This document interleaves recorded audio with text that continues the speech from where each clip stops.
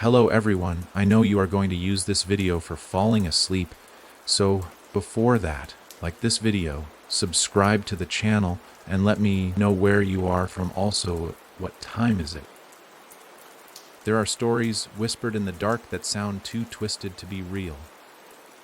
Stories of places that eat people, of shadows that walk when the lights are off, of old, creaking houses that breathe and remember. The house on Winter Hollow Road is one of those places. The locals don't speak of it unless they've had too much to drink, and even then, they talk like it might be listening. And maybe it is, because once you enter 41 Winter Hollow Road, the rules of the world change. Time bends, walls watch, and if you listen close enough, you can hear it whisper your name. It started with an invitation, a letter with no return address, aged and yellowed like it had waited years to be opened. "Come home," it said. That was all. No signature, no explanation. Just those two words written in black ink that looked like it had bled from the paper. That letter landed in the hands of Elias Graves, a man with no family left and too many secrets buried in his past. Elias was the kind of man who didn't believe in ghosts, not because he didn't fear them, but because admitting they were real would mean acknowledging what happened to his sister. Elias had grown up in a foster home after the night everything changed. He was 8. She was 6. They were in that house, 41 Winter Hollow Road. Their parents had only moved in 2 months before, desperate for a fresh start. The house was old, built in 1872, and had been empty for decades before they arrived. But it was cheap, and the seller was eager. Too eager. The neighbors crossed the street to avoid walking past it. There were no welcome cookies, no friendly knocks, just silence. And then the scratching started. Elias remembered the nights clearer than anything else. The sound of something clawing the walls, not rats. Bigger. He remembered the way the air would go cold in certain rooms. How mirrors began to fog up from the inside. How his sister, Nora, started talking to someone in her closet. At first it was harmless, an imaginary friend, but then she stopped eating, stopped sleeping. And the night she vanished, the closet door was wide open, and the air inside smelled of rotting meat. The police found no signs of a break-in. They never found Nora, and Elias was the only one in the house with her that night. He remembered her screams. And then he remembered nothing. Just blackness and the closet door swinging shut by itself. They said trauma makes you forget, but Elias remembered enough to know he never wanted to go back. Until now. The letter sat in his hand like it was made of lead. Come home. He tried to throw it away. It found its way back. He burned it. It reappeared on his nightstand the next morning, unscorched. When he ignored it, his dreams changed. They began in the woods behind the house, a place he had blocked out entirely, where the trees seemed too tall and the wind always whispered, just beyond hearing. In his dreams, he saw Nora, pale, with eyes too large and too dark. She never spoke. She just pointed toward the house. Always the house. After the 6th night, Elias gave in. Winter Hollow Road hadn't changed. The road was cracked and lined with skeletal trees that reached over the path like claws. No birds. No wind. Just the creaking of branches and the sound of his own tires crunching gravel as he pulled up to the house. It looked smaller than he remembered, but still wrong. The windows were like eyes, black and hollow. The paint peeled like sunburned skin, and the door, once red, was now the color of dried blood. He stood there, keys in hand, heart pounding. The front yard was overgrown, the grass high enough to hide bones. He didn't know what he was expecting. Maybe a family of squatters, or the house boarded up. But it looked lived in. The porch light was on, even though the power should have been off for decades. And as he stepped closer, he could swear he saw the curtain in the second-floor window move. The key fit. That was the first wrong thing. The door opened with a long, wet groan, like it hadn't moved in years. The air hit him like a wave, damp, moldy, but underneath something else. Something sour. the kind of scent that settles deep into your lungs and refuses to leave. The foyer was exactly as he remembered. The grand staircase in the center, splitting left and right, the faded wallpaper with the pattern that looked like eyes if you stared too long. The chandelier above, coated in cobwebs. But everything was dustless, like someone had been cleaning. He stepped inside, the floorboards groaning under his weight, the door shut behind him on its own. Elias stood still for a moment, breathing shallow. The silence was complete. Too complete. No hum of appliances, no rustling mice. Just his heartbeat, heavy in his ears. Then the whisper came. Elias. He turned sharply, but the foyer was empty. Elias, you came back. A woman's voice, soft, familiar. He backed up toward the door. It didn't budge. Locked. He hadn't locked it. There was no lock on it. He checked. The knob wouldn't turn. The hinges were ice, cold to the touch. He pulled his phone from his pocket. No signal. Of course. Then the lights flickered. He told himself to breathe, that this was just a bad dream, a trick of memory and nerves. But then the chandelier above him swayed. No wind. Just movement. Deliberate. And from upstairs he heard footsteps.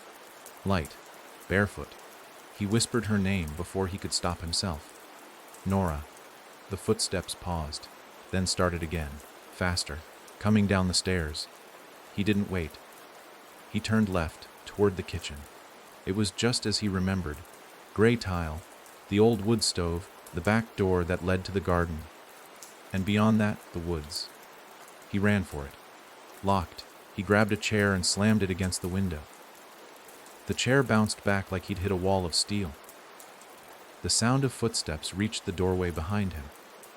But when he turned, no one was there. Then he saw the note on the kitchen table. Different handwriting this time. Smaller, neater. Don't run. It's rude. She's been waiting. He heard laughter. A girl's laugh. High and broken. He turned and saw her, just for a second, in the hallway mirror. Pale. Eyes black. Wearing the same pink nightgown she wore the night she disappeared. She smiled at him, but her mouth didn't move. Just the skin, the lips. Like the smile was painted on. He spun around. The hallway was empty. He backed away toward the stairs. Toward the only place he hadn't yet looked. He didn't want to go up, but the house was giving him no choice. The doors were locked. The windows unbreakable. No way out but forward. The stairs creaked under his steps, each one sounding louder than the last. He felt watched, like the house itself was leaning closer, listening to his breath, his fear. At the top of the stairs was the hallway. 5 doors. He knew them all. To the left, the room his parents slept in. Empty now. Next to it, the bathroom.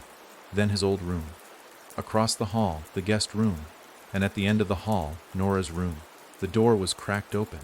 Light spilled out, flickering, candles. He moved slowly, every step a battle against his instincts. Something was wrong. No. Everything was wrong. He reached the door and pushed it open. The room was filled with candles, hundreds of them, placed on every surface. They flickered, casting long, wreathing shadows on the walls. The bed was untouched, the sheets neatly made. And in the center of the room, facing the closet, was a small wooden chair. A girl sat in it, her back to him. Nora, he whispered. The girl didn't move. He stepped inside. The door slammed shut behind him. The candles flared. The girl turned. It wasn't Nora. Or at least, not anymore. Her eyes were empty sockets. Her skin, stretched tight over bone. Her mouth hung open in a grin far too wide. And from the closet behind her something moved. Something tall. Thin. Wearing skin that wasn't its own. Elias tried the door. It wouldn't open. The girl rose. The thing in the closet whispered his name. And Elias remembered everything. What he saw that night. What he had hidden from himself. It wasn't Nora who screamed. It was him. And the thing that took her was still hungry. Some doors are built to stay shut. Not because what's behind them is fragile, but because what's behind them remembers. And when Elias Graves stood face to face with the door of his sister's closet, after 20, 1 years. He knew the house had never forgotten.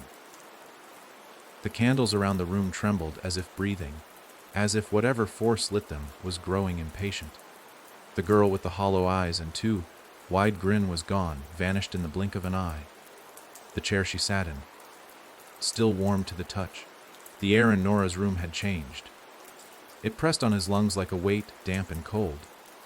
Elias backed up, his shoulders brushing the wall as he edged closer to the exit. But his fingers met smooth wood, no handle, no knob. The door was gone, no seams, just wall. He turned back to the closet, and the door was open, but not in the way it used to open. No. This time it opened outward like a mouth, yawning wide. There were no clothes, no dusty boxes of toys, just blackness. Not darkness, something deeper. Light didn't just stop at the edge, it was devoured. And from the pit of that black space came the sound. Not a growl, not a moan. Worse, breathing. Something was in there, breathing, watching, smiling. Elias. The voice was behind him again. Close, too close. He spun, nothing. But the smell returned, meat left in the sun, thick and coppery. It came from the closet, and then a shape, a hand. Long grayish, its fingers too thin, nails cracked and black, curled around the inside of the closet door frame. Another followed. Then something pulled itself forward. He didn't wait to see the face. Elias sprinted to the window and hurled himself at it, shoulder first. Glass shattered. But instead of falling through, he bounced back as if struck by something invisible. The broken shards hovered in midair, frozen like time had stopped. Blood trickled down his arm where a jagged piece sliced him, but the wound didn't bleed. It wept darkness. Not metaphorically, he wiped it, and the smear across his skin wasn't red. It was black. The house was changing him. Behind him, something dragged itself across the floor, nails scratching against the wood. He felt it, its hunger. It wasn't rushing. It didn't need to. He was trapped, and it knew it. Elias turned and shouted, "Nora! If you're in there, if there's anything left of you, help me!" Silence. Then a whisper, not in his ears, in his head. Closet, closet, top shelf. He didn't hesitate. He bolted back to the black, mouthed closet, staying just outside the yawning void, reached up to the top shelf and felt something hard, a box. He yanked it down. A music box. He remembered it. It had been Nora's favorite. She used to wind it up every night before bed. But after she disappeared, he found it smashed, split clean in two, like something had punched through it. Now, it was whole again. The crawling thing was closer now. He could hear the wet sounds it made when it moved, like skin sliding over wet stone. He won the box. Click, click, it played. A soft, tinny lullaby, and the darkness screamed. Not loudly. Not in volume, in feeling. The sound was pure wrongness, like the idea of screaming itself had been turned inside out. The blackness shivered. The closet shrank. The thing inside thrashed, and Elias saw her. Just for a second. In the back of the void, curled like a doll forgotten in an attic. Nora, or what was left. Her skin was thin, translucent. Her eyes, one brown, one black. Her mouth moved. He couldn't hear her, so he stepped in. 1 foot into the black. Cold, biting cold. Like his soul had dipped into water that had never seen light. He reached for her. She opened her mouth and screamed. The world exploded. The next moment, Elias was lying on the floor in the hallway. The closet door behind him had vanished. Gone. As if it had never existed. Nora's room, empty, candles gone. The bed stripped, dust covered everything. He stood on trembling legs, the music box still clutched in his hand. A dream, a vision, a memory. But then he looked down, his hand. The black smear from his wound. It was still there. The cut hadn't healed, hadn't bled. It had spread. His veins, faintly pulsing beneath the skin, were turning dark. The house had touched him, and it wasn't finished. Suddenly, a scream echoed from downstairs. Not a child's, a man's. Panic. Desperate. Real. Elias moved, forgetting his own pain, driven by instinct.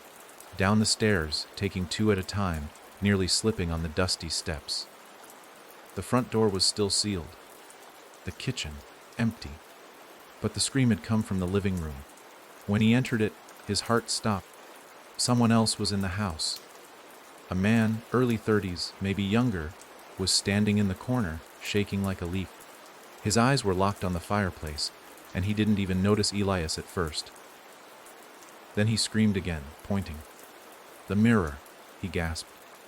It moved." Elias turned to the fireplace. Above it was a long rectangular mirror, dusty, cracked in one corner, and the reflection, wrong. It didn't show them, not fully. The room in the reflection was distorted, stretched, dimmer. In the reflection, Elias's face was gone, just a smudge where it should have been. And behind him, in the mirror only, Nora stood, face blank, holding something in her hand. The music box. Elias turned. No one there. The man had fallen to his knees, sobbing. "It brought me here. I was dreaming, then I was driving, and I didn't even know where I was going until I got here." Elias helped him to his feet. "What's your name?" "W. Warren." "Warren Dent." "Who the hell are you?" Elias didn't answer. Not yet. The house had brought someone else. It wasn't just tormenting him. It was collecting them. From the mirror, the reflection of Nora turned and looked straight at Elias. Then she mouthed something. He watched, lips forming words without sound. 5 more. "What?" Elias whispered, but the mirror faded. Dust returned. The crack widened with a groan. Warren was still shaking. "I need to leave. I need to get out of here." "No one leaves," Elias said quietly. "Not unless it lets them." "Who? What is it?" Elias finally looked him in the eye. The house. They were both silent. Then the front door creaked. Not open. Just settling. Like something big had moved inside the walls. Elias turned toward it. Outside, the world was darker. The sky redder. Not dusk, not storm. Something else. The air changed. Again. The house wasn't just haunted. It was waking up. And they were inside. Together. There was something wrong with the light. Elias stood by the sealed front door, staring out through the tiny sliver of glass in the frame, watching as the world, beyond the house, twisted into something unfamiliar. The trees that once lined Winter Hollow Road were no longer just trees. They leaned closer, bark warped and veins pulsing beneath their surfaces, as if each trunk was the spine of something alive. The sky, once pale with dusk, now burned with a deep crimson hue, as though blood had soaked the clouds and dyed the heavens themselves. The sun was gone, not set gone, swallowed, and the house it was watching. Elias could feel it, a pressure behind his eyes, like invisible fingers gently pressing inward. Every time he looked away, he had the sense that something behind the walls shifted, ever so slightly. The groan of beams, a distant creak above, the whisper of dust falling. The place breathed in patterns, with a rhythm that felt too precise to be accidental. The house wasn't shelter anymore. It was a thing with intention. Behind him, Warren still trembled near the fireplace, rocking slightly, his eyes darting from shadow to shadow like prey cornered in the woods. Elias didn't blame him. The house had caught them both in its web, and now it was tightening the threads. "You said the house brought you here," Elias said, not turning from the door. "How?" "I don't know," Warren stammered. I was at home, sleeping. I had this dream. A girl standing in a hallway pointing. Her face was wrong, like her skin didn't fit. I woke up sweating. I tried to shake it off. Then I got in my car for work, and I don't remember anything else. I just drove. Like I wasn't in control. Like something had its hands on the wheel. I didn't even know where I was going until I saw the house."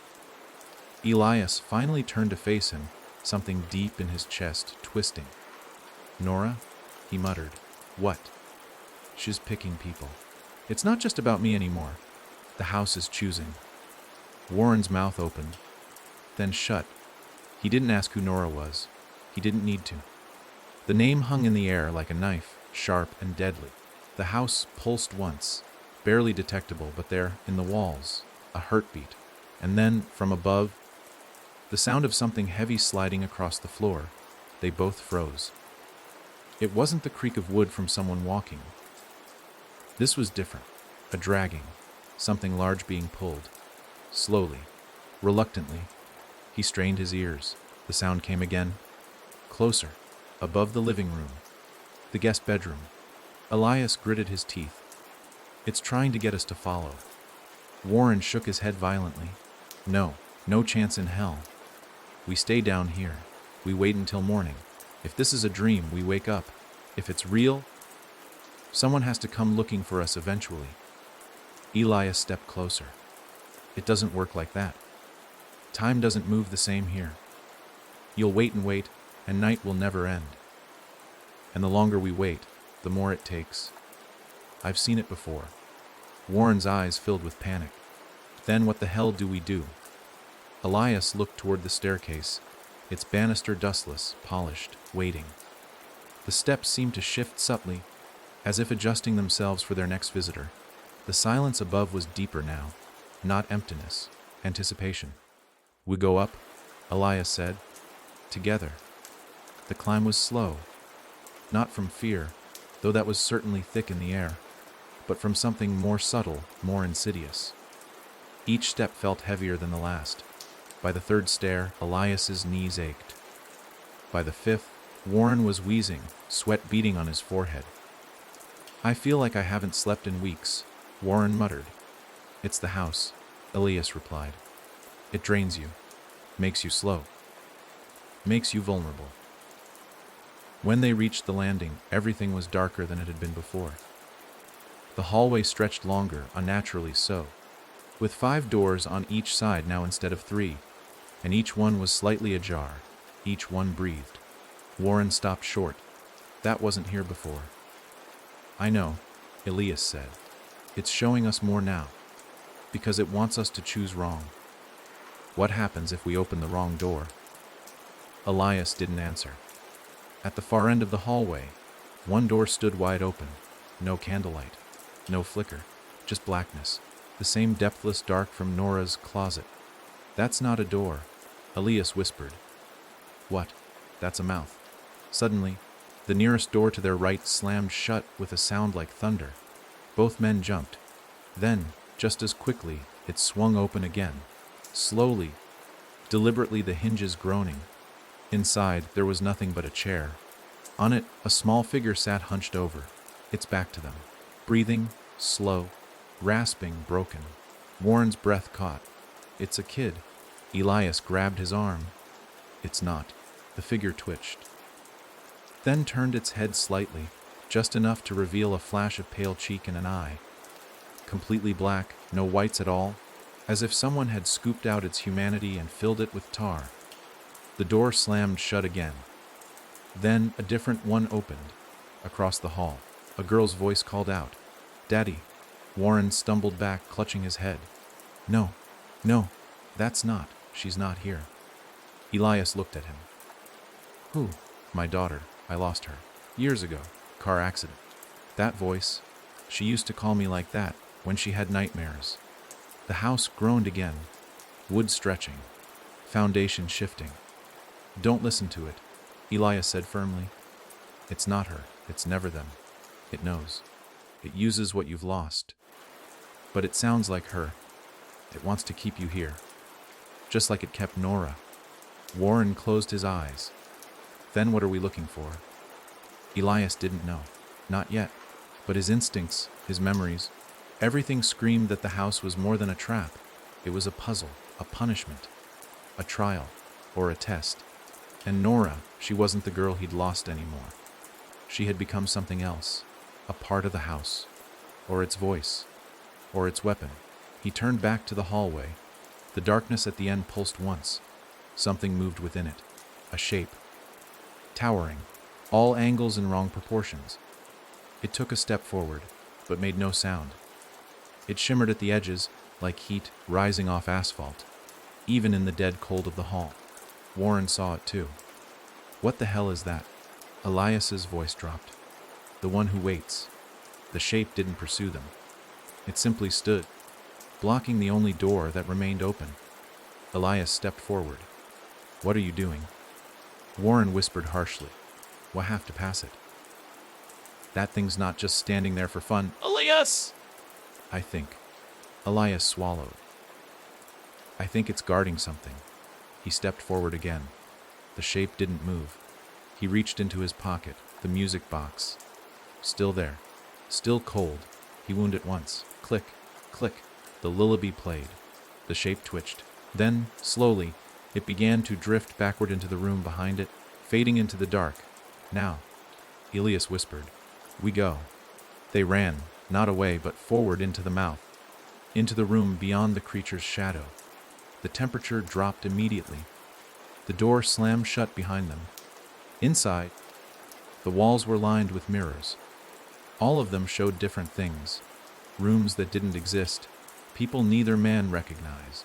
Some screamed silently, some stared. Some blood, and in the center a figure knelt. Nora, not pale, not monstrous, not the horror she had become. A child, 6 years old, alive, smiling. "Welcome back, Elias," she said. "You passed the first test." Elias's heart stopped, and then she opened her mouth. But it wasn't her voice that came out. It was the house. "You're not alone, but you will be."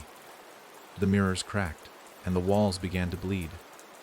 The mirrors wept blood, not in steady streams, but in sharp, sudden pulses. Spurts that hit the floor with wet slaps, splashing red onto Elias's shoes, soaking into the old boards that seemed to groan in pleasure. The room, once icy cold, now steamed with the metallic scent of fresh blood and rot, thick in Elias's nostrils, burning his throat. He tried to step back, but the door they had entered through no longer existed. Just another wall now, streaked with red. Warren stumbled, slipping on the slick floor, catching himself against one of the taller mirrors. His palm left a smear across the glass, and for a moment, just a flicker, his reflection didn't follow him. It stayed still, watching, smiling, a full, leering grin that didn't match Warren's horrified expression. He screamed and pulled back, tripping and landing in the pooling blood. "She's not real?" Warren choked. "That's not Nora. That's not your sister." Elias didn't respond. He couldn't. He was frozen in place, staring at the figure of the child kneeling in the center of the room, her pink nightgown soaked at the hem, hands resting gently in her lap. Her face was exactly how he remembered it.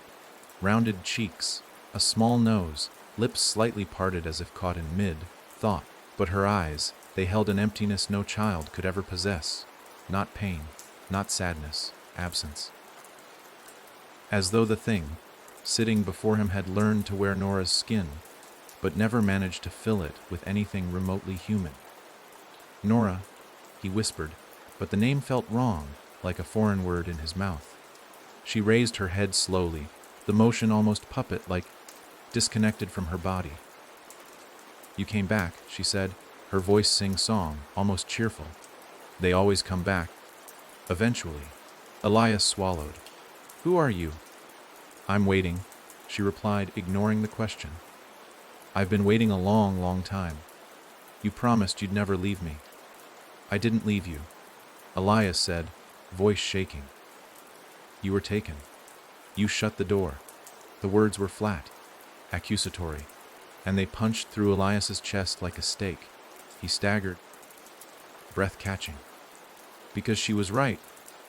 That night, all those years ago, when the screaming began, when the scratching reached the fever pitch, when the closet began to open, he ran. He ran and shut the door behind him. He saved himself.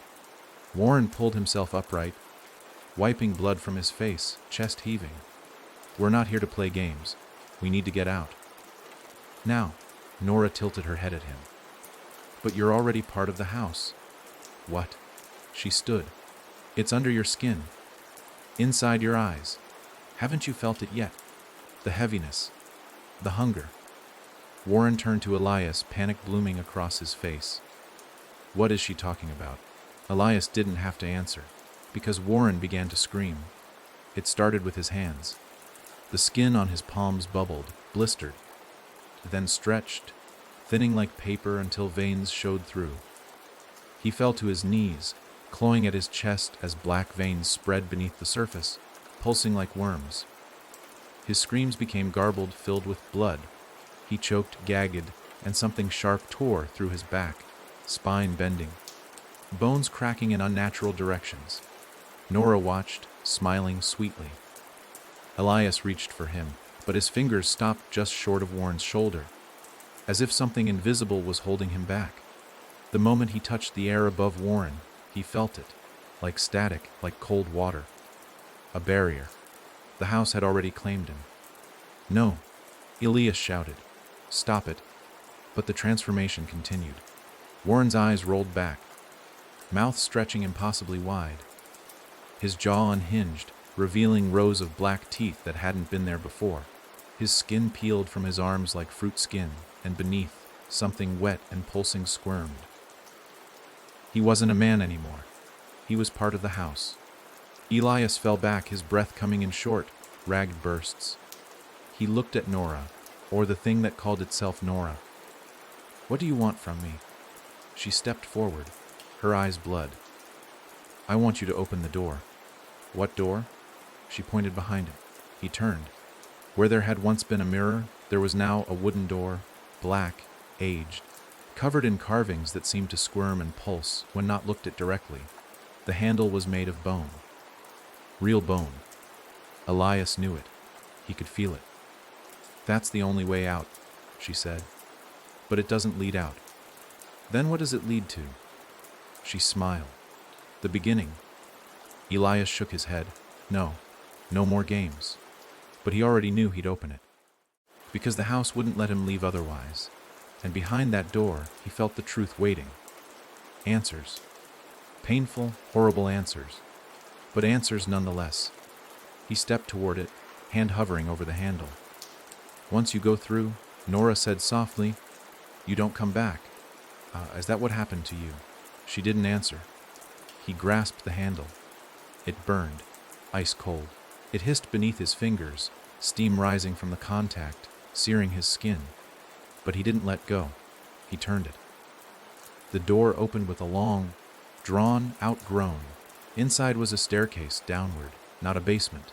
Deeper than that, the air that drifted up from it was old, stale, like it had never been touched by the outside world, like it belonged to something dead and patient.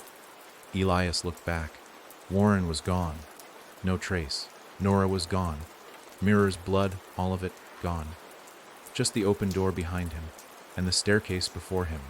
The house pulsed once, walls flexing, and like lungs inhaling, and the whisper returned. Down. He stepped through. The first stair creaked. The door shut behind him. The darkness welcomed him like an old friend. And far, far below, something began to wake. Each step Elias took echoed like a hammer blow in the silence. It wasn't that the stairwell was quiet. It was that the sound didn't fade. The echoes stacked on top of each other, repeating, overlapping, until it felt like there were hundreds of versions of him walking behind. Just out of sight, just out of reach. The air grew colder, thicker. Every breath felt like he was inhaling dust soaked in ash. The darkness wasn't just absence of light. It had a weight to it, like it was pressing in from all sides, daring him to blink, to falter, to question whether he was moving at all. The staircase was impossibly long, no landings, no turns, no flicker of light from above or below. Elias stopped counting the steps after the 100th. His legs ached, his back throbbed, and still the stairs continued. He thought for a moment he heard the whisper of a girl's laugh. High, brittle like glass breaking far off in the distance. Nora, or something wearing her voice again. He paused and looked behind him. There was no top, just stairs, and something else. Far above, barely visible. Something moved, a shape, crawling down the walls like a spider with too many legs. Its limbs clicked as they touched the stone. Its eyes catching no light but somehow still glowing. Elias didn't wait to see more. He kept moving, faster now. The air growing tighter with each step, the walls seeming to close in slightly. The sound behind him got louder. Closer. The skittering no longer echoed. It was real. It was near. When the stairs finally ended, it wasn't with a landing. They simply stopped. The last step opened into a narrow stone corridor, carved into what looked like raw bedrock. The walls were damp, veined with pulsing lines of black mold that throbbed like arteries. The ceiling was low. He had to duck to avoid scraping his scalp, and the passage stretched forward into more darkness. He walked.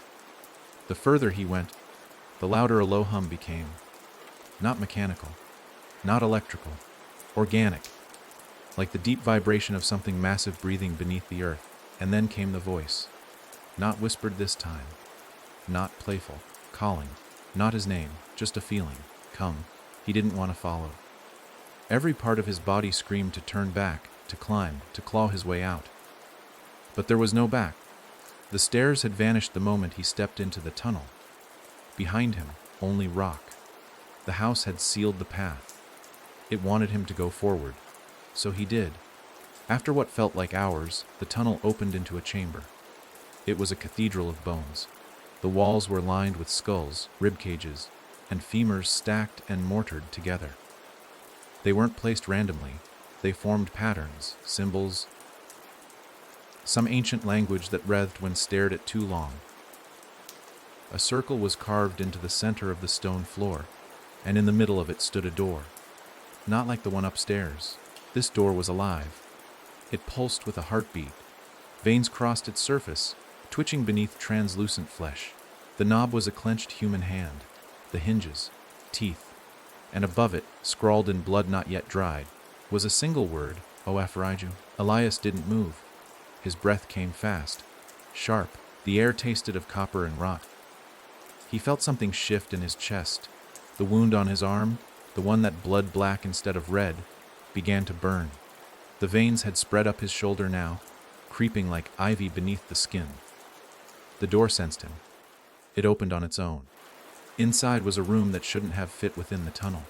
Vast, wide, with no ceiling, just endless height. Walls twisted in impossible angles, floor rippling like liquid with each step he took. In the center stood a table, on it a body, a girl, 6 years old, wearing a pink nightgown, frozen, perfect, unmoving. Elias's heart stopped. It was Nora, not the distorted creature, not the ghost, not the whispering voice or the laughing shadow. Nora, his sister, exactly as she was the night she disappeared. Her chest didn't rise. Her eyes were closed. Her skin was pale, lips slightly parted. She looked like she was sleeping. But Elias knew the truth. She wasn't breathing. She hadn't been for a long, long time. He stumbled to the table, hands trembling as he reached for her. The moment he touched her skin, the room screamed. Not Nora. The room. The walls bent inward, the floor buckled, and a howl echoed from above. A voice not meant for human ears. It rattled his bones. His vision went white. He fell back, clutching his head, blood pouring from his nose. You shouldn't be here. A voice hissed. He turned. The room was no longer empty. A figure stood across from him. It wore his face, but twisted, hollow-eyed, smiling. I ran too, it said, voice low and poisonous. You slammed the door, she screamed. You didn't go back. I was a child. You were a coward. The thing stepped forward. But the house doesn't forget. It remembers. It feeds. And now it wants a trade. Elias stood, shaking with rage. You're not real. The doppelganger smiled wider. Neither is she. It pointed to the table. Nora's body was gone. In its place, a mirror. A full-length antique mirror, etched with symbols around the frame. Elias saw himself, and something behind him. He turned. Nora stood there. But older. She looked 16 now, pale, eyes tired. Scars across her arms and throat. But it was her. Somehow, impossibly, it was her. I never stopped calling for you, she said. Even when it hurt. Even when they tore pieces from me. What is this? He whispered. It's not a door, she said. It's a window. The house showed me what could have been. What I could have become. But it didn't let me. Not until you came back. Why now? Because you're finally listening. The ground quaked beneath them. Cracks split the stone. revealing glowing veins of something red, hot, and angry. The mirror pulsed. A hand, her hand, reached out from within the glass. "Take me," she said. "I can't," Elias said. "I don't know what happens if I do. If you don't, I disappear again. For good this time." He hesitated. Then, heart pounding, he reached forward and took her hand. The mirror shattered. Light exploded. He was falling. Through fire, through air, through screaming. And then, he woke up, on the floor of Nora's old bedroom. The closet was open, empty. Candles flickered around him. The music box was still playing, and the house was breathing heavier now. It wasn't over. It was just beginning. The floor was warm. That was the first thing Elias noticed when he woke up.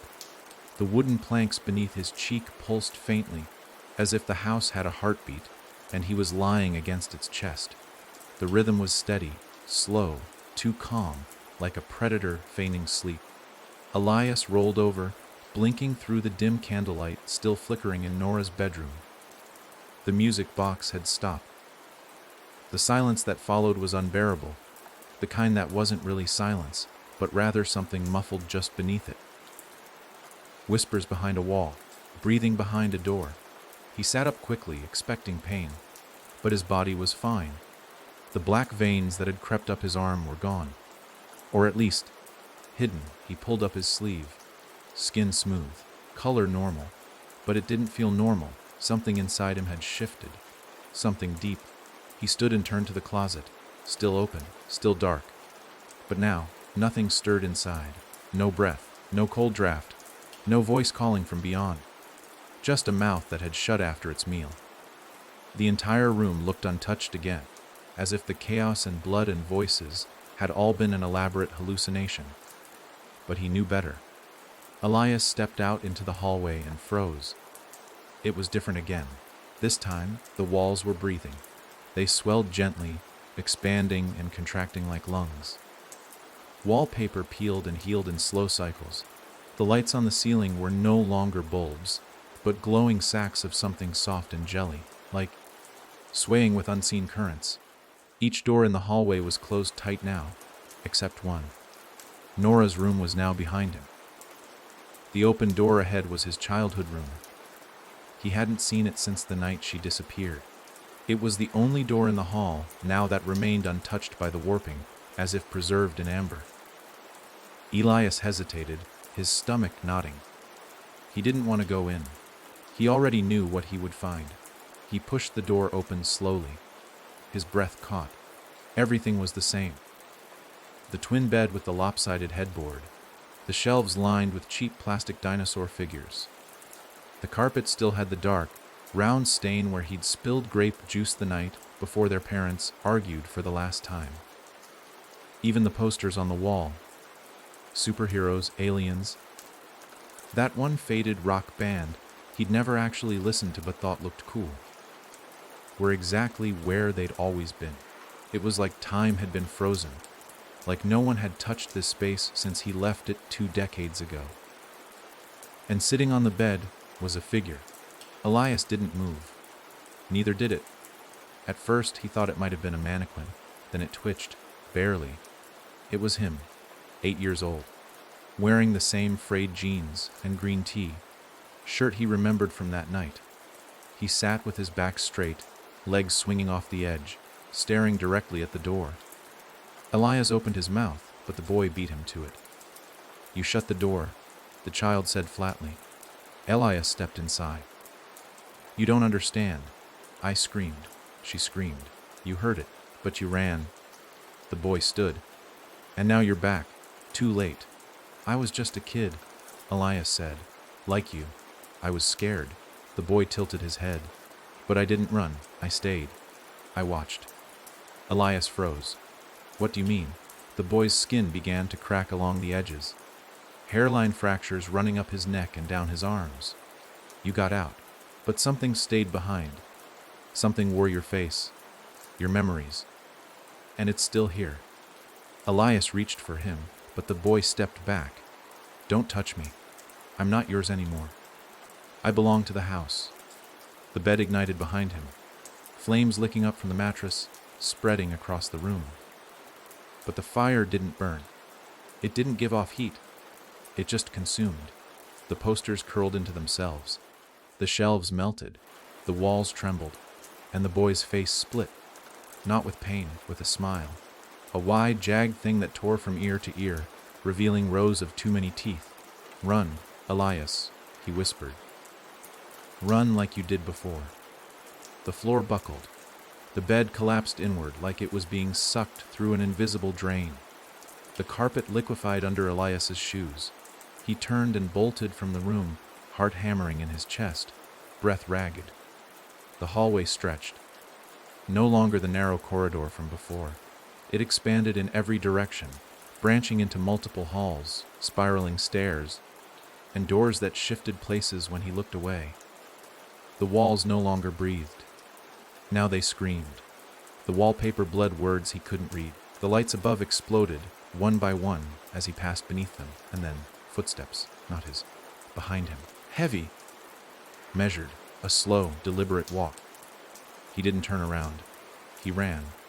The door at the end of the hall twisted open just before he reached it.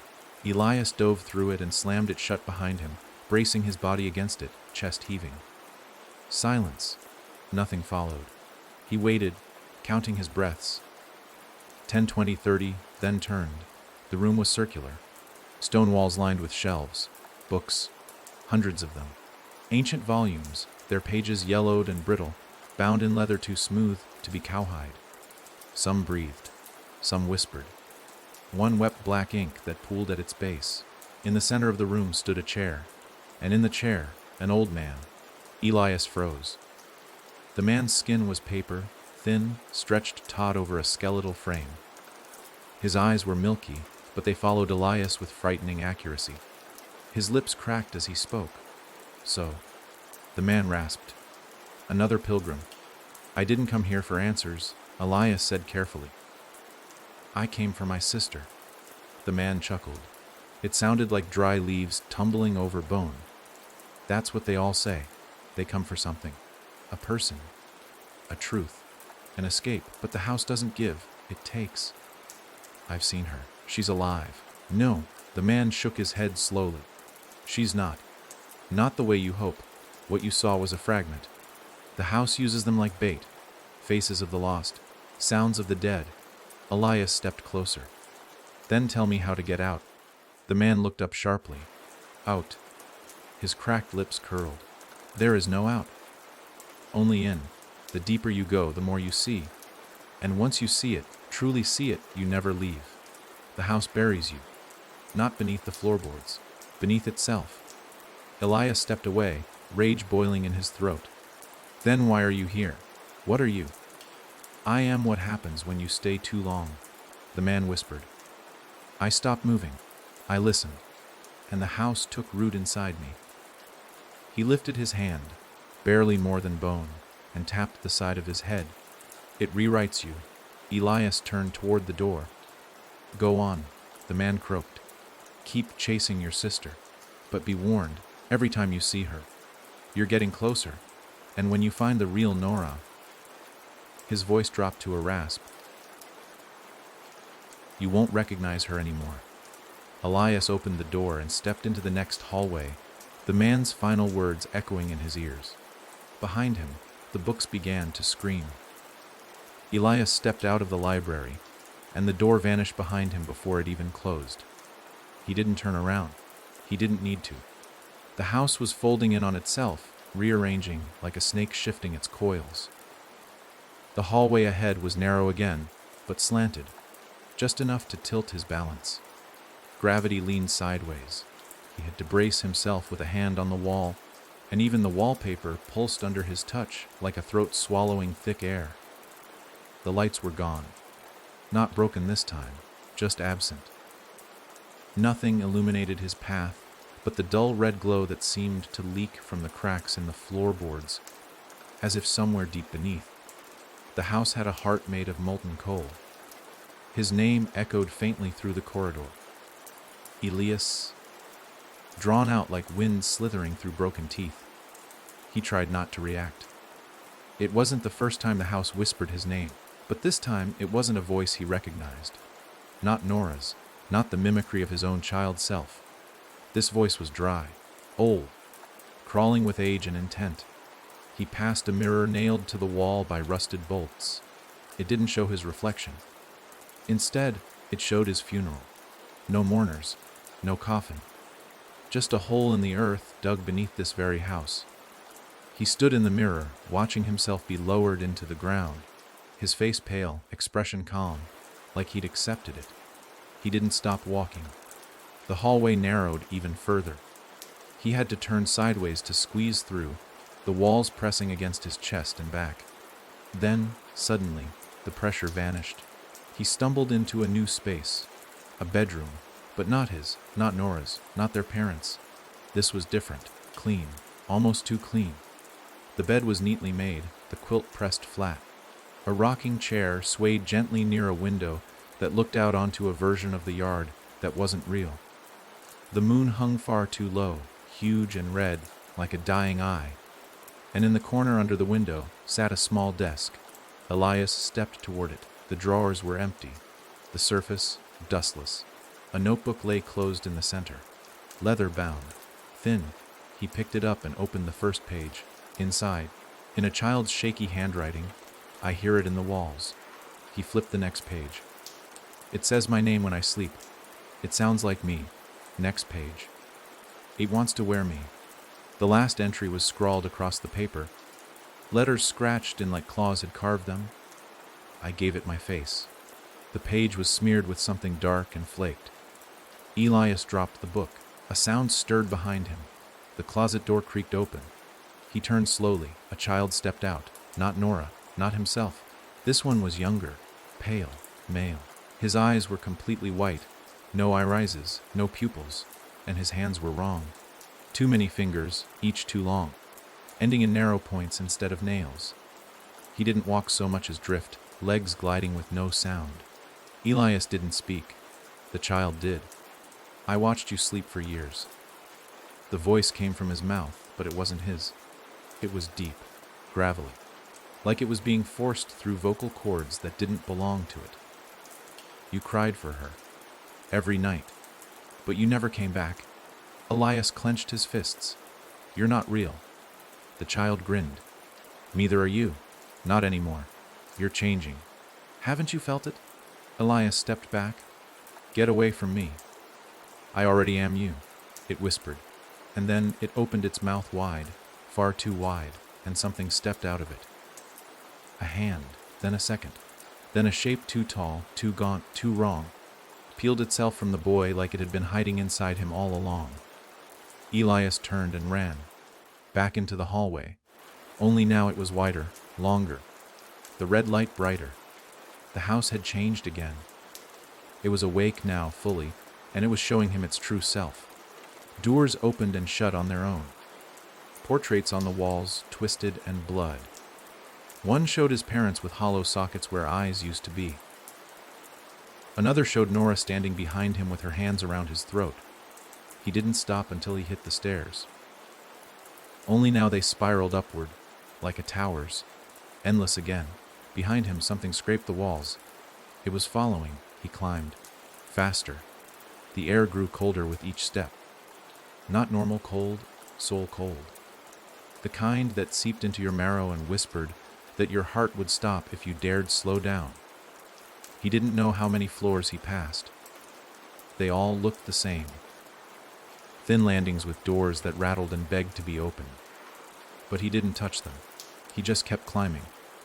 Until he reached a door at the very top, different from the others. Old wood, burned along the edges. Carved with the name he hadn't spoken aloud in 20 years, no aura. His hand hovered over the knob. Then a voice from behind. "Don't open it."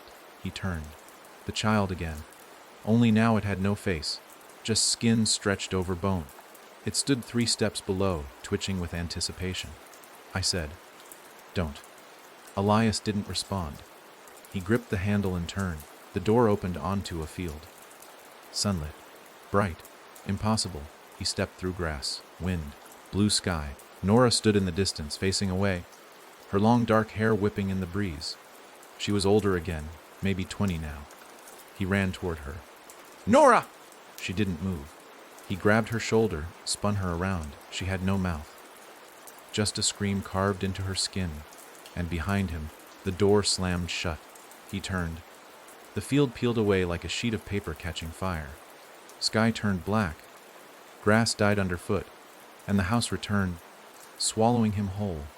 Nora dissolved in his arms, and the last thing she said, not with her mouth, but from the walls, was one word: "Remember."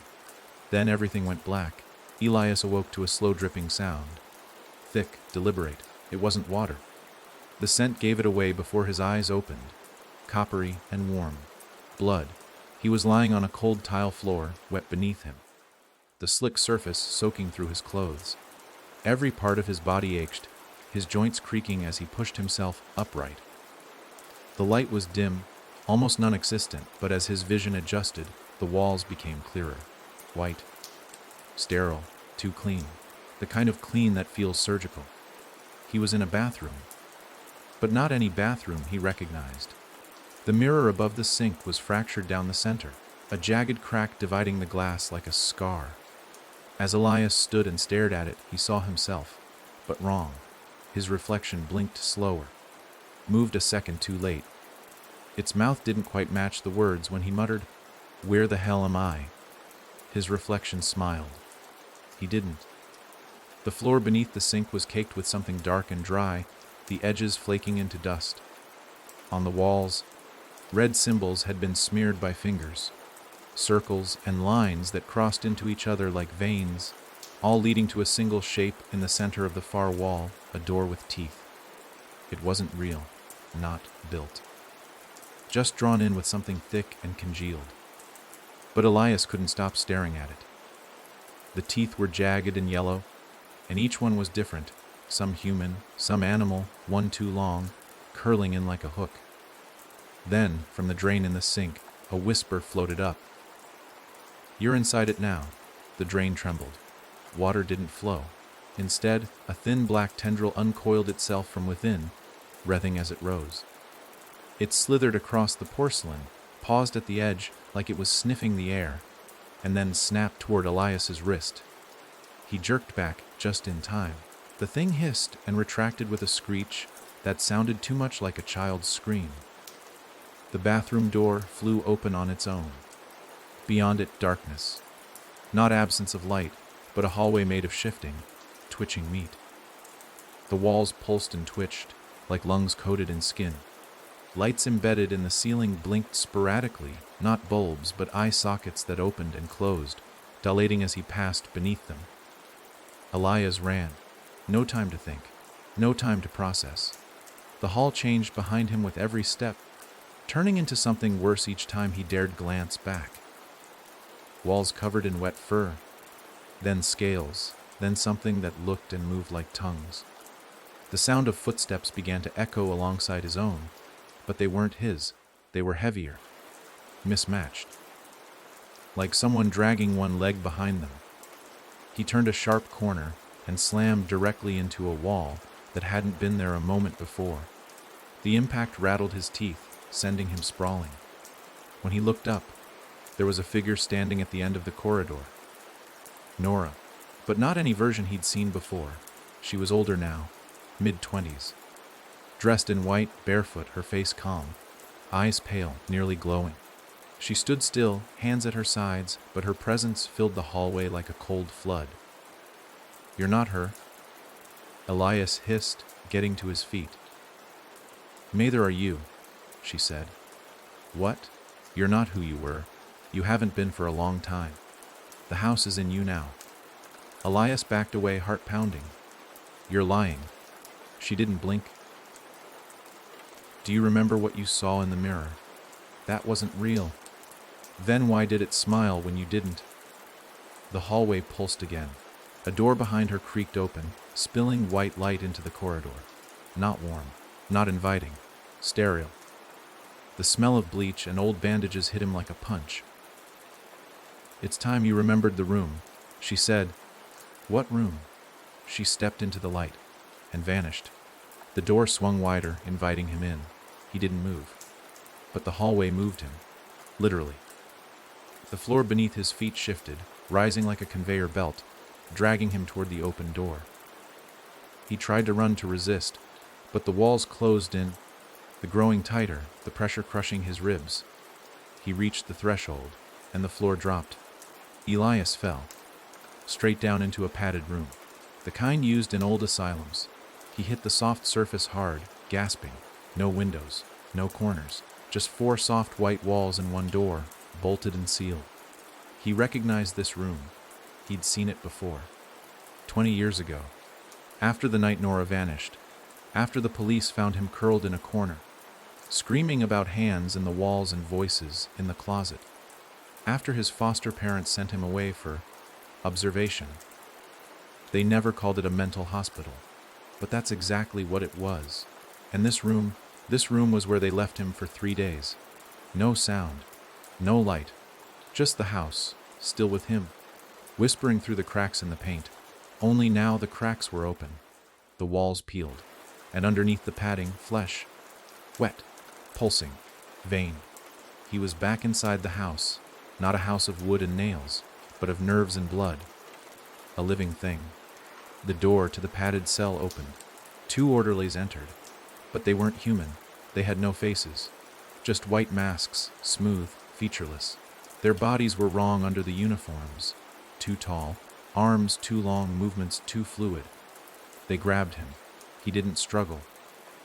Something in him recognized this was part of the game now. Another trial.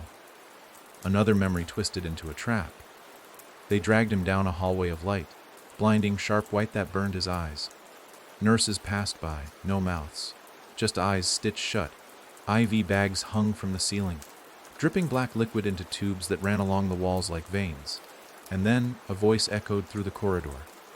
A woman's voice. Familiar. Sharp. Bring him to room 0. The orderlies changed direction. Elias's stomach twisted. Room 0 wasn't real. It had been a myth among the kids in the facility. A room beneath the hospital.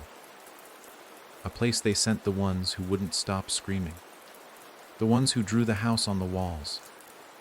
The ones who whispered about the girl with the eyeless face.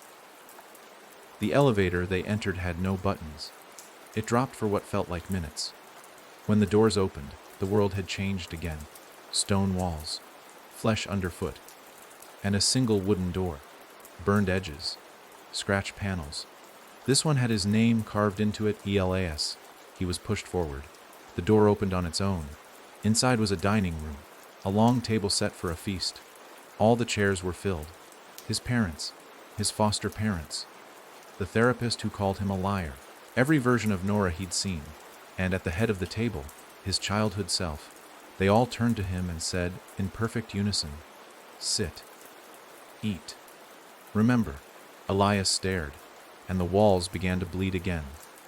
The chair scraped the floor as Elias was pulled toward it, the sound grating like teeth grinding against metal. He didn't move on his own.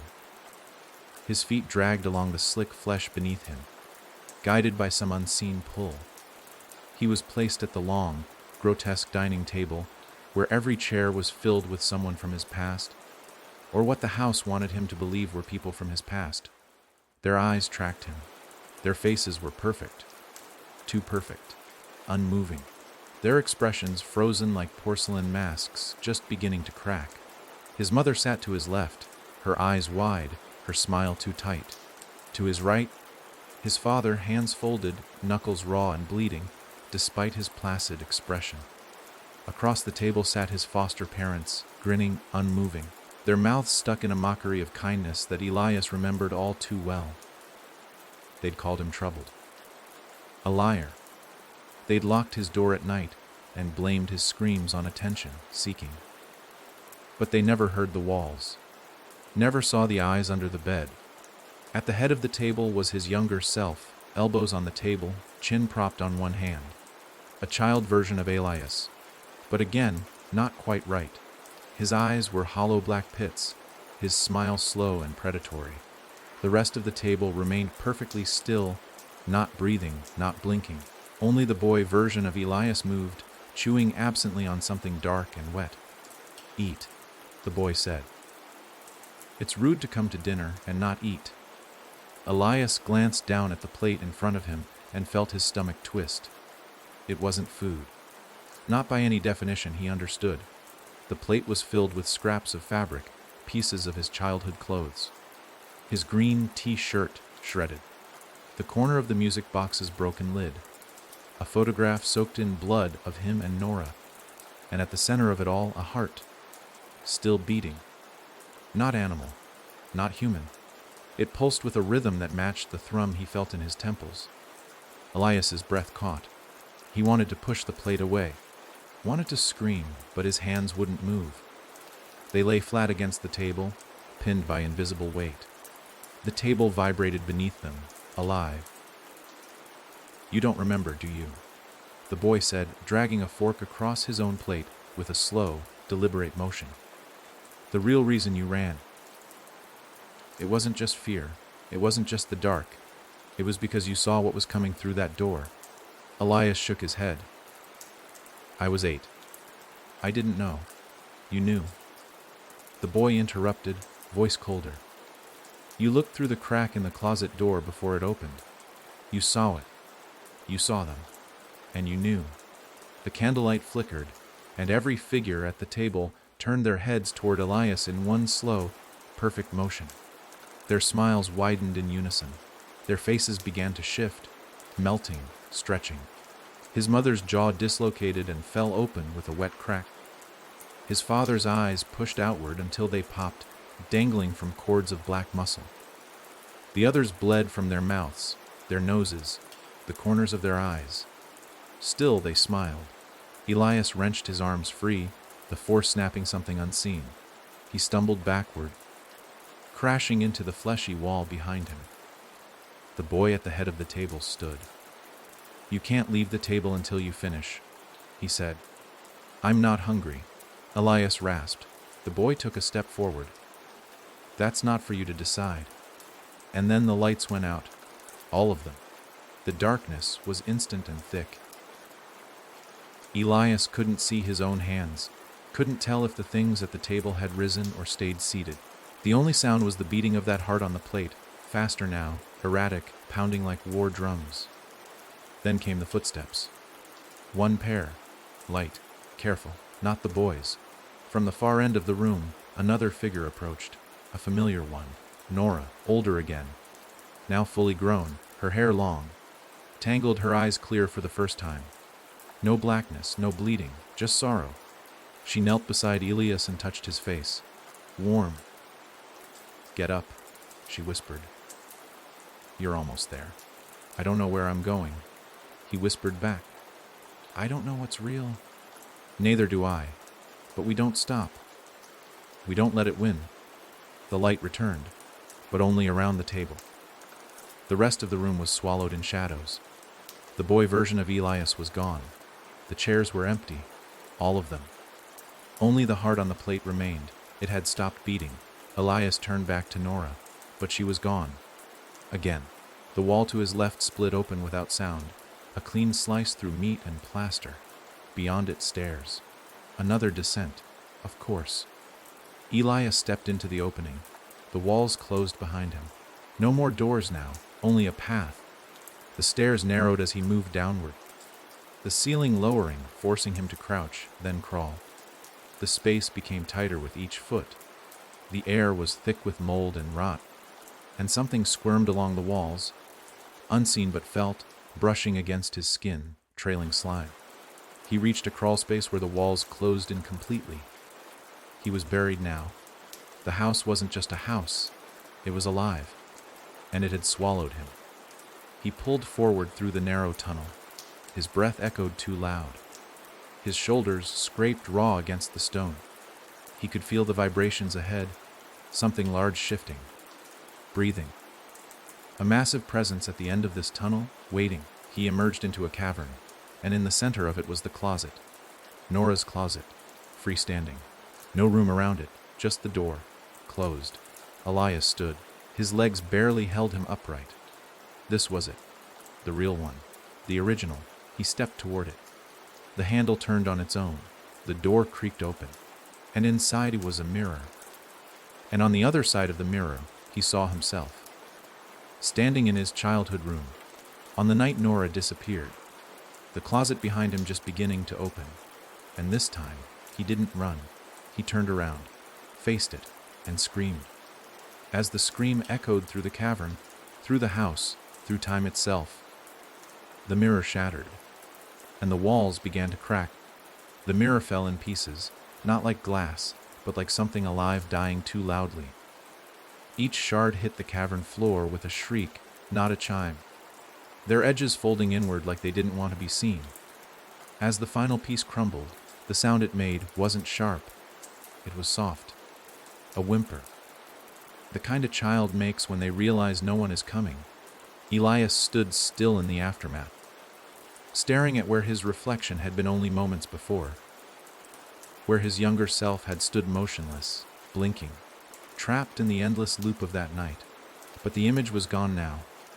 What was left behind wasn't a void. It was worse. It was a hallway. The closet had become a tunnel, a narrow, long, breathing thing lined with splinters of bone and teeth, with meat that had grown over wood and pulsed with the same dull rhythm that had followed Elias from room to room. This wasn't the house anymore. This was what was under the house, what had always been here, what the house had been built around or for. Elias took one step forward, and the floor beneath him groaned. Not like wood under weight, but like something ancient waking from sleep. The moment his foot touched the threshold of the tunnel, the air shifted. The warmth of the cavern was replaced by cold breath that moved against his skin in unnatural pulses, like exhalations from something waiting just out of sight. The walls throbbed faintly. Blood vessels thick beneath translucent skin stretched over old wood. The deeper he stepped in, the more the air smelled of copper and mildew. The deeper he went, the less he felt like himself.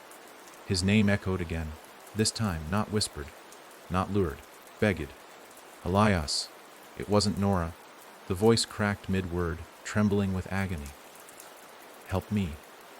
He wanted to believe it. God, he wanted to believe it was her. But the house had lied too many times. Had worn her face, her voice, her pain like it was just another wallpaper pattern. Still, he kept walking, because whatever lay at the end of this horrible, shifting tunnel, real or not, it had her name, and it had his guilt.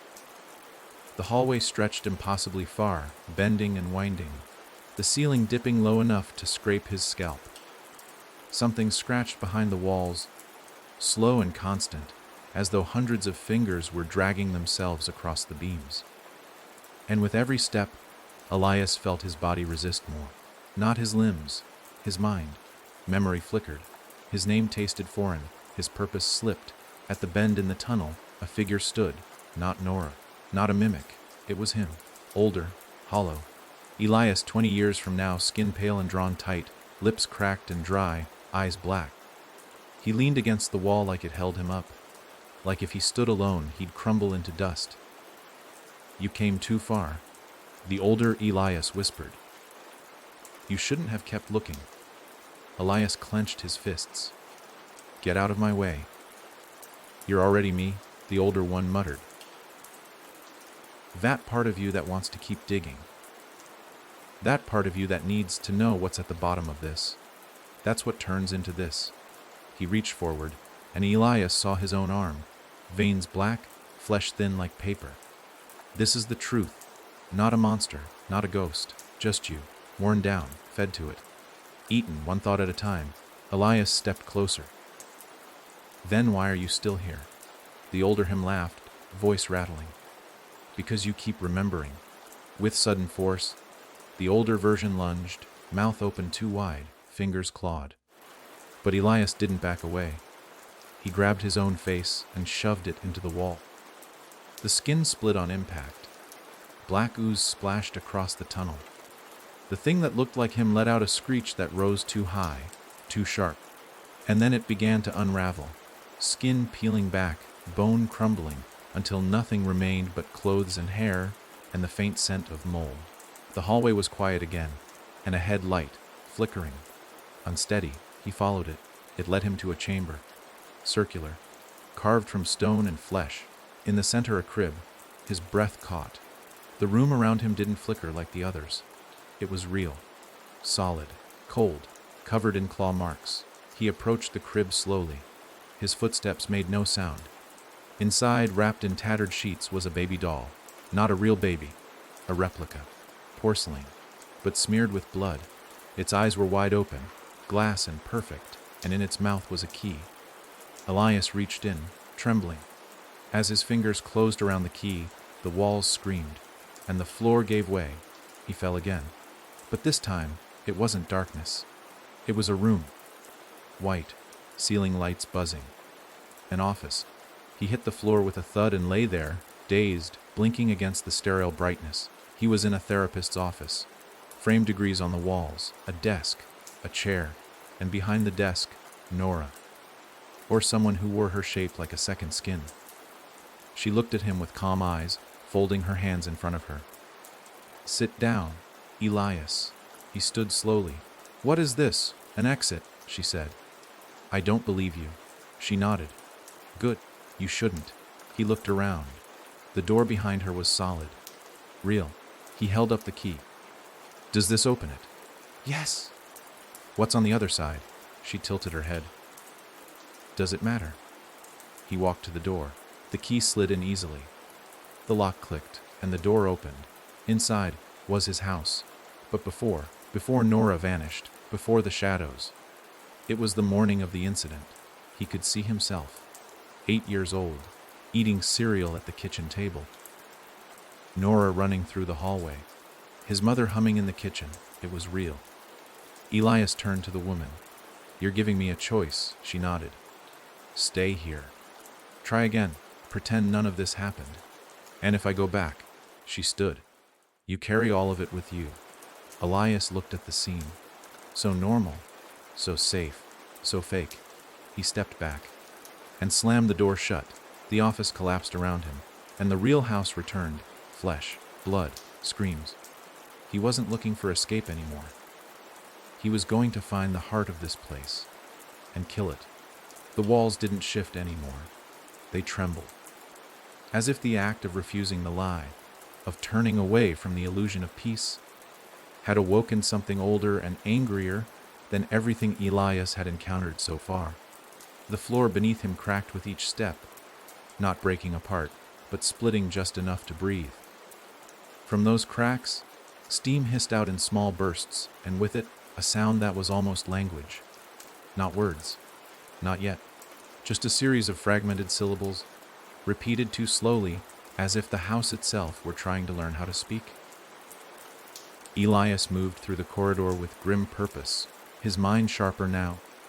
Despite the pain that still lingered in the backs of his eyes and the burning under his ribs, he knew what the house had been doing to him, taking pieces, one memory at a time, one emotion at a time, digesting him until all that remained was the hollow version of himself he'd seen in the tunnel.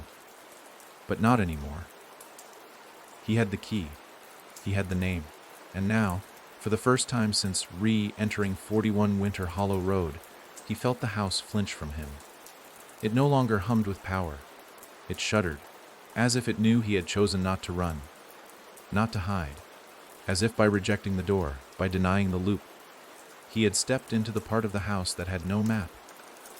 The hall narrowed again, but Elias didn't stop.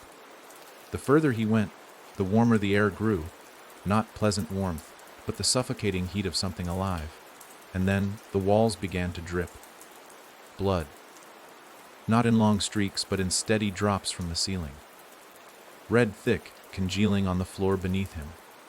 With each drop came a soft sound thump, thump, thump. Not in rhythm with his own heart, with something else. He followed it. The passage curved, and ahead of him, a set of massive wooden doors emerged from the shadows. Unlike every other door he'd encountered, these were untouched by time. No rot, no claw marks, no scorch. They stood perfectly straight, tall, and sealed with iron braces bolted into the surrounding walls. This wasn't a door anyone had walked through. This was a prison gate, and carved across its face, in deep gouges that looked like they had been torn in with human fingernails, was one word: B-E-L-O. Elias stood before it and placed a hand on the iron. The surface was warm, pulsing. Beneath it, something massive stirred, something alive. The house had a heart, and it beat behind this door. A voice called to him from behind. "You shouldn't be here." Elias turned.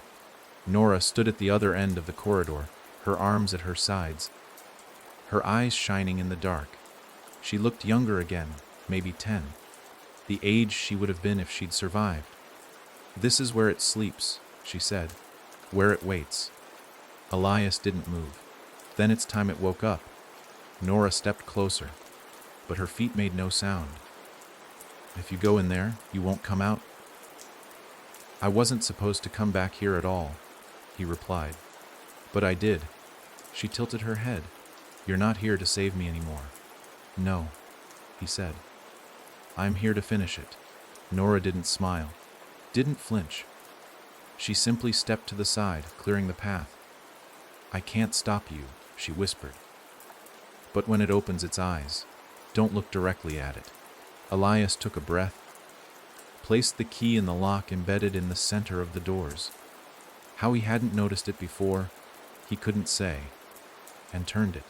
The doors opened with a deep, groaning moan that vibrated through his bones, and behind them was the stairwell, not old, new, shiny metal steps, bolted into raw concrete. The kind of stairwell you'd find in a nuclear facility or deep within a government building no one was meant to find. There were no walls, just endless descent into complete, unnatural dark, the kind that refused to allow light to touch it. As Elias stepped inside, the door shut behind him with a finality that made his teeth ache. He descended. No end in sight. The walls, when they appeared, were no longer made of wood or flesh. They were smooth, cold concrete, but etched with symbols. Familiar now. The same ones that had followed him through the house, that bled through the wallpaper, that pulsed in the bones of the mirror room. These were older than the house, older than the town. Symbols that weren't meant to be read, but obeyed, and every few steps, he began to hear it clearer. The heart, not just a sound, but a presence. It thudded with impossible strength, each beat echoing up the stairwell like distant thunder in a cavern, and, with every pulse, the lights above flickered.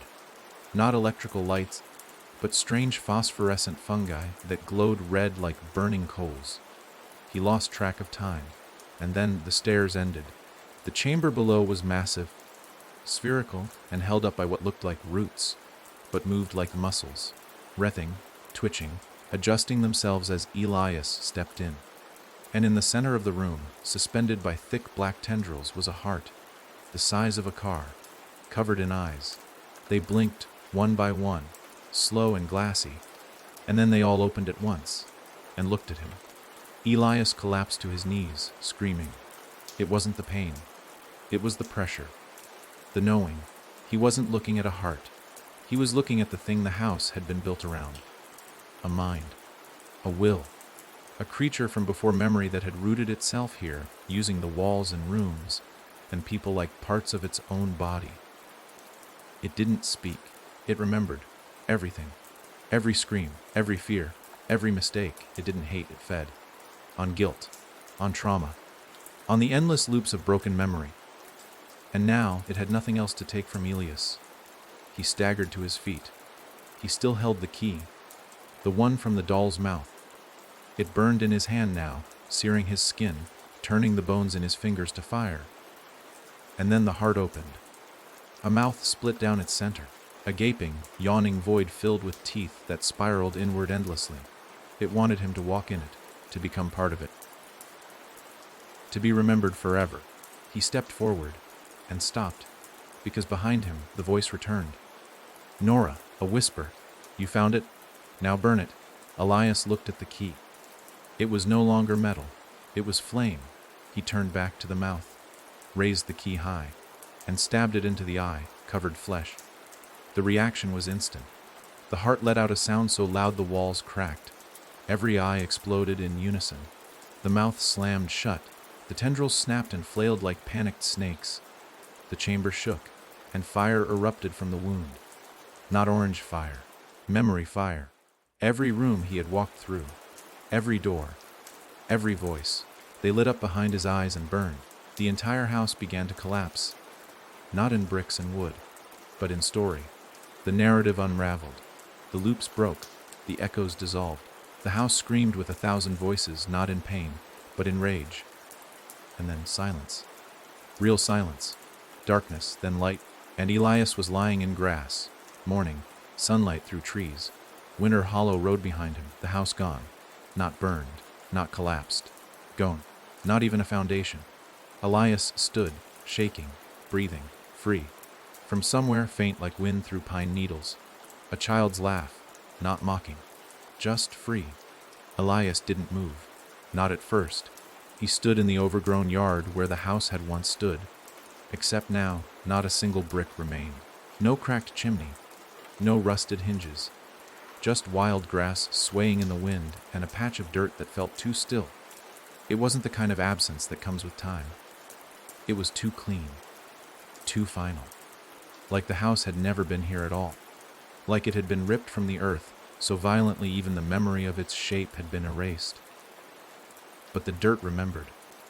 And so did he. The sun felt wrong on his skin. Not warm, but suspicious. Like it didn't quite trust his presence here. Elias dropped to his knees, his hands pressing into the soil. It crumbled beneath his fingers, dry on top, but just below it was damp. Still warm, still pulsing faintly. Like the house had only just stopped breathing. He dug without thinking. Hands tearing at the earth. He didn't know what he was looking for. Not until his fingers struck bone. He froze, let the dirt fall through his trembling fingers, and then he dug faster. Within minutes, he unearthed it. A child's skull, small, delicate. The back of it cracked clean through. Elias dropped it like it burned. His breath caught. His chest heaved. It wasn't Nora's. It couldn't be. But he knew, somewhere deep in the pit of his gut, that it was one of the others. Because Nora hadn't been the first. And now, with the house gone, the ground was starting to tell the truth. The laughter that had danced through the trees was gone now. Silence returned. But not the unnatural silence of the house. This was real, heavy, rooted. Elias sat there, surrounded by shallow graves, realizing that the thing he destroyed wasn't just a monster in the walls. It was a collector, a keeper. It had preserved everything it touched, not just memories, but people. Lives, screams, tragedy. He had freed them. But the bones remained, and something inside them still whispered. He stood slowly, wiping his hands clean on his shirt, but the dirt clung to his skin like oil. The sun had shifted slightly. The wind moved different now, colder, carrying with it the weight of unfinished stories. He had the overwhelming sense that he wasn't alone, not just spiritually, physically. From behind the tree line, someone stepped out. Not Nora, a girl. 12, maybe 13, barefoot, wearing a tattered dress that clung to her like it had been soaked and dried again 100 times. She stared at Elias with wide, sunken eyes. "You closed the door," she said. He took a step back.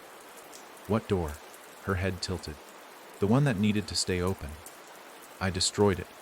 "No," she whispered. "You buried it." Elias blinked. "Who are you?" She didn't answer. She turned and pointed to the ground where he had unearthed the skull. "It remembers." And then she vanished. Not ran, not disappeared behind the trees. She simply ceased to be, like an image erased from a dream the moment you wake up. The grass rippled where she had stood, not from wind, from movement beneath it. Elias didn't want to believe it. He wanted to believe that this was it, that the house was dead, that the nightmare was over. But every instinct screamed otherwise. Because the thing that built the house, the thing that was the house, had roots that stretched deeper than wood and nails. Deeper than stone. Into him. He felt it now. Faint, but there. Something cold in his chest. A rhythm not his own. He stumbled back from the gravesite, turning in a slow circle, watching the trees. They were too still again, the way they had been the day he first returned. The air pressed in close. Then, a sharp crack behind him. He spun. Another skull had surfaced, pushed halfway from the dirt, like the earth had exhaled. Then another. Then 3 more. The ground was giving them up, piece by piece. A revelation. A warning. And in the center of the patch, where the grass refused to grow, something began to rise. Not a shape, a shadow. Thin at first, then taller, leaner, like the silhouette of a man without features, built from absence. Elias backed away. The shadow followed. It didn't touch the earth. It glided just above it. But with every inch it drew closer, Elias felt that heartbeat return. Thump, thump. His knees buckled. The world tilted. A pressure settled on his chest like a vice. The shadow spoke, but not aloud. You can't destroy what was made from grief. Elias clutched his head. I ended it. You delayed it. The wind died. Birds didn't chirp. Insects didn't stir. And then, the house was never the curse. You are. Elias collapsed to the ground, gasping. His hands, black veins were returning, crawling up his arms like cracks in glass. The house hadn't been feeding on him. It had planted something in him. And now, with its physical form destroyed, whatever had been buried inside him was waking up. He was the door now, the vessel, the new house. Elias screamed, but no sound came out. And from the woods, dozens of figures began to appear. Children, men, women, all pale, all dead, all watching, all remembered. Elias couldn't breathe, not in the way people mean when they're scared, but truly, physiologically. His lungs pumped, but the air went nowhere, like he was trying to inhale smoke that wasn't there. He lay in the dirt, surrounded by bones, and the silent parade of the remembered dead, feeling the thump, thump, thump of something inside his chest that didn't match his pulse. It beat slower, heavier, like a second heart. The wind picked up only once, and when it did, it carried whispers that sounded like shovels scraping soil, as if the house had already begun rebuilding itself, from him. The children from the trees crept closer, barefoot, pale, glass-eyed. None of them blinked. They weren't illusions this time. The way the ground bent beneath their feet was too real, too deliberate. Their bodies cast shadows. They didn't float or flicker. They existed. But they weren't alive. They were memories made physical. Inhabitants of the house's forgotten rooms, brought back through Elias's veins like sap flowing back into a severed root. One girl knelt beside him. Her fingers were broken at unnatural angles, but she used them anyway, brushing dirt from his cheek. Her touch was ice, and when her fingers left his skin, they took something with them. A name. He didn't know how he knew that. But suddenly, a name he'd carried all his life, his mother's middle name, something he'd whispered only in sleep or grief, was gone. She'd taken it, absorbed it like a sponge. The boy next to her opened his mouth and let out a sound that wasn't a cry, wasn't a scream. It was the creak of a rotting beam under too much weight. The group of them moved closer. You shouldn't have killed the heart, one murmured. Elias fought to sit up, but his body felt heavy, like soaked cloth draped over old bones. I had to, he said. It was feeding on us. All of us. The girl's head tilted. And now it feeds through you. He looked at his hands. The black veins weren't just crawling anymore. They were spreading, forming patterns, glyphs, familiar ones. The ones etched into the walls of the stairwell, the ones in the mirror room, they were growing on him. No longer just symptoms of contamination. They were blueprints. A boy stepped forward, older than the others, maybe 17. His face was half missing. Not in the gruesome way a body would decay, but as if the house had only half finished remembering him. Where his cheek should have been, there was nothing but static, like the fuzz of an old TV with no signal. He spoke with a voice layered in echoes. You burned the house, but the memory remains. The house was memory, and you are full of them. No, Elias whispered. You can't mean. You're the new floorboard, the boy said. The first beam. The foundation. Elias turned away. He vomited into the grass, but nothing came out. Just a sound like wind through hollow bones. I didn't ask for this. You didn't have to, said the girl. You survived. That's all it takes. He screamed, or tried to. The children didn't flinch. They stood, ringed around him now, casting shadows long and sharp in the fading sun. The light dimmed unnaturally fast, turning gold to gray in seconds. Time bent again, the way it had inside the house, where dusk could last for days and clocks spun without hands. The earth beneath him began to shudder, small tremors, then larger ones. He looked down and saw that he was sinking, not into the dirt, into foundation. Boards were forming beneath him, nails sprouting like teeth.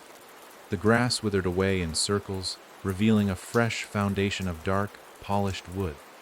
He clawed at the ground, but each time he tried to pull himself free, the boards rose to meet him, dragging his limbs flat, not holding him down, becoming him. He was the blueprint now, the frame, the memory restructured. No, he choked out. No, no, no. The children began to hum, softly, a lullaby. It was the same one from Nora's music box, only slower and wrong, off-key, sung by mouths that hadn't used breath in decades. And then he saw her, Nora, standing at the edge of the woods, older, real. Or maybe not. She watched silently, her face unreadable. Nora, Elias shouted, her eyes filled with tears. I tried to stop it, she said, but it never needed my help. It needed yours. You were alive! I saw you! No, she said, stepping closer. You saw what it wanted you to see, the version of me you needed. But I've been here the whole time, underneath. She knelt beside him, brushing back his hair, her hands warm. Too warm. You kept looking, she said. You loved me enough to come back. That's all it needed. Her voice cracked. You gave it roots. Elias couldn't cry. His tear ducts were dry. He couldn't scream. His throat had sealed. The children stood in a perfect circle around them now, eyes wide, the humming rising in pitch. And from the ground beneath Elias, a heartbeat began again, not the old one, a new one, his. The house was building itself through him, from his guilt, his fear, his refusal to forget. The decision to face it had made him part of it. You can't destroy a place built on memory unless you let go of everything. But he didn't. He couldn't. And the house knew it. Nora leaned in close. Sleep now, Elias, she whispered, and the floor closed over him like a coffin. The last thing he saw before the boards sealed was the sun, and the first thing he heard in the dark was the front door creak open. The house had returned, but now it had a new name, his. There was no waking up this time, no sudden jolt into clarity, no gasping breath that broke through the weight of a nightmare. Elias existed now in a space between spaces, where thought and structure blurred, where time moved only when the house willed it to. He couldn't see, not truly, but he sensed. He felt walls taking shape from the ribs of his memory, windows stretching open from his regrets, a roof hammered together with guilt. The house wasn't just rebuilding, it was recasting, and Elias wasn't in it. He was it. He tried to scream, to claw himself out of the forming foundation, but his fingers had become nails driven into boards. His breath was wind moving through cracked vents. His eyes were mirrors hung in empty halls. With every second, another part of himself was repurposed into something the house needed to remember. He had wanted to burn it all down. Now, his punishment was permanence. Outside, the world went on. People passed by the patch of land at 41 Winter Hollow Road with vague discomfort, their footsteps slowing even though they couldn't explain why. The land was still empty, officially. No new construction, no posted signs. Just a lot the county forgot to maintain, surrounded by woods that grew too thick, too fast.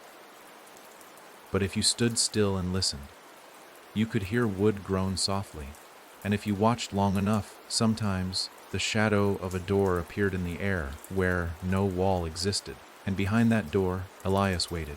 At night, the memories arrived, not his own, visitors, drifters, people who had been near the property or passed it in a dream. They appeared like fog through the threshold, unsure how they got there, muttering names, carrying their own fragments of pain, and each one fed the house, one by one.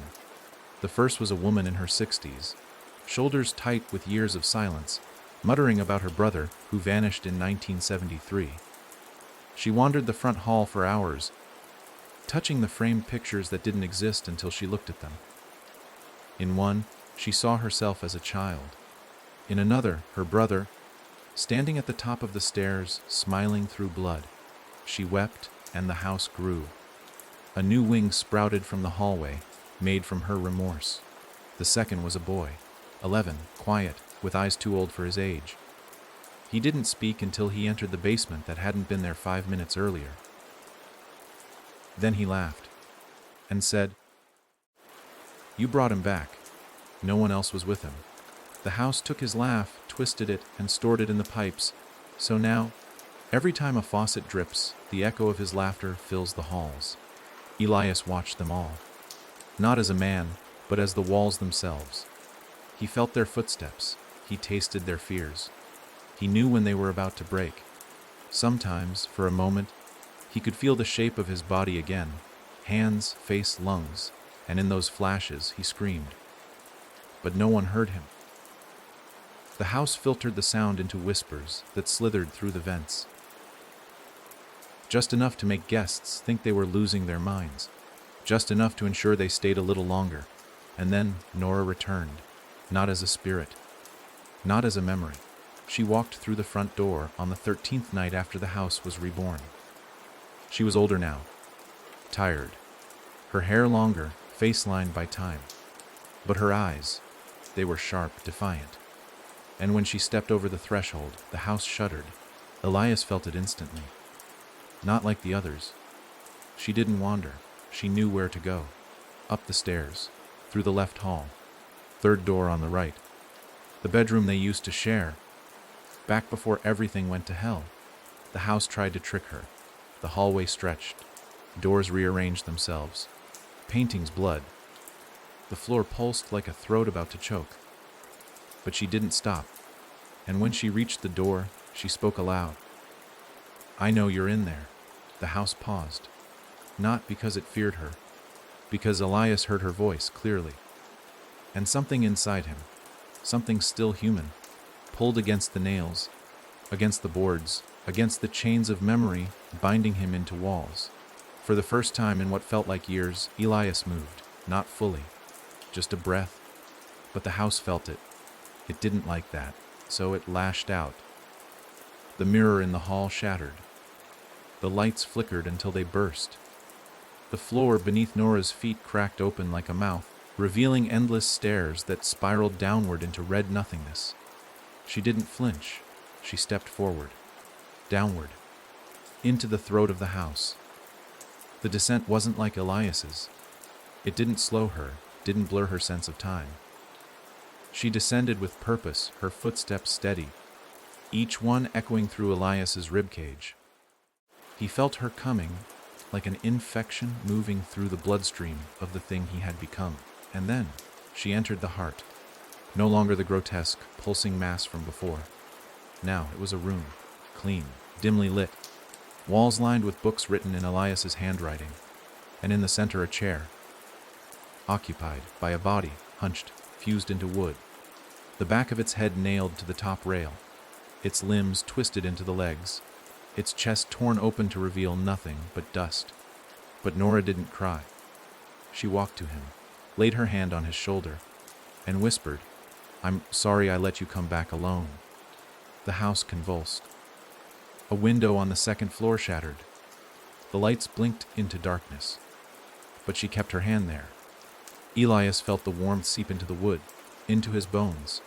The glyphs on his arms began to burn, smoke rising from the walls of the house as symbols, branded into its floorboards, seared away.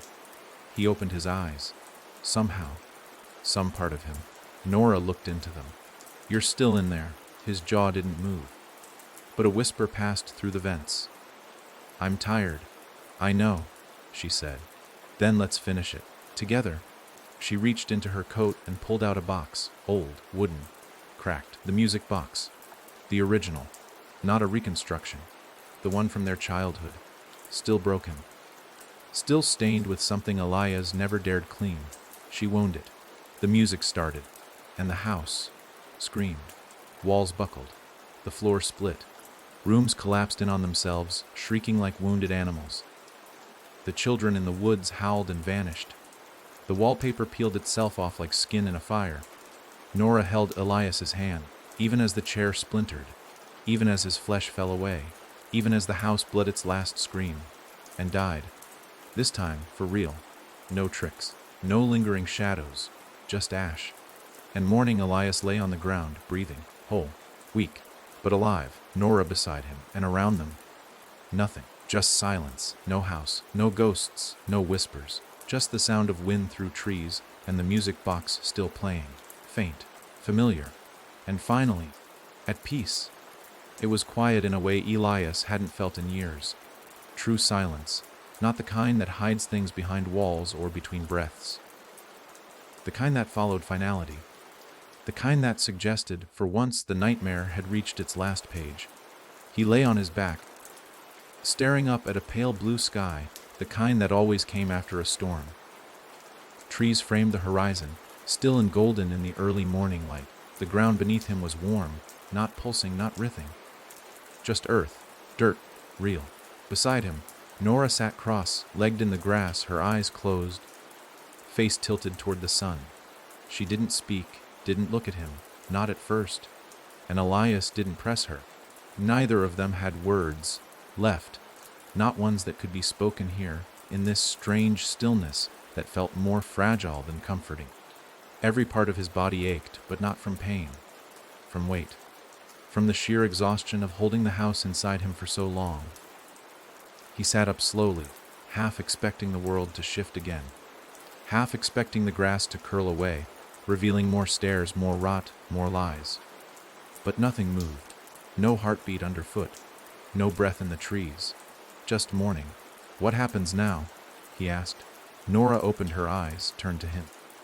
Her gaze wasn't sad, but it wasn't relieved either. It was deep, like a well he couldn't see the bottom of. "That depends on what's left," she said. Elias looked around.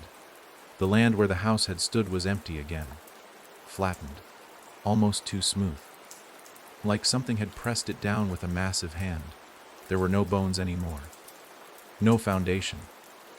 Just grass where grass shouldn't have grown, and a single patch of wildflowers blooming where the front door used to be. "We stopped it," he said, as if saying it aloud would make it real. "Was stopped a part of it," she replied. He turned to her sharply. "What does that mean?" She stood, brushing dirt from her jeans. "You thought the house was the whole thing. But it wasn't. It was just the shell." Elias felt something cold settle in his stomach. "It's dead, Nora. You saw it. It burned." Nora nodded. "Yes. But the house didn't build itself. Something deeper did. Something older. The house just wore it, like you wore the house." He went still. "Then where is it now?" She didn't answer. Just turned toward the woods. And that's when he noticed. The birds weren't singing. The wind had died again. And the trees at the edge of the clearing were moving, not swaying, but leaning, bending toward them like they'd heard the conversation and didn't like it. Elias stood too quickly, swaying on weak legs. "No, we ended this. We finished it." Nora took a step toward the tree line. "You ended the house. You didn't end the memory of it." And with those words, Elias felt it, a deep, rolling pressure in the back of his mind, like something waking from beneath water, not malevolent, not yet, but curious. "You said the house needed me," he said. "Because I remembered." She nodded. "Well, now I don't want to." Nora turned and looked at him, and for the first time, she smiled. But it wasn't joy, it was pain dressed as peace. "Then we better keep walking," she said. because memory follows. They didn't speak as they crossed the field, stepping over the spot where the cellar once yawned open like a mouth. Over the place where the stairs spiraled down into screams. With every step, Elias felt something unravel behind them, like threads being pulled from a sweater, silent but irreversible. When they reached the road, the forest watched them. It leaned in, and something watched from between the trunks, tall, indistinct, motionless. But it didn't follow. Not yet. They walked. And behind them, the land where 41 Winter Hollow Road had once stood rippled faintly, as if exiling one last time. Far away, beyond trees and time. In a place with no name, something turned its head. It didn't remember Elias. It was Elias. And as long as someone spoke his name, his true name, not the one they read on legal documents or carved into mailbox plaques, there would be a door waiting. It didn't need a house. It just needed a crack, a weakness, a breath. And Elias was still breathing. They didn't speak for a long time. The sound of their footsteps against gravel was the only rhythm that existed. A soft crunch, crunch, crunch that filled the silence between them like stitching. The trees lining the old road pressed close, their branches draped low with the weight of things unseen, as if even the forest had started to listen. The air was colder now, the kind of cold that didn't come from temperature but from absence. Of safety, of certainty, of anything resembling the real world. Elias didn't ask Nora where they were going, because deep down he already knew. They weren't going anywhere. They were running from something that no longer needed walls. Elias kept his eyes on the horizon. The road ahead should have curved by now, should have shown a sign, a fence, some indication that they were nearing the edge of this memory-drenched place. But it didn't. It just kept going, always straight, always narrow, always lined with those two still trees. It felt like the house had stretched the world behind them just enough to make the way out unreachable, like a rubber band pulled thin, tense, fragile, inevitable. What happens if I forget? Elias asked finally. Nora didn't look at him. You won't. You said it feeds on memory. That if I let go. She shook her head. You can't forget something once it's lived in your bones. You don't get to walk away from a house like that. You carry it. Elias's chest tightened. Then what's the point of leaving? She didn't answer right away. She just kept walking, her feet moving with a strange calm, like someone who had walked this road many times before, who knew exactly how far it stretched, and still chose to move forward. After a while, she said, there's a difference between carrying something and being claimed by it. He let that sit for a moment, chewing on it like old gristle. The distinction didn't feel like comfort. It felt like a warning. Up ahead, the road dipped slightly, and just over the rise, they saw it, a gas station, empty, too perfect. Elias stopped walking. Nora didn't. Don't, he said. That wasn't there a minute ago. It's a marker, she said. It's not trying to fool you. That's what it wants us to think. She turned then, slowly, her eyes dark but steady. If it wanted to trick you, it would have used something you loved. Your old car, your childhood home, a diner with your favorite booth. This, she pointed at the squat weather, beaten building with the flickering sign and broken pump. This is just a place. No memory, no anchor. That's why it's safe. For now. Elias hesitated, then followed her. The door to the station creaked open with effort. The bell above it didn't ring. It had been torn off and left dangling by a bent wire. Inside, the air was stale, thick with dust and rust. Rows of abandoned shelves stood like gravestones, their contents long since scavenged or rotten. A single cooler hummed faintly in the back, though there was no electricity. They sat in the corner, backs against the wall, silent again.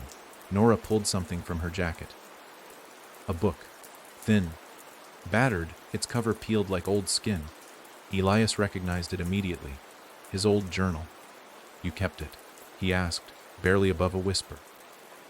I never got rid of anything, she said. That was the problem. She flipped it open and handed it to him. Inside, scrawled in his own messy handwriting, was a drawing of the house, crude, but unmistakable. He'd drawn it after the first night he saw Nora at the top of the stairs, or thought he had, just before she vanished. He'd been trying to capture the shape of the door in her closet, the angles that didn't make sense, the feeling it gave him, the smell, and right next to the drawing were 3 words, underlined in red ink, pressed so hard into the page they had torn slightly. It knows me. He stared at those words now and felt something shift inside him. He hadn't remembered writing them. He still didn't. Nora watched him closely. That was the first time it touched you. I was a kid. You were open, she said. That's what it looks for. People full of cracks. People no one will believe. It comes to them, whispers, offers shelter, and once they step through, she stopped. It remembers them. Elias finished. Nora nodded. And if enough people remember it back, it grows. He looked up. So it's still out there. She hesitated, then said, not like before. Not with walls and rooms, but yes, somewhere. Waiting for the next person to look too long at a shadow, or remember a door that never used to be there. Silence again. Then a low rumble. Distant, like thunder too far away to matter. But Elias's skin prickled. Do you hear that? Nora stood. It's moving again. He rose with her. Here. No. Not yet. She looked toward the door. But it's found someone. They stepped outside. The road behind them had changed. No longer gravel. Wood. Polished. Familiar. Stretching back into the forest like a hallway. At the end of it, just barely visible, was a silhouette. Not of the house. Of a person. Walking toward it. A new visitor. Elias's chest ached. What do we do? We'll watch, Nora said. We learn. Can we stop it? She turned to him, and for the first time, her face was unreadable. Not if they open the door willingly. Elias said nothing, and from far away, the sound of footsteps on wood echoed through the trees. The sound came again, measured, steady, impossibly far, and yet terrifyingly near. Footsteps on wood, but not the creaking, hollow kind that echoed in old houses. These were confident, like someone who wanted to be heard, like someone who had been here before and was coming back of their own accord. Elias and Nora stood frozen in the soft blue morning, outside the empty gas station that should have been safe, watching as the polished wood path unfurled further through the forest behind them. With each slow step from the silhouette at the far end, more of the unnatural hallway grew beneath its feet, seamlessly, as if the world itself had forgotten what soil and roots were supposed to feel like. Elias stared, trying to make out features. Whoever it was moved with the kind of certainty he hadn't seen in anyone since before the house collapsed. Not a wanderer. Not someone lured in. Whoever this person was. They knew what they were walking toward. They were seeking it. They shouldn't be able to find it. He said, his voice thin. Nora's arms were crossed tightly over her chest. They didn't find it. It found them. That's what it does. It sniffs out cracks. Elias shook his head. Why ended it? We buried it. I felt it die. And it did, Nora said. But death is a memory too. Elias. And the house it remembers better than anyone. The wind shifted. The woods rustled. That same trick of nature where everything went still just before something stepped through it. The figure grew closer. Not running. Not calling out. Just walking like the hallway belonged to them. Closer now. Elias could see it was a woman, late 20s. Dark clothes. Her hair was tied back in a short braid, her posture sharp. Her face was unreadable. She carried nothing but herself, and yet something about her weighed heavily on the air. Like the sky darkened in recognition of her arrival. She's not afraid, Elias whispered. Nora nodded. No.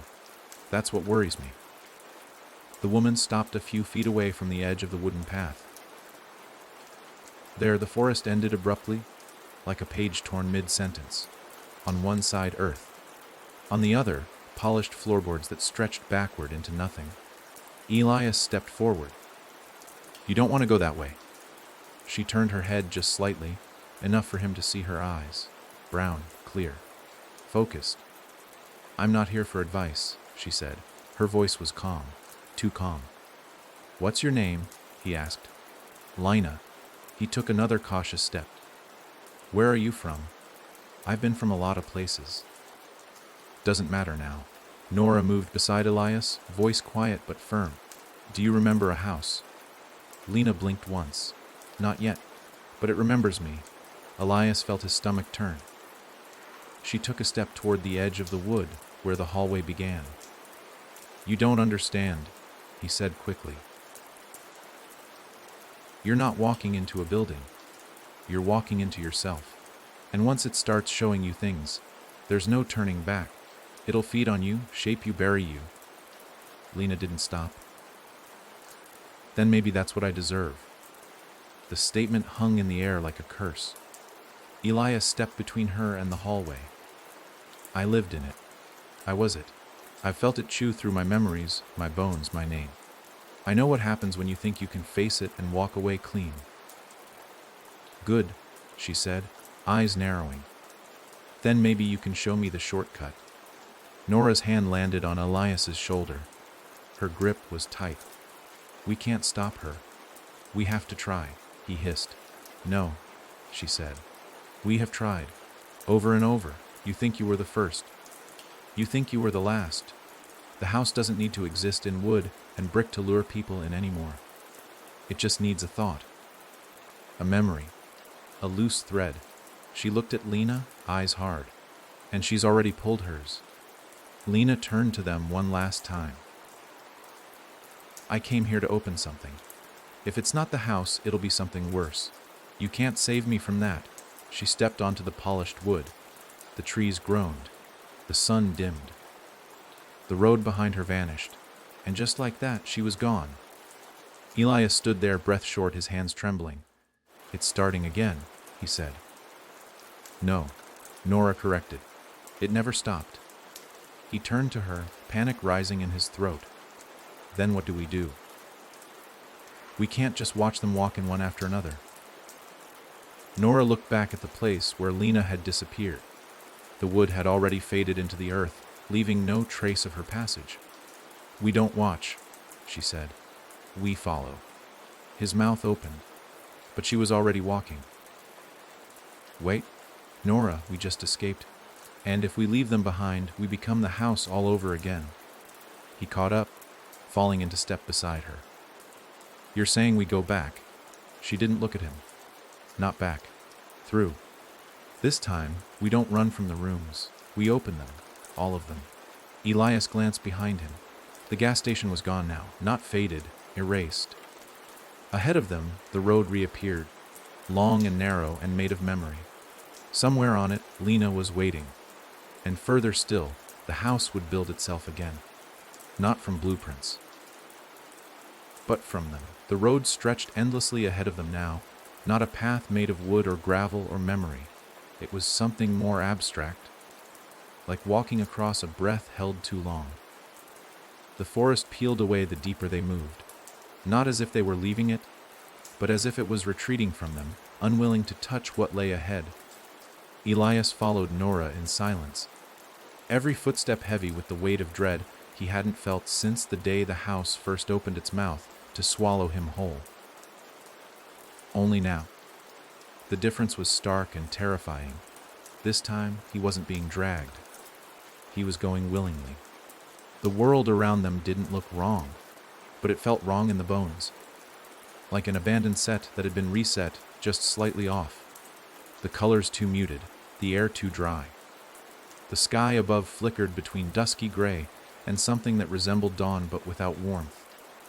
Shadows moved at impossible angles, bending across light that didn't exist, and Elias realized with sick certainty that they weren't walking forward anymore. They were walking inward. "What is this?" he asked finally, the silence beginning to claw at his mind. Nora didn't look at him. This is where the rooms go when the house dies. He swallowed. Rooms without walls. Not yet, she said. But they're building themselves around her now. Around Lena. Elias almost stopped walking. You mean she's creating it?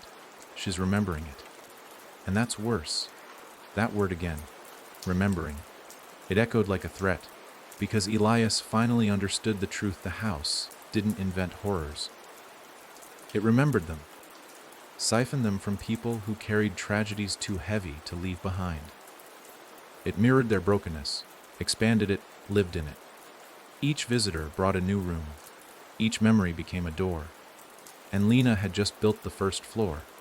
As if to answer the thought, the landscape ahead flickered, and suddenly the trees were gone, replaced by hallways. Dozens of them. Lining both sides of an endless corridor, each with doors of different colors, shapes, and styles. Some made of glass, others rotting wood, a few nothing but rusted metal frames. All closed. Elias froze. I know this place, he whispered. Nora nodded.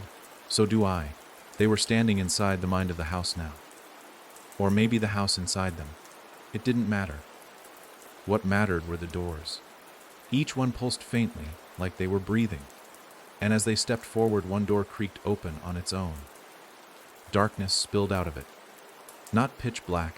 No, this darkness had texture. Like smoke mixed with velvet and sorrow. It crawled into the hallway and pooled around their feet, cold as guilt. Elias turned toward it and saw a small brass plaque hanging crookedly on the center. It read Room 1, Lena. Age 6. Nora stepped forward without hesitation. Elias reached out to stop her. Wet. What's in there? She glanced over her shoulder, her face tight. Whatever she forgot she couldn't live without. Then she walked inside. Elias followed. The moment he crossed the threshold, the air shifted. They were in a child's bedroom now. Soft pastel wallpaper, a toy chest with one missing hinge, a cracked window letting in the sound of distant wind chimes. But there was no warmth, no love. The room was frozen in a state of abandonment, the kind of stillness that only came after something had been taken. And then he saw her. Lena, age 6, sat in the corner, her eyes wide, her hands bloodied. Beside her was a stuffed rabbit, its throat torn open, its fur soaked red. She looked up at Elias, and when she did, her lips parted. I tried to tell them, she said. But they said I lied. Nora knelt beside her, gently. Tell us now. Elias stood back, watching as the room began to crack. Hairline fractures spread along the wallpaper. The floor groaned beneath their feet. I didn't kill him. The child, Lena whispered. But he never woke up. Elias's throat dried. A picture frame shattered on the wall. Outside the window, the chimes stopped. He said he'd never leave me, she said. But he did. The floorboards buckled, and suddenly, a shadow peeled itself out from under the bed. It didn't crawl. It didn't slither. It rose. Stretching the full height of the room, its face a blurred mass of crying eyes and broken promises. It towered over the girl, its fingers long and trembling, reaching. Nora stepped in front of her. No, she said. She's not yours anymore. The shadow hesitated. Elias didn't understand what he was seeing. The thing was shaped like her memory, yes, but it didn't belong to her. It wasn't a ghost. It wasn't the boy she lost. It was what the house made of her guilt.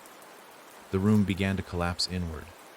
And then, just before the door vanished, Elias lunged forward and grabbed child, Lena's hand. He pulled. The room folded in on itself in a single breath. Gone. They were back in the corridor. Elias collapsed, panting. Nora stood, clutching Lena's hand. Only now she wasn't a child. She was herself again. The woman who walked the hallway without fear. But her eyes were wet. You pulled me out, she said, voice small. I had to, Elias replied. She looked at the door. It was closed now, sealed. Burn around the edges, one down. Too many to go. More doors pulsed now, awakened by the act of saving, not destroying, not silencing, understanding. Elias stood, his legs shaking. We're not escaping, are we? he asked. Nora shook her head. We're not meant to. Then what are we doing? She looked down the hallway, where the next door trembled. We're emptying the house, she said, one room at a time. The next door didn't wait to be opened. It unlatched with a metallic click the moment they stepped away from Lena's room, swinging inward with a soft hiss like breath leaving a dying mouth. Elias didn't want to move. His body felt carved from cement, too heavy with the realization that this wasn't just about the house anymore. It wasn't just a place that needed to be escaped. It was a wound, and each door they opened was another layer of scar tissue peeled back. What lay beneath wasn't meant to be seen, or touched, or remembered, but they had already started. And the house, or what was left of it, never let go once you'd gone in deep. Lena stood beside him now, her face older than it had any right to be. She hadn't spoken since they left her childhood room, but her silence wasn't retreat. It was pressure. Brewing. Focused. And when she stepped toward the open door, she didn't flinch. This time, Elias followed without question. The moment he crossed the threshold, he gagged. It smelled like copper and mildew and something older, like sweat soaked into walls that had never stopped screaming. The room was dark, but not empty, not even close. It was a hallway again, except this one wasn't lined with doors. It was lined with mirrors, tall, thin, warped like carnival glass, each one flickering faintly, as though reflecting moments not quite happening yet. The walls dripped. The floor squelched. There was no air, only dampness, heavy and metallic. What is this place? Elias asked. Nora didn't answer. She stepped past him and approached the first mirror. Inside it, Elias saw himself, only younger, fresh-faced. Standing on the front porch of the original house, holding a bouquet of flowers and a crumpled love letter. His hands were trembling, but his eyes were bright, eager, innocent. He watched as the young version knocked once, then twice, then waited. The door never opened. The scene faded. The next mirror showed a different version. This time, he was older, soaked in rain, screaming at the front steps, fists clenched around his coat. Alone again, and the next. A version of him asleep in the house's attic, black veins crawling up his neck, the walls pulsing in rhythm with his dreams. Each mirror showed a piece of who he had been. Not how he remembered it, but how the house did, exaggerated, twisted, focused only on his cracks. This isn't Lena's room, he said quietly. This is mine. Nora finally looked at him. You were always going to have to come back. I don't want to. I know. He turned away from the mirrors. Then why show me this? And from behind, a voice answered that didn't belong to Nora. Because I never stopped watching. Elias spun around, and there he was. Not a ghost, not a memory, not exactly. It was himself, but older, a version of him that had never escaped. His hair was thinner, eyes sunken. His skin had that pale translucence of something forgotten. He wore a robe of stitched together wallpaper. And when he stepped closer, Elias could hear the floor whisper beneath his feet. Not creak, whisper, as if it still recognized him. You should have let it finish? The Doppelganger said. You were part of something bigger, something sacred. I was being devoured. The other Elias tilted his head. Isn't that what love is? The room twisted at those words. The mirrors began to bleed. Thin streams of black tar oozed from the glass, dripping onto the floor and seeping into Elias's shoes. He staggered back. It lied to me? Elias hissed. It gave you a place to put the parts of you no one wanted, the voice replied. It kept your memories safe, even the ones you didn't deserve to keep. The mirrors flickered again, showing scenes Elias had buried even from himself. Him screaming at his father. Him refusing to answer Nora's calls. Him walking past a friend's overdose and pretending not to see. No one wanted you, the echo said. Not really, not for long, except me. The voice was a knife, and the house tightened around it. But then Lena moved. She stepped forward, her reflection warping into 1,000 versions of herself. Crying, screaming, laughing, bleeding, but she didn't look. She raised her hand and shattered the nearest mirror with her fist. The sound was deafening, and with it, the doppelganger Elias convulsed. Each mirror shattered in turn, one by one, like dominoes falling backward through time. The reflections warped, cracked, burned to white. Elias screamed, not in pain but in the raw, rattling fear of being seen. Not by others, by himself. And then the floor gave out. They fell, hard, into nothing, into everything. And then, silence. Elias lay on something warm. Grass, the air was sweet. Birds sang. He sat up. They were outside again. At the edge of the forest, the gas station behind them. No corridor, no hallway, no doors, just morning. He turned. Lena was lying beside him, staring at the sky. Nora stood already, her face blank. What just happened? Elias asked. Nora's voice was even. You let go. He looked around. Is it over? But before she could answer, they heard a door slam in the distance. Not close, but not far. They weren't the only ones with rooms left to open. They weren't the only ones remembering. The slam echoed like a gunshot across an otherwise perfect morning, slicing through the birdsong, the soft rustle of trees, and the fragile illusion of peace they had stumbled into. Elias flinched, his body reacting before his mind could even process the sound. Lena sat up beside him so fast she nearly collided with him, and Nora, already standing, had her eyes fixed toward the sound, sharp and unwavering. There had been no wind, no footsteps, no movement. Just that slam. One door. Closed with purpose. Not the howl of a memory fading, but the confirmation that someone, somewhere, had made a choice. It started again, Elias said, his voice dry. Nora didn't respond right away. She just stared into the trees. After a moment, she said, no. Not again. Still, that made Elias cold. You said we let go. That I let go. You did, Nora said. But memory doesn't exist in a line. It loops. It clings. You closed one door, Elias. That doesn't mean someone else didn't open another. Lena stood now, brushing dirt from her pants, her face unreadable. So we're chasing ghosts again. Nora shook her head. No. We're chasing the ones who don't believe in them. Elias frowned. I don't understand. People like Lena, Nora explained, they walk in with fear, doubt, pain, and if you reach them in time, you can pull them out. You can interrupt the house before it finishes shaping itself around them. But the ones who walk in smiling, who want it. Her voice darkened. Those are the ones the house builds new wings for.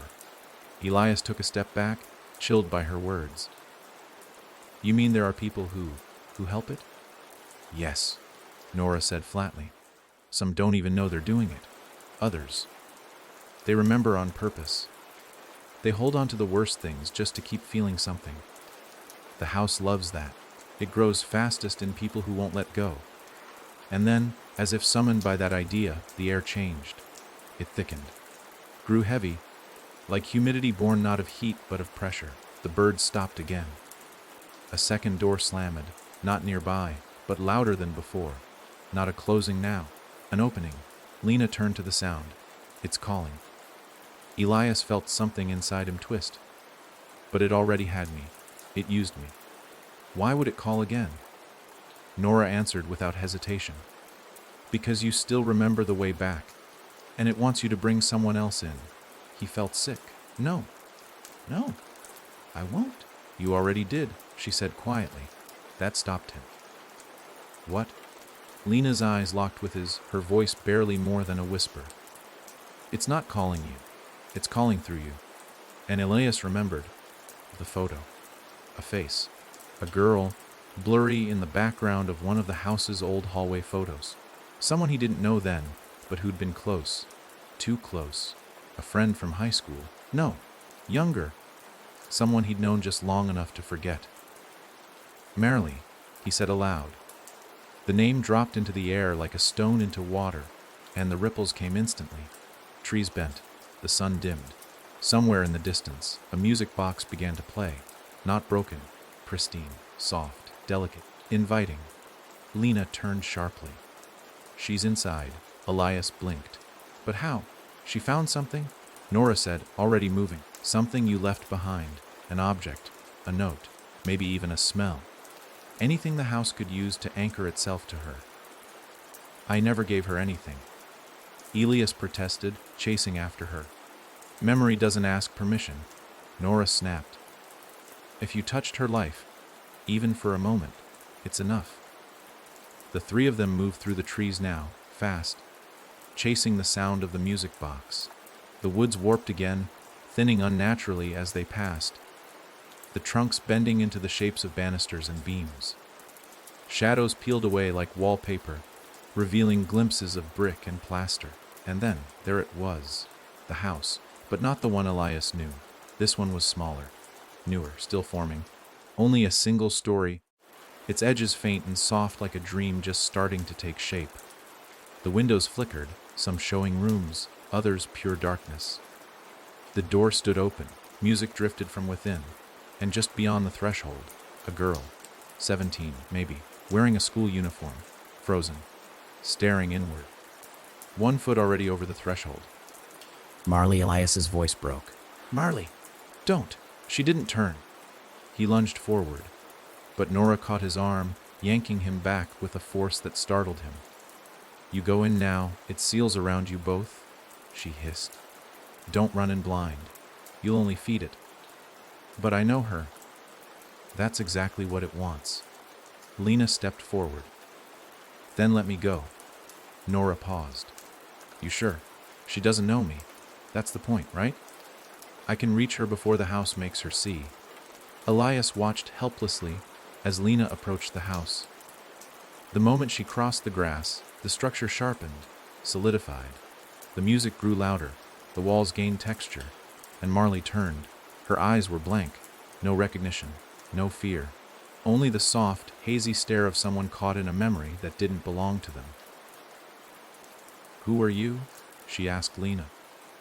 I'm someone who knows how this ends, Lena said gently. And it's not too late to turn around. I'm just looking, Marley replied. I used to live here, I think. Or maybe it lived in me. I don't remember which came first. Elias's heart sank. The door behind Marley opened wider, groaning like a mouth. Inside, a new hallway waited, still bare, still building, waiting for her to choose. And the worst part, he knew what would be behind the first door. It would be him. Marley's hand hovered over the doorframe, as if she were waiting for permission. She wasn't scared, at least not in the way someone should be when staring down the throat of something ancient and hungry. Her expression held that glassy, confused softness, the kind of detachment that only came from someone who had spent too long remembering something they shouldn't. Elias stood back, frozen in place, while Lena stood a few steps ahead, close enough to reach Marley, but just far enough to avoid touching the shadows leaking from the open doorway. They moved like tendrils, slow syrup, thick drips of black that curled and evaporated when they hit the air. Marley, Lena said, voice low, this place isn't what you think. I know, she replied, head tilted as though she were listening to something no one else could hear. But I don't want to forget anymore. I think I was happy here. Elias's gut clenched. That phrase, he knew it wasn't hers. It had been his once. Long ago, standing in the upper hallway, surrounded by doors that whispered comfort and familiarity, he too had told himself that lie. I think I was happy here. It had been the first thread the house pulled, the one that unraveled everything. You were never here? Lena said softly. Marley finally turned fully toward her. Her eyes were wrong, reflective, almost metallic, like she had already stepped into a part of the house they couldn't see. I dreamed of this place, Marley said. When I was little, before I ever met him. She glanced past Lena, right at Elias. But it's him I saw here, not myself. That means it's part of his memory, right? Lena flinched, barely but enough. Elias stepped forward. Marley, please. I don't know how this happened. I don't know what part of me got tangled with yours, but this place, it'll take the small things first. You won't even notice. The songs you hum, the names of pets, colors, smells, then bigger things, your laugh, the sound of your own voice in your head, until all that's left is what it wants to keep. Marley blinked slowly, and for a moment, just a moment, something flickered in her face. Hesitation. I don't want to disappear, she whispered. Then come back, Lena said, holding out her hand. But Marley didn't take it. She stepped inside. Not a leap, not a run. Just one deliberate step over the threshold, and the door shut behind her without a sound. Elias didn't scream. He didn't run forward. He just stood there, feeling the same emptiness he'd felt the moment Nora had disappeared all those years ago. Like the air had been sucked from the world and replaced with something still and dry. Lena turned to him, fury rising in her face. You let her in. I didn't. Elias stumbled back, breath catching. I didn't mean to. That doesn't matter, she snapped. You're connected. Somehow, through something you left behind. Nora stepped between them, her voice cold. It used him as a doorway. Now it's sealing itself again. They all turned toward the house. But it wasn't a house anymore. Not exactly. It had grown. Now 2 stories. Taller than it had any right to be in so little time. The windows were black, but flickers of movement danced behind them, shapes forming in rooms that didn't exist 10 minutes ago. The walls breathed, the front porch pulsed, and carved into the door now, in deep, jagged lettering that hadn't been there before, was a single word, well. Lena stepped toward it again. Nora blocked her path. Not yet. She's in there, Lena said. We can't wait. She hasn't built her floor yet. Nora replied. If we go now, we'll get lost in the old ones. The house will try to bury her with someone else's pain before she even knows what her own looks like. Elias stepped up beside them, still staring at the house. Then what do we do? Nora turned to him. We wait until the first door appears. When it does, we go in fast. We find her before the house starts twisting her memories into walls. Lena scowled. That's a guess, not a plan? No, Nora said. It's experience. It's what I've done. What I've watched others try. The ones who rush in first don't come out. They waited. Time passed strangely. The sun never fully moved, hanging in the same low place in the sky, as though uncertain if it should set or rise. The air cooled. Somewhere behind the house they heard something dragging along the earth. Chains, maybe, or something worse. The trees kept their distance, pulling back inch by inch as the house expanded, and then it happened. The front door opened. Inside, at the end of a short hallway, stood a new door. It was small, childlike, painted pale yellow, and on the front of it was a crooked, hand-drawn sign, Marley's room, keep out. Elias felt the sting of tears. I remember that door, he said. Nora's head turned sharply. How? I went to her house once. When we were kids. I was with my mother. She was friends with Marley's aunt. I didn't even think about it until just now. But that door, I knocked on it. I was looking for the bathroom and got lost. I knocked, and she told me to go away. He blinked, stunned. I forgot that ever happened.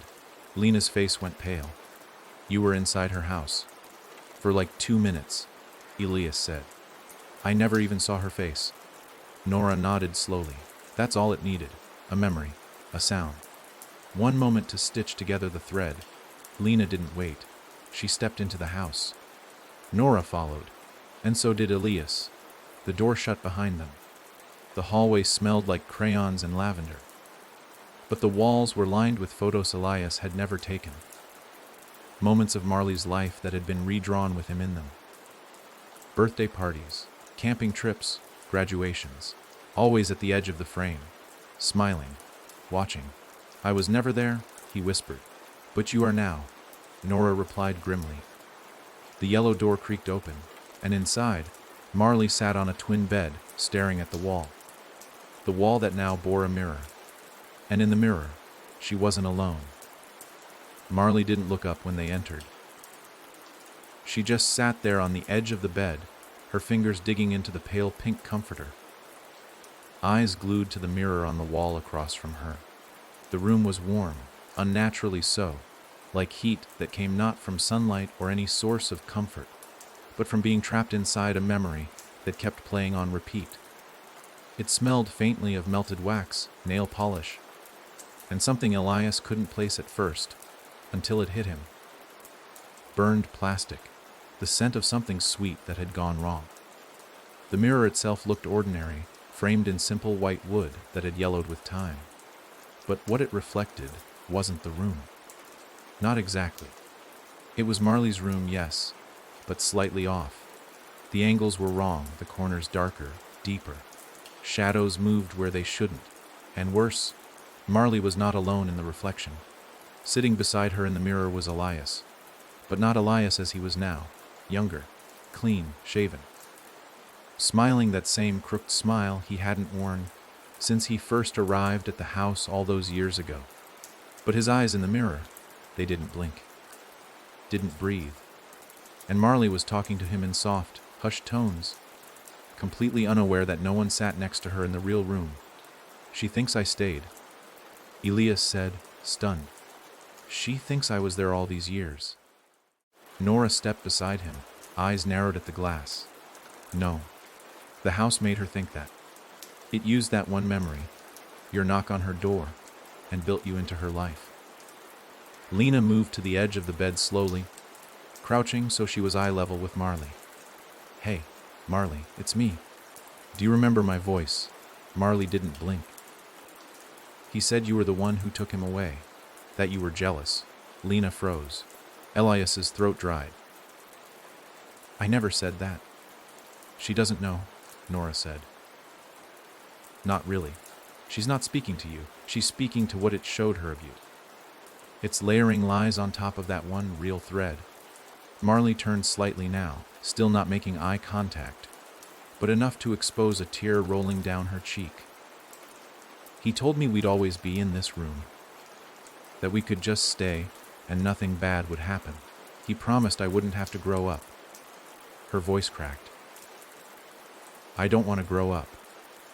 The mirror version of Elias leaned in closer, whispering something they couldn't hear, and then it smiled wider. Elias moved without thinking. He crossed the room, stepped in front of the mirror, and suddenly the room screamed. Not Marley, the room itself. The walls buckled outward like lungs gasping for air. The ceiling rippled. The mirror image of Elias didn't disappear, it changed. His features stretched, warped, mouth splitting too wide, teeth too many. He reached out from the glass, his hand pressing against the inner surface like he wanted to peel through it. Marley screamed then, a raw, young sound that fractured the floor. "Elias, back away!" Nora shouted. "No." Elias slammed his hand against the glass. "You don't get to wear my face!" The mirror cracked. Not shatter, not break. Just cracked, one long fissure from top to bottom. And from it, blackness oozed. Not blood, not ink, memory. Elias turned to Marley. "Look at me." She didn't move. "Look at me, Marley, please." She slowly lifted her gaze. And for the first time she saw him, not the twisted version, not the echo. Just him, older, tired, real. "I'm sorry," he said. "I was a stranger. Just a name in a story you never meant to write. But that thing in the mirror isn't me.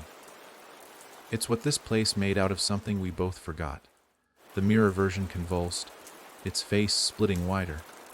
More arms formed behind it. More versions of him. Laughing, crying, screaming. 100 lives he never lived, grafted onto someone else's truth. Lena moved behind Marley and placed her hand on the girl's shoulder. "Come with us."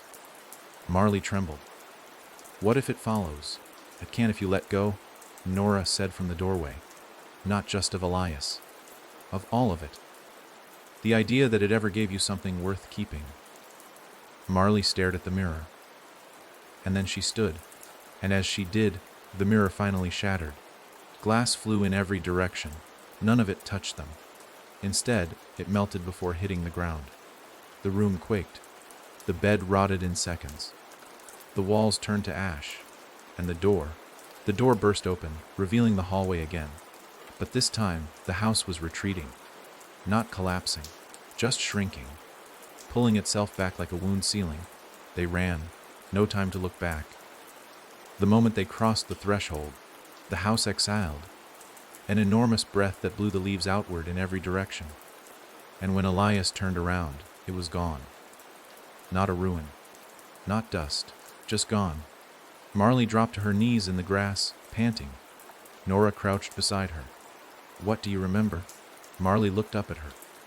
"I remember him, but not the way it showed me. Just the knock, the confusion. My mom scolding me for yelling at a boy I didn't know." She looked at Elias. "And now I remember your face. As it really is." He nodded, overwhelmed. Lena sat back, staring up at the trees. "How many more?" Nora didn't answer for a long moment. Then she said, "As many as we can find. Before the house does." Elias turned toward the empty field. He knew it wasn't over. Not even close. Because somewhere out there, more memories waited. More rooms were being built. And the house was patient. It could wait forever if it had to. The sky had shifted again. Not darkened, not brightened, just changed. A gray that didn't belong to dawn or dusk. The kind of between light that made shadows look too long and people's faces too still. Elias sat on a fallen log at the edge of the clearing where the house had disappeared, staring into the space it once occupied, still half expecting it to snap back into view like a cruel trick. But the grass remained undisturbed, untouched by footprint or foundation, like the house had been carved directly out of reality, then erased from it entirely. Marley sat beside him. She hadn't spoken much since the mirror shattered. Her eyes stayed low, her breathing soft but tight. She was out, but not free. No one ever left completely whole. Lena stood further off, arms crossed, pacing in small circles. The girl had grown sharper in the last hour, not just in expression but in presence. Her energy had changed, less frantic, more honed. Elias had seen that look before. It was the same look Nora wore. The look of someone who had realized survival wasn't the end of the story. Just the start of a longer one. Nora crouched in the grass a few feet away, hands tracing strange lines in the dirt with a twig. At first Elias thought she was doodling or stalling, but then he noticed the rhythm, the repeating curve, the specific spacing. Symbols, maybe. Old ones. Not language exactly, but memory given shape. He watched in silence until she finally spoke. "It never builds from nothing," she said quietly. "The house. It needs raw material." Elias blinked. "Memories. Regrets," she corrected. "The ones that fester. The ones you tuck behind smiles and small talk. The ones you don't even know are still open wounds." Lena stopped pacing. "So what? We just find every damaged person and what? Talk them out of it before the house does." Nora stood, brushing dirt from her knees. "No. We find the ones it's already marked. You can tell when you see it, something behind their eyes, like they're already walking through rooms that haven't been built yet." Elias frowned. "That's not a plan. That's barely hope." Nora looked at him with an expression he couldn't read. "It's more than anyone's ever had before." He wanted to argue, to say they were just grasping, that this was too big, too old, that every room they closed felt like 10 more open somewhere else. But then Marley's voice cut in, small and quiet but clear. "I think it left something behind." They all turned to her. She was staring at the ground beside the log. Her hand hovered over a patch of dead grass. Elias stepped closer. "What is it?" She touched the earth, and it crumbled, not like dirt, like paper, thin. Layered sheets peeled back from the grass as if the world itself had been printed and forgotten how to hold shape. Beneath them was a single object, a doorknob, just the knob, brass, scratched, cold, and completely detached from any frame, wall, or door. Elias reached for it, hesitating.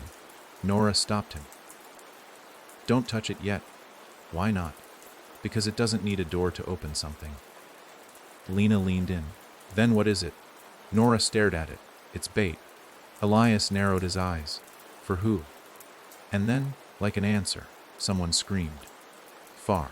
Not close, but loud enough to reach them across miles of trees. A scream full of panic, but more than that, betrayal. Like someone who'd trusted something they shouldn't have. And as it echoed, the knob pulsed once. Just once. With a faint, flickering heat. Lena backed away. "It's not done building," Nora nodded grimly. "No, it's spreading. But we ended it," Elias said. "We shattered the mirror. We broke the memory. And it learned from that," Nora said. "It won't need full houses anymore. It'll use pieces, corners, hints, a hallway in a hotel, a closet in a school, a door in a hospital basement. Just enough to start." Elias felt his throat tighten. "Then we can't fight it the same way." "No," Nora agreed. "We fight it smarter." Marley looked up finally, her voice steadier. "What do we do with that?" she asked, pointing to the doorknob. Nora stared at it. Then, without hesitation, she knelt beside it, pulled a strip of cloth from her pocket, and wrapped it tight. She handed it to Elias. "Why me?" he asked, startled. "Because it knows your name," she said. "And we need someone who can carry it without letting it carry them." Elias looked at the bundle in his hands. It felt heavier than it should, warmer, like it remembered being a door. Marley stood now. "Where do we go?" And for the first time since they stepped into this new chapter of horror, Nora didn't look unsure. She pointed into the trees. "To the next scream," she said, before it stopped sounding like one. They moved together. Elias, Lena, Nora, and Marley, walking not toward hope but toward warning, toward unfinished rooms and fragile minds, toward the pieces of the house that were still being stitched into the fabric of the world, one forgotten pain at a time. The doorknob pulsed again in Elias's hand, and he knew, deep in his ribs, that somewhere, someone else had already opened a door with no hinges. They walked without speaking. The four of them stretched along the forest path like ghosts, who hadn't yet accepted they were dead. Each step brought a growing stillness, not from exhaustion but anticipation, as if the trees themselves were holding their breath, waiting to see if they would make it in time. Elias clutched the cloth, wrapped doorknob tight against his chest. He could feel it throb faintly, almost like a heartbeat, only it didn't match his own. It beat slower, colder, like the pulse of something hibernating until it found the right host to latch onto. The path narrowed, branches clawing at their clothes, roots rising like veins just beneath the earth. Up ahead, they saw the remnants of a road, old asphalt, cracked and overtaken by moss, leading into what appeared to be a parking lot half swallowed by earth and vines. A sign leaned sideways near the edge, faded and half covered in grime. "Whittaker Children's Home," Lena read aloud. "Closed in 1994. Nora's voice was distant. "It never really closed. Places like this, they don't go away. They just change shape." Elias stared at the building ahead, 3 stories tall. Its brick exterior caked in decades of moss and rot. Windows boarded, front door chained. But even through the decay, he saw the outline of something wrong. The way the 3rd floor jutted out too far over the 2nd. The windows slightly too narrow. The roof too sloped. It looked like a sketch that had been erased and redrawn too many times, never quite aligning with itself again. And then he noticed it. In the center of the front door, wedged directly between the rusted chains, was a hole the exact size and shape of the doorknob in his hand. "No," Elias muttered. "No, we're not here to finish its job." Nora stepped beside him. "We're not. But someone already started it. That scream, that was someone inside. And this place isn't finished remembering them yet." Lena looked at him. We need to know who. Elias stood frozen, staring at the hole. He could feel the weight of the knob now, really feel it. Not like metal. Not like something forged, but something grown. It vibrated against his skin with a low, grating hum, like metal dragged across glass. Marley reached out, placed her hand over his. You're not putting it in alone, she said. He looked at her, and he nodded. Together, they approached the chain door. Elias unwrapped the cloth. The knob gleamed in the low light, as if it had never aged. He pushed it into the hole. It clicked once, not loudly, just finally. The door didn't creak open. It sank inward, melting around the edges, turning soft and pliable like wet paper until the frame dissolved into shadow. Inside, only blackness waited. Not dark like absence, dark like presence. Alive, watching. Marley held Elias's wrist tight. We'll go together. All four stepped through. And immediately the temperature dropped. Not the sharp bite of cold. The slow loss of warmth, the kind that slipped beneath your skin and pulled memories from your fingertips. Inside, it looked nothing like an orphanage. The halls were too narrow. The lights flickered with no source. The floor felt spongy, almost like carpet soaked in old water, and the walls, they pulsed slightly. Not visibly, but Elias felt it. A thrum beneath his feet, like walking on a heartbeat. They turned a corner and saw a child. Standing alone, face to the wall, no shoes, no movement. Just still. Nora stepped forward. Hello. The child didn't turn. Lena moved beside her, squinting. There's something. She stopped. There were dozens of them now, children, all facing away, lined along the hallway walls like statues, each one unmoving, each one humming very softly, the same lullaby, the same song Marley had heard in the house. Elias's voice broke. What is this place? It's not a memory, Nora said. It's a draft. Someone's trying to remember something so painful. The house hasn't finished shaping it yet. They turned another corner, and this time there was a door, steel, bolted, wrapped in chains from the inside, but behind it, sobbing, ragged, real, not a memory, a person, alive. Nora reached for the door, but it refused to budge. Lena looked at Elias. He reached into his coat, pulled out the knob. I only have the one, he said. Marley took a breath. Then this has to be the right door. He pressed it into the steel. This time, the door didn't open. It screamed. The metal twisted, not outward but inward, folding itself away like origami. The chains unraveled like snakes recoiling from fire. And the sobbing grew louder, more desperate. Inside, a room with no floor, just an abyss. And clinging to the edge, fingers white, nails cracked, was a boy no older than 10. Help, he screamed. Please? Don't let it eat me. Lena lunged forward. Nora grabbed her belt. If you fall, we all go. Elias dropped to the ground, reaching for the boy's hand. Take it, Elias shouted. But the boy shook his head violently. It said I have to jump. It said if I jump, it'll give me back my dog, my mom. It lied, Elias shouted. The boy sobbed harder. But what if it's true? And that, Elias knew, was the grip, that sliver of hope, that 1% chance that maybe the pain would give something back. It was how the house fed. I'll fall with you, Elias said. If you go, I go. The boy blinked. Why would you do that? Because I already know what's down there, Elias whispered, and I won't let anyone else see it. The boy stared, and then he reached. Elias pulled. The others grabbed Elias. Together, they yanked him free. The moment the boy crossed the threshold, the floor collapsed entirely behind them, and the room was gone. So was the hallway. They stood back in the woods, the doorknob cold and lifeless in Elias's hand. The boy lay in the grass, crying. Alive. Saved. But behind them, the forest rustled, and another scream echoed. Another memory beginning. Another house rising. It was far from over.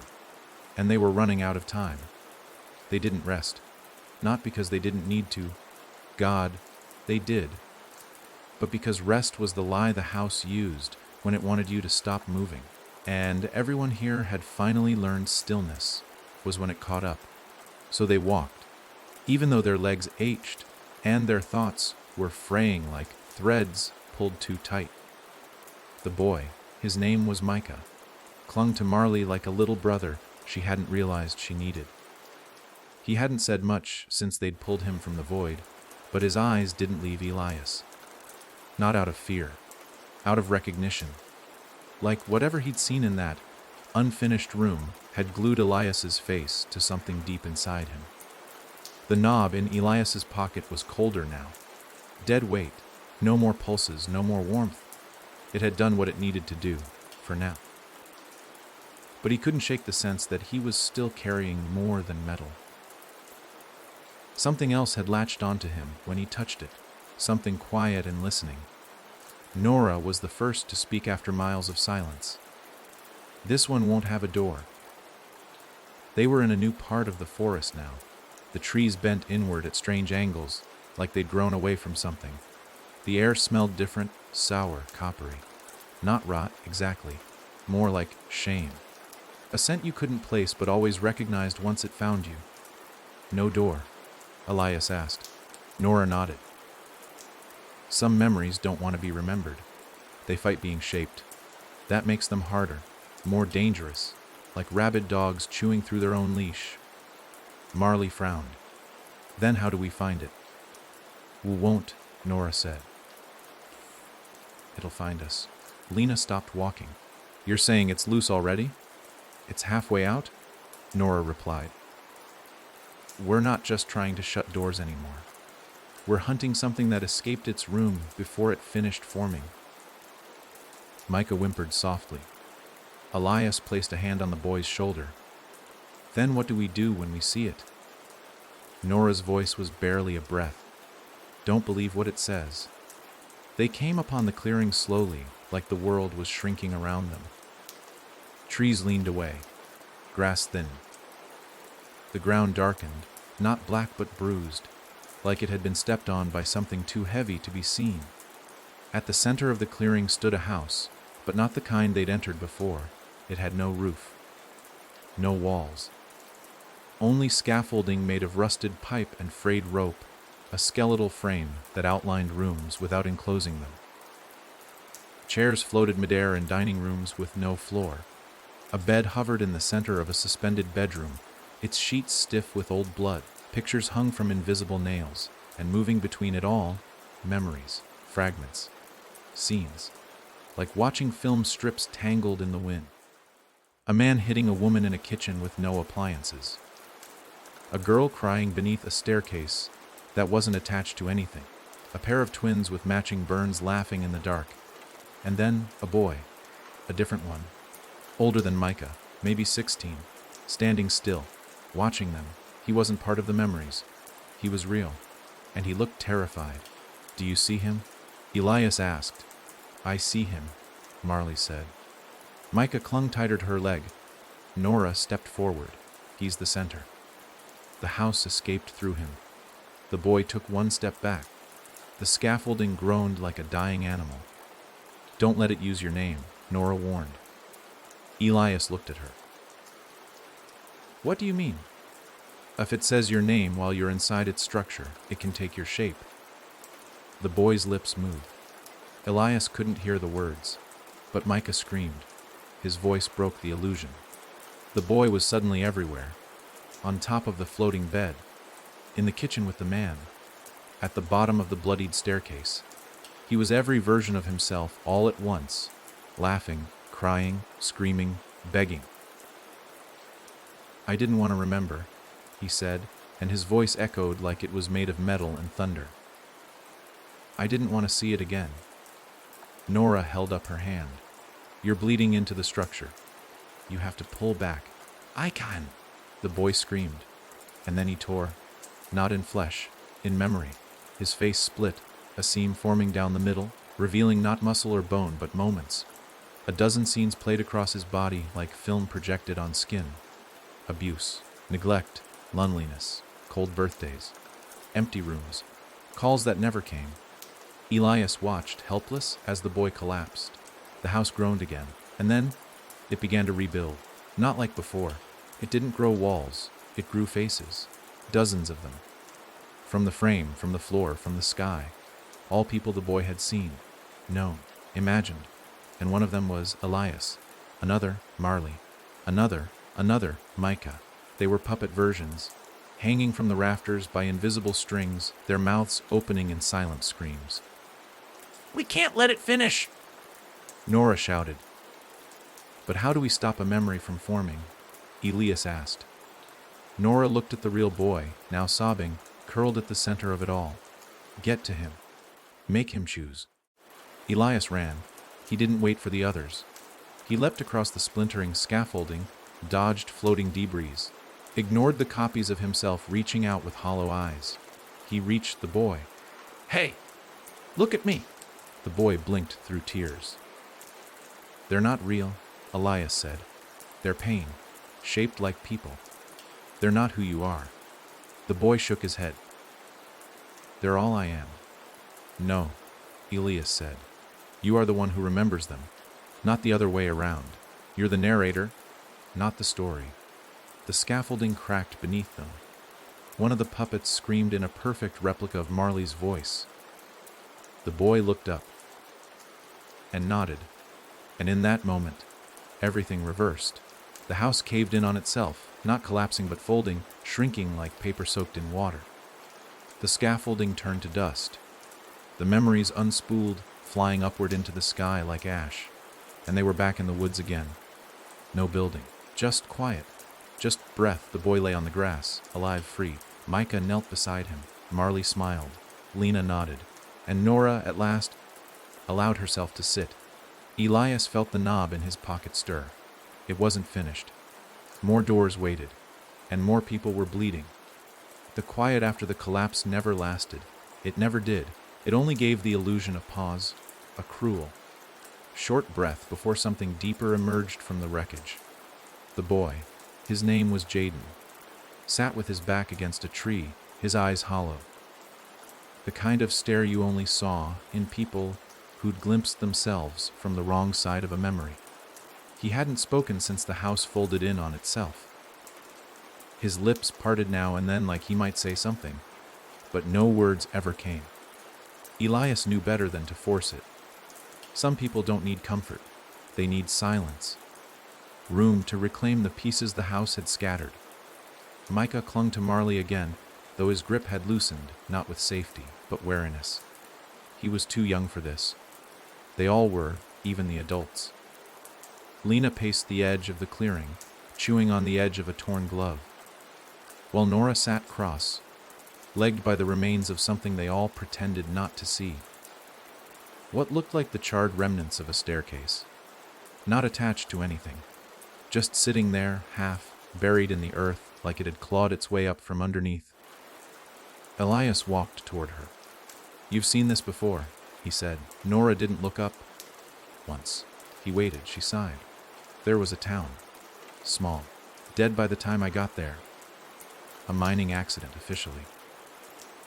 But that's not what the children said. They said the town had a voice. Lived at the bottom of the stairs in the schoolhouse. It talked to them when they were alone.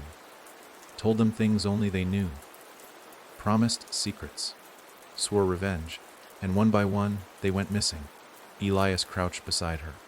And they never found the bodies. Just footprints. All leading down into stairs that didn't have a bottom. He looked at the charred wood, the way it curled in on itself like a flame frozen mid-burn. It's not done. No, she said. It's coming back. As if summoned by her words, the air shifted. A soft thump, like a footstep, not near. Below. They both turned to look at the staircase again. Now it was taller, no longer half buried. It stood 5 steps high, still going nowhere, ending in nothing. But as Elias watched, another step pushed up from the ground. Then another. It was rebuilding. Lena approached, eyes narrowed. Why stairs? Because stairs go down, Marley answered quietly from behind them. And people always wonder what's at the bottom. Elias turned to her. How do you know that? She hesitated, then pointed to Jaden. He was humming it when he fell asleep. The same song from before, but different, slower. And in between the lines, I heard it. Heard what? Nora asked. Marley's voice dropped. A name. None of them spoke. That wasn't possible. The house didn't speak names unless it had you. Unless you were already inside. Say it, Nora said, standing.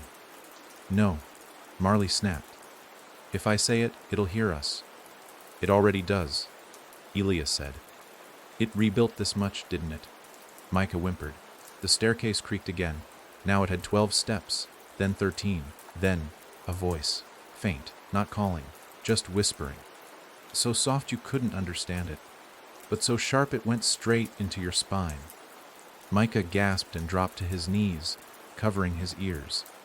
Don't listen, Marley shouted. But Elias had already heard enough.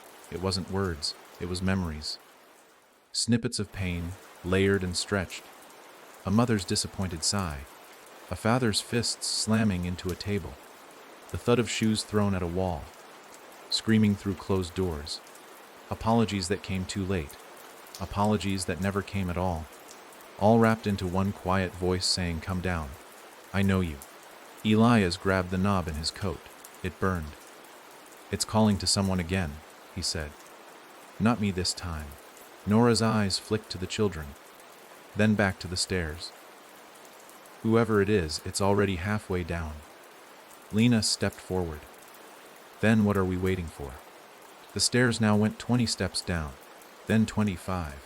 The dirt split at the base, and beneath it a hole, no floor. Just an opening that shouldn't exist.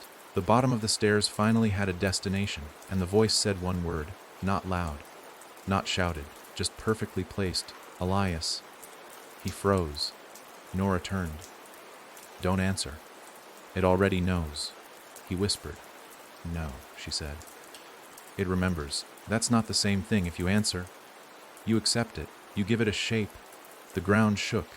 From the hole came wind, cold and bitter and thick with voices that didn't belong to any one person.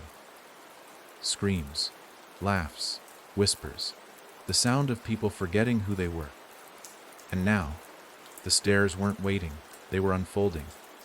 More steps poured from the mouth of the hole, spiraling downward, impossible angles leading into a space too large to exist beneath the earth.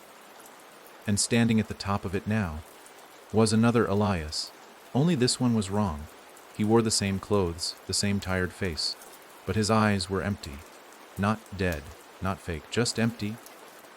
Like something else was looking through them. And when he smiled, it was the same smile the mirror had shown Marley. "Don't move," Nora whispered, but the other Elias spoke first. "Finally," he said, "you're ready." And with that he turned and began to descend. Elias stared after him. "I have to follow," he said. "No," Nora said. "You can't go where he's going. He's me." "No," she repeated. "He's what the house made from the part of you left behind. He's not just bait. He's a key." "A key to what?" Lena asked. Marley answered, her voice barely above a whisper. "To the basement." Everyone went still. Nora's jaw clenched. That part was sealed. "Not anymore," Marley said. His unsealing it. The staircase cracked, the trees bent inward, and deep from below something laughed, not cruel, not angry, just hungry. And Elias knew. The next memory wasn't someone else's. It was his. The wind coming from the staircase wasn't natural. It wasn't just air. It was memory forced through a crack in the world. It carried voices that had no mouths, the scent of old fear, and something far worse, familiarity. Elias stood at the edge, one foot already hovering over the first step, as the other version of him, the reflection, the echo, the leftover, descended deeper into the spiraling dark. Each step that doppelganger took, the world around them seemed to bend inward, as if the forest itself were being drawn down into the mouth of something ancient and unfinished. Elias knew it without question. This wasn't a door. It wasn't a hallway. This was his room, his part of the house, the one it had never let him see, the one that had waited in silence, quietly chewing through the years, until it was strong enough to become real. "I have to go," Elias said, the words trembling on his tongue. "It's mine." Nora grabbed his shoulder, nails digging through the fabric. "That's exactly what it wants you to believe, that you own this, that it's yours to claim. It isn't. It's what you buried." He didn't look at her. "Then it's time I stop pretending it's not there." Lina circled in front of him. "We'll go with you?" But Elias shook his head. "You can't." "Why not?" Marley asked, her voice too fragile to hide the fear. "Because it wasn't built from you," Elias answered. "It'll twist your memories to match mine. You won't know what's real, and you won't be able to come back." Nora's hand slid from his shoulder. "Then tie yourself to something. Say your name out loud as you go. And remember, if anything speaks to you using your own voice, it's not real." Elias nodded once. Then he turned and stepped onto the first stair. The spiral tightened fast. He descended through flickering memories projected against the walls like faded home videos. Moments he didn't remember choosing to forget. The smell of his childhood bedroom, not the good kind, but the kind that came after nightmares when the dark corners whispered louder than dreams. A hallway light he used to stare at when his parents argued downstairs. The ache of birthdays spent staring out the window, hoping the sound of tires on gravel meant someone hadn't forgotten. The steps shifted under his feet. Some were wood. Some were carpet. One turned into soft dirt that gave a little when he stepped on it, as if something had been buried there. Something small, something breathing. He kept going. Down. The light grew colder, tinged green now, like underwater ruins, and at last he reached it. A landing. Flat. Silent.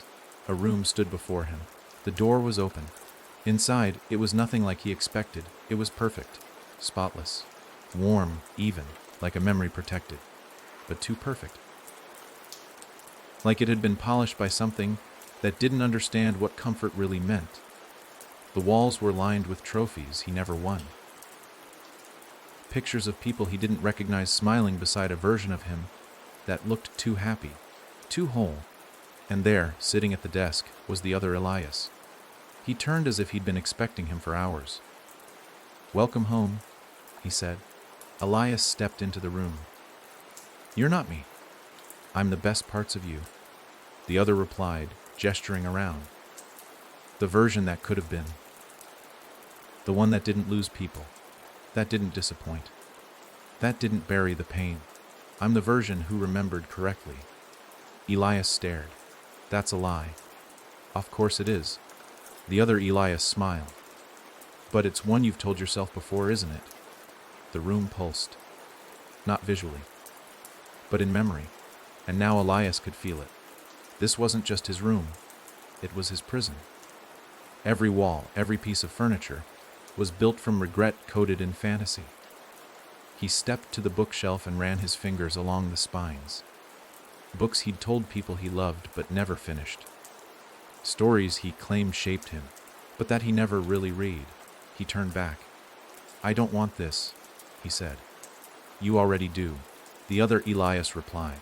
"You came down the stairs, didn't you? You followed yourself." "No," Elias said. "I followed the pain."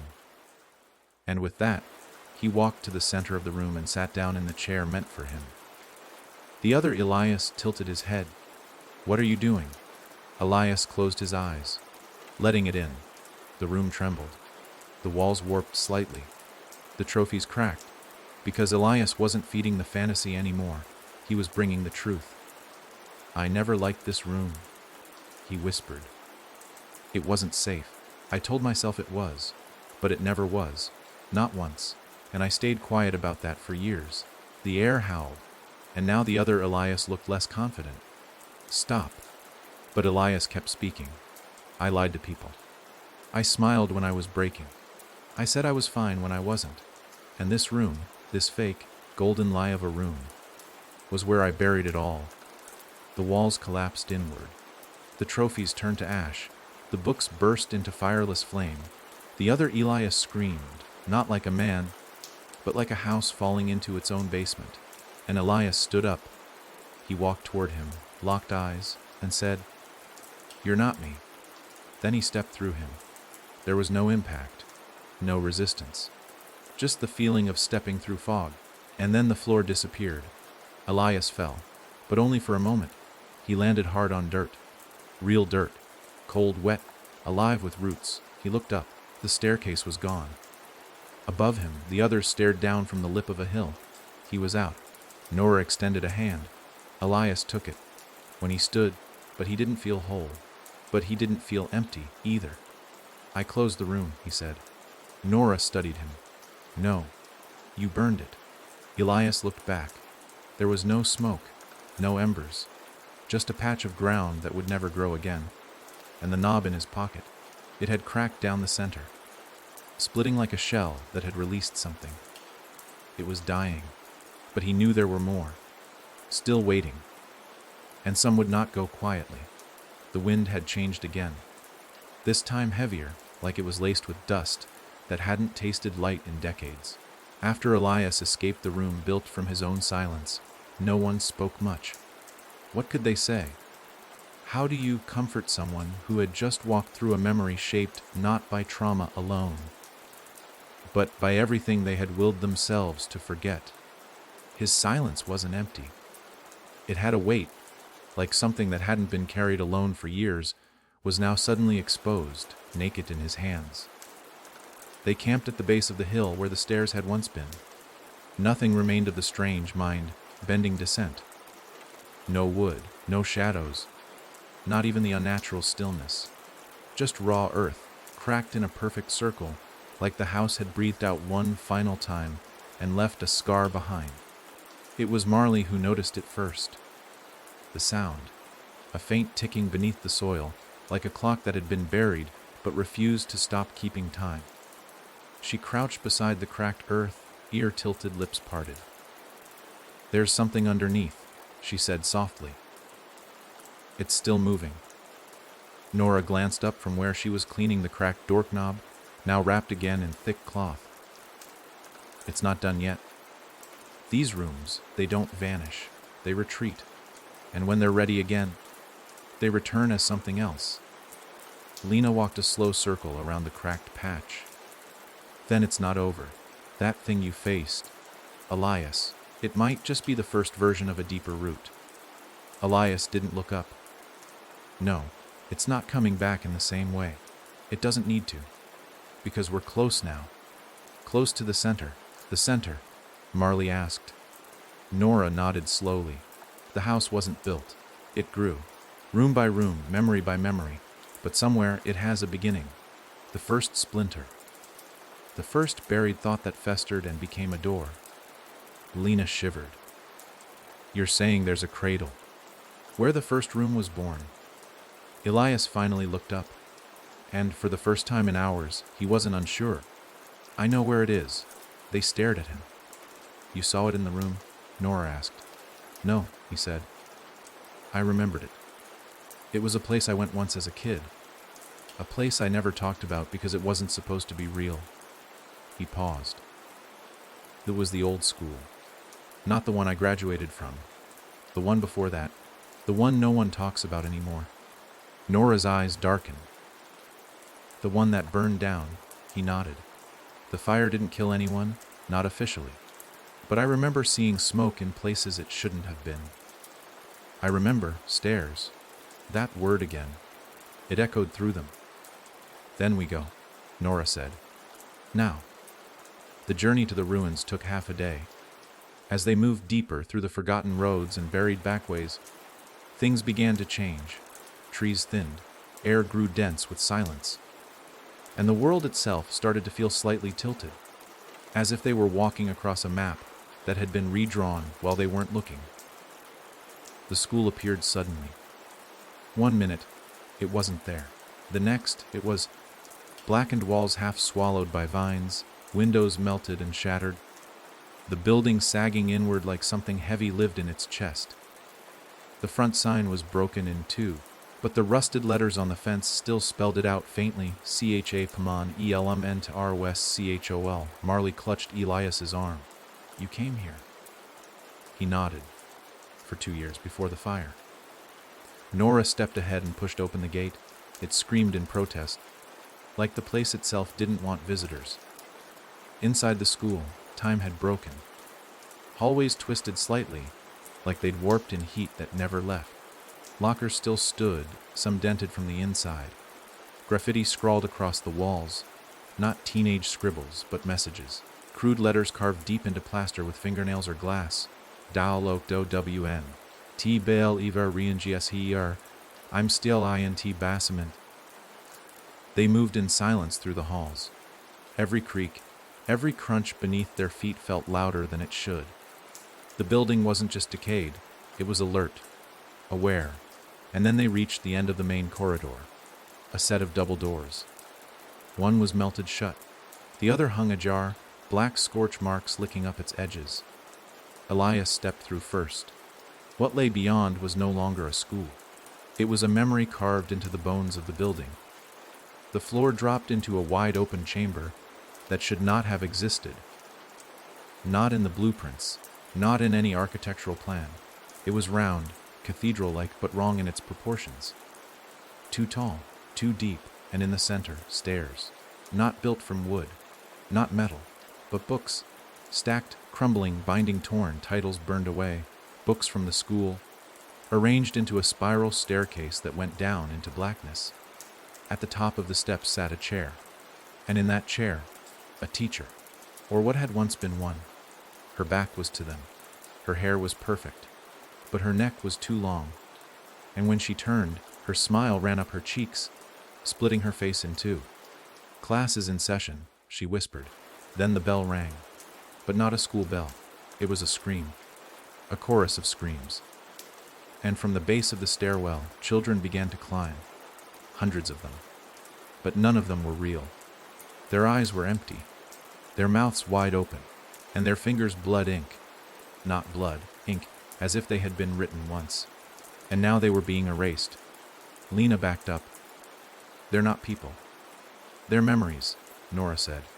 The first ones. The ones this place used to start. The teacher rose from her chair, and in her hands was a ruler sharpened into a blade. She pointed it at Elias. I remember you. Elias stepped forward. No, he said.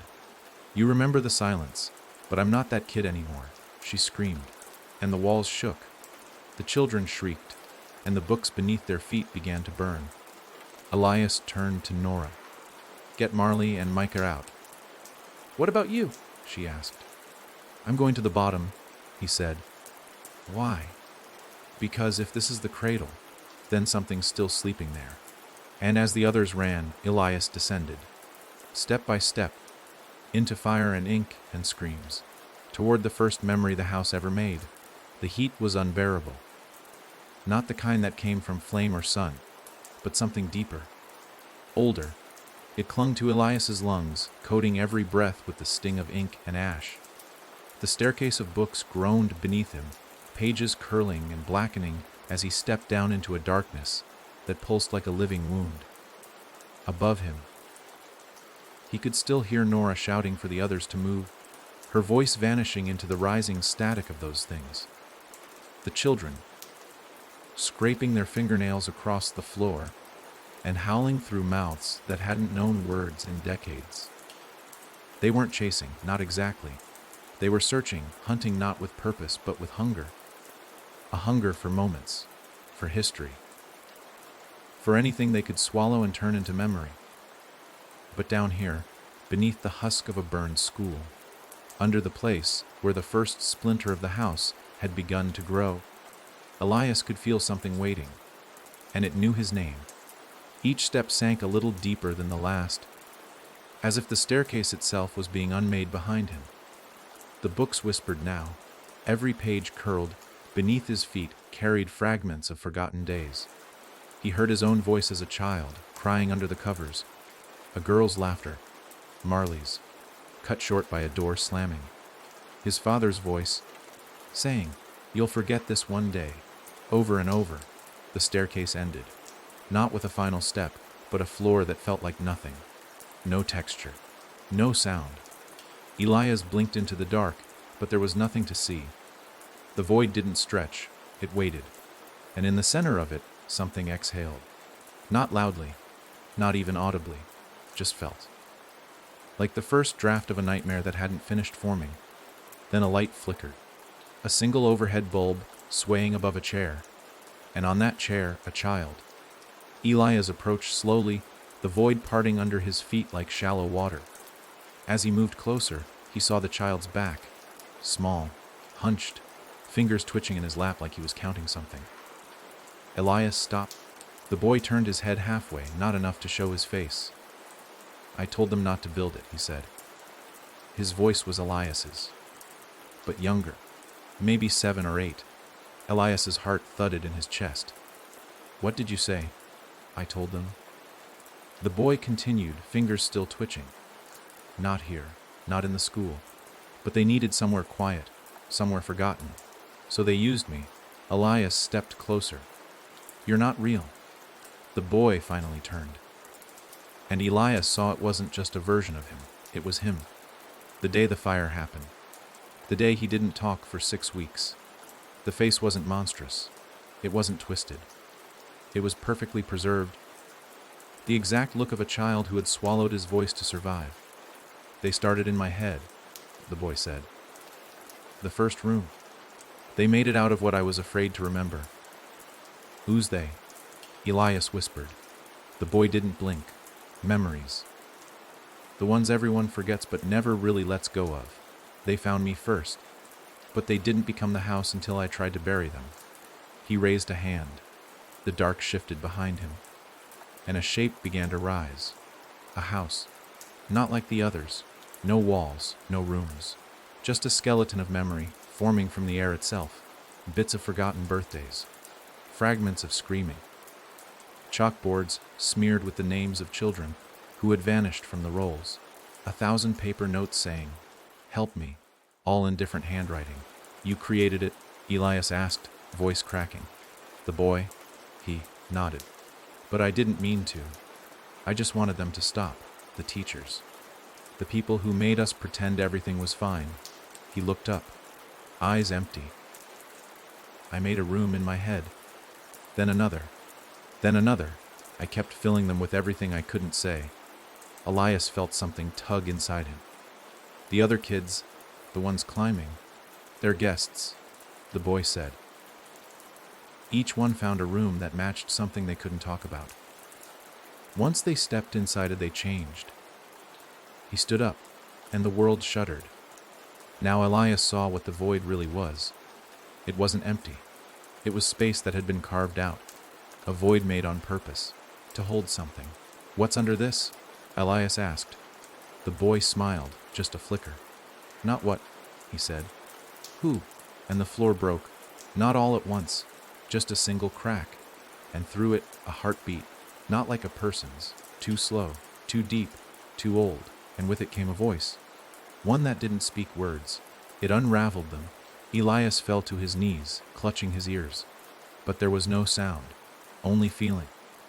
The taste of forgetting. The chill of realizing something you lost was never really gone, just waiting.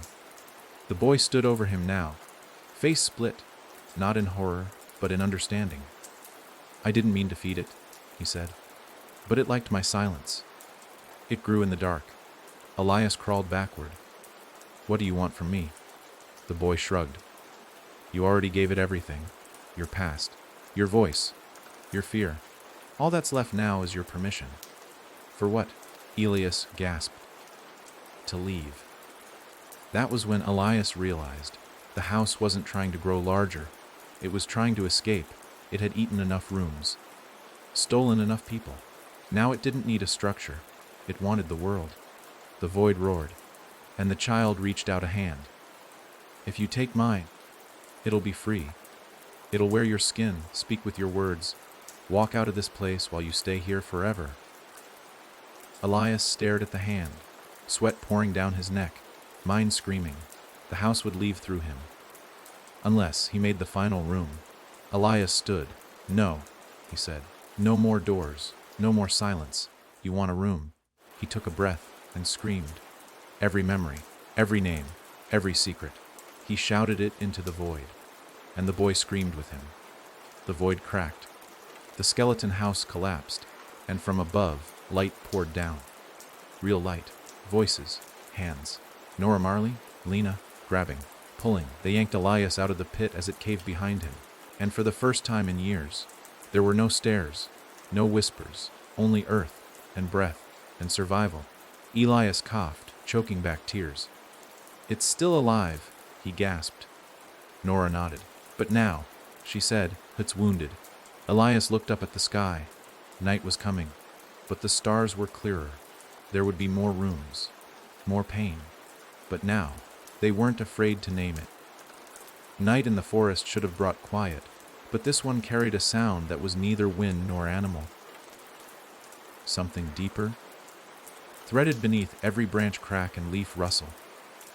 Elias lay against a rock, bandaged and worn, the others surrounding him in a loose circle, no one quite able to sleep, not even Micah.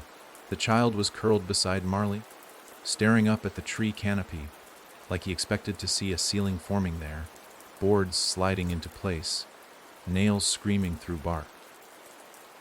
Because even after they escaped the school, after the broken cradle, and the buried child, and the collapsing of the staircase, everyone knew it wasn't over. Nora was the one who finally broke the silence. She had sat perfectly still for over an hour, staring at a map that wasn't really a map, just a folded parchment covered in marks, stains, tiny notes scrawled in the margins like a madman's diary. There's one left, she said. Maybe more, but one we have to deal with now. Lena stirred. You're sure? Yes. It keeps skipping us. Moving. I've tried to track it for months. Elias sat up, wincing. Why would it avoid us? Because it knows what we are now, she said. We're not just survivors. We're interruptions. Micah sat up beside Marley. Is it like the others? Nora shook her head. Worse. It's not growing from someone. It's not luring people in. This one doesn't want to be found. Lena frowned. Why would a room hide? Because something got trapped inside it. Elias answered, his voice grim. Something the house wasn't strong enough to break. Marley looked up sharply. Like a memory. Or a person. Nora whispered. That word landed hard. It wasn't impossible. They'd seen things swallowed before. Faces in mirrors. Voices in walls. Hands reaching out from behind thoughts. What if someone had fought back inside the room? What if they'd locked the door from the other side? It moves through places that are almost forgotten, Nora said. Dead motels, old shelters. Buildings condemned but not yet torn down. Marley tilted her head. That sounds like the Hollow Glen Sanitarium. Elias finished. Just north of here. Closed 32 years ago. Supposed to be flattened a decade ago, but there were delays. Lena narrowed her eyes. How do you know that? Elias didn't answer immediately.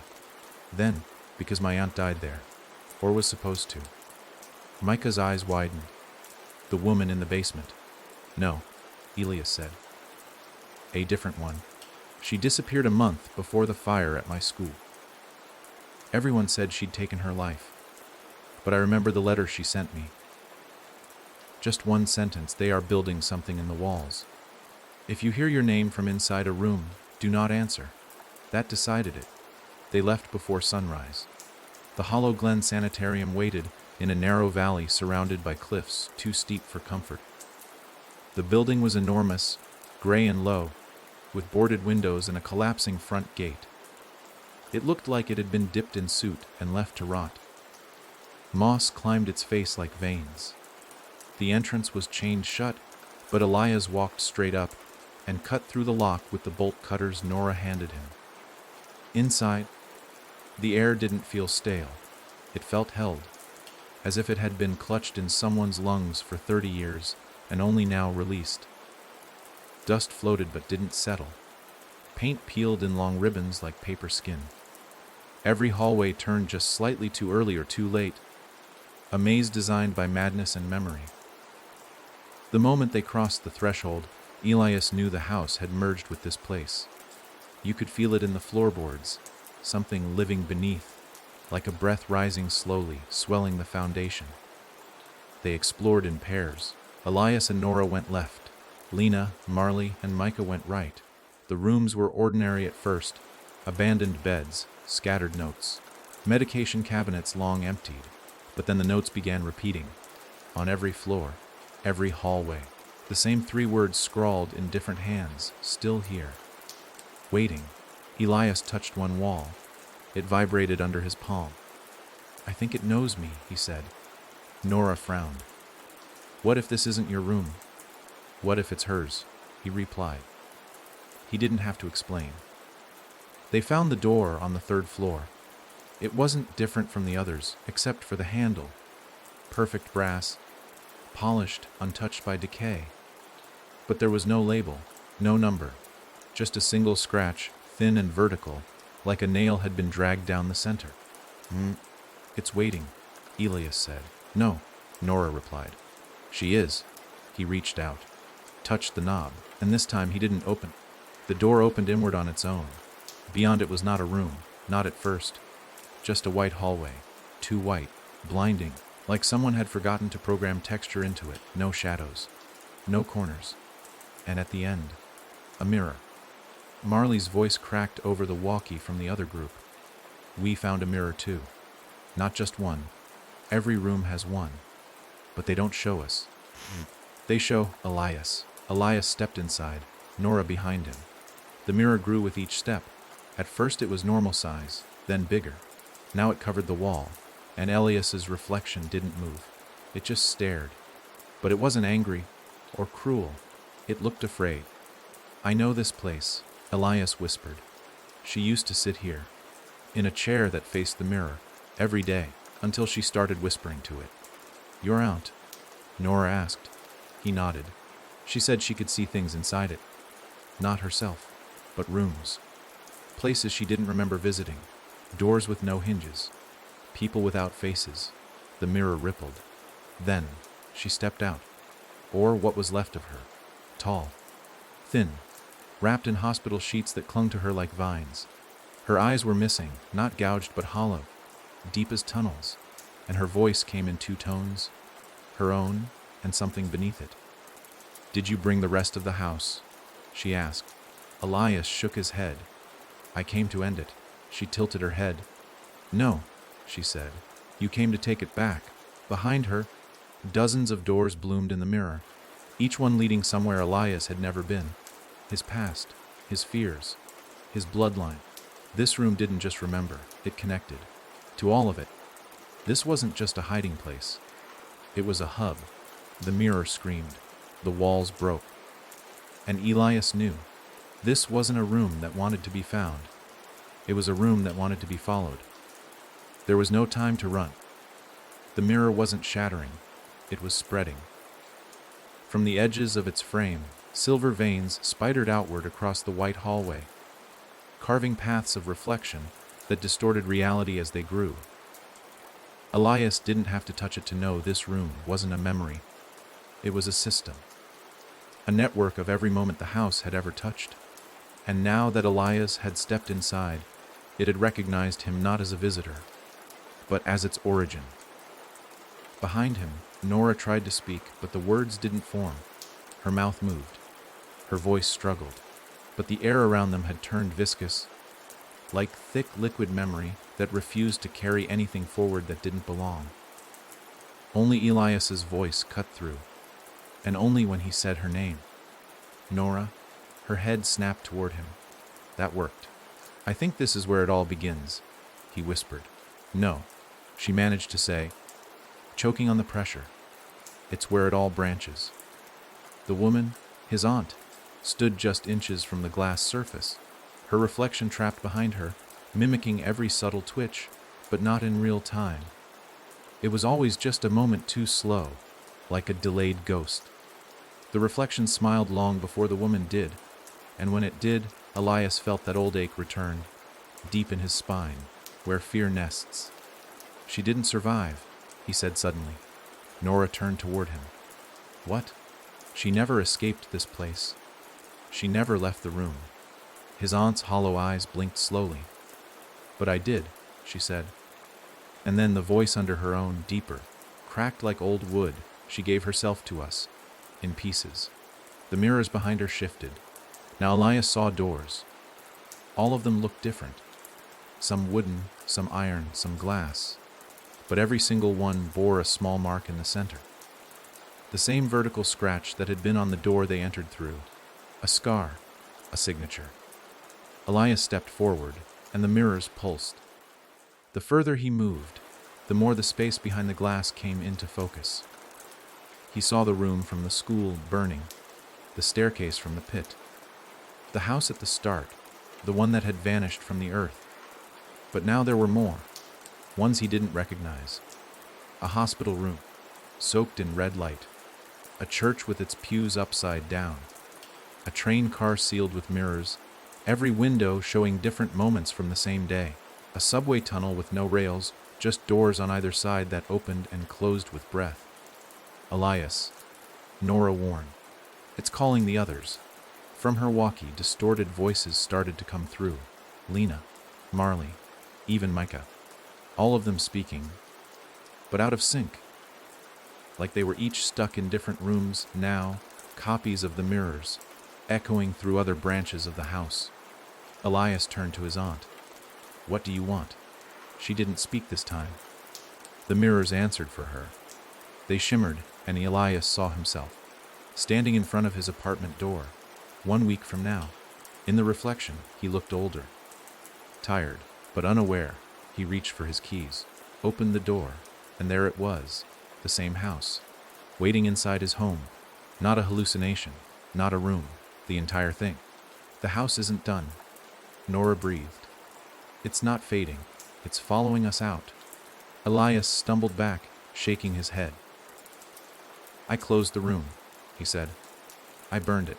I ended that memory, but you carried the key. The mirror interrupted. You walked it out, and the cracked doorknob in his coat. It was glowing again. Hotter now, pulsing like a heartbeat. It hadn't been dying. It had been waiting for this room, for the hub, for the host. His aunt's form twisted, not violently, not theatrically, just wrong. Like clay softening into something not human. The door has no fixed frame, she whispered. Once the memory finds its match, the house moves. Not as bricks, as thought. The mirrors began to crack, but not from weakness. They were opening, and through them Elias saw the world. Not fantasy, not echoes, real streets, real buildings, and behind every door, a chance for the house to root itself again. This is how it spreads, Elias realized, not like a parasite, like a pattern, a story too painful to forget, too quiet to stop. People don't fight memories. They live in them. His aunt raised a hand, and the room behind the mirror trembled. This is the last room, she said. But Nora shook her head. No. Not if we turn it into a wall. She stepped forward and pulled something from her coat. A mirror shard. The same one she had taken from the school ruins. The one that had cut her palm. She held it forward, and the mirrors hissed. Memories reflect, she said. But they also cut. She jammed the shard into the base of the central mirror. It screamed. The sound wasn't sound. It was collapse. All around them, the other mirrors began to fold inward, like flowers rotting into themselves. No. Elias's aunt shrieked, her voice slipping into multiple tones. You don't destroy the room. You become it? But Elias stepped forward. No, he whispered. I remember now, and with both hands he pushed the mirror. It didn't shatter. It peeled, like a scab from an old wound. And behind it, not another room, not a door, just light. A single burst of golden, searing daylight that poured in like truth. The house screamed. All the rooms behind them folded into the light, vanishing one by one, burning as they were remembered too clearly, too sharply to be twisted anymore. And his aunt, she stepped back, eyes hollow. I don't remember where I end, she said. Then she faded. Elias turned to Nora. Did we end it? She didn't smile, but she nodded. For now. They left the room together, and when they stepped outside, the sanitarium was gone. No ruins, no ash, just trees and wind, and the fading pulse of the doorknob in Elias's hand, now cracked, cold, lifeless. But later, long after they returned to town, long after Elias moved into a new place and Nora sent Micah back to his family, something strange happened. One night, Elias stood in front of his new apartment. He reached into his pocket, and there it was. The doorknob, whole again, warm, waiting, because some doors, they don't need a house, they just need someone to open them. The next morning came with the illusion of peace.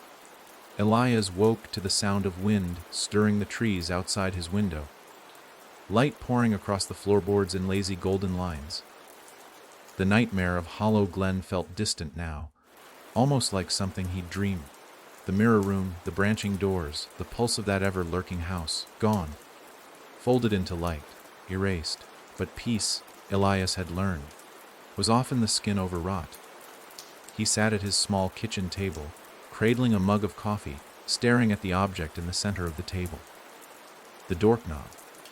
It was no longer cracked, no longer burned. The brass was polished, whole, and warm to the touch, as if it had never been broken in the first place. Yet it hadn't moved. It simply was, sitting innocently where he had placed it last night. But its presence ruined everything. It didn't throb, didn't speak, didn't try to worm its way into his thoughts. It just existed, patient, ready. Nora had warned him. The house remembers the ones who walk out, and it hates being forgotten. He ran his finger over the knob's edge. It felt like skin now. That was new. His phone buzzed. A text from Marley. Mike has been drawing doors again. Just 5 words. That's all it took to split the piece wide open. Elias replied instantly. What kind? Her response came seconds later. Not ones we've seen before. He didn't wait. Within the hour, he was at Marley's small house on the edge of town.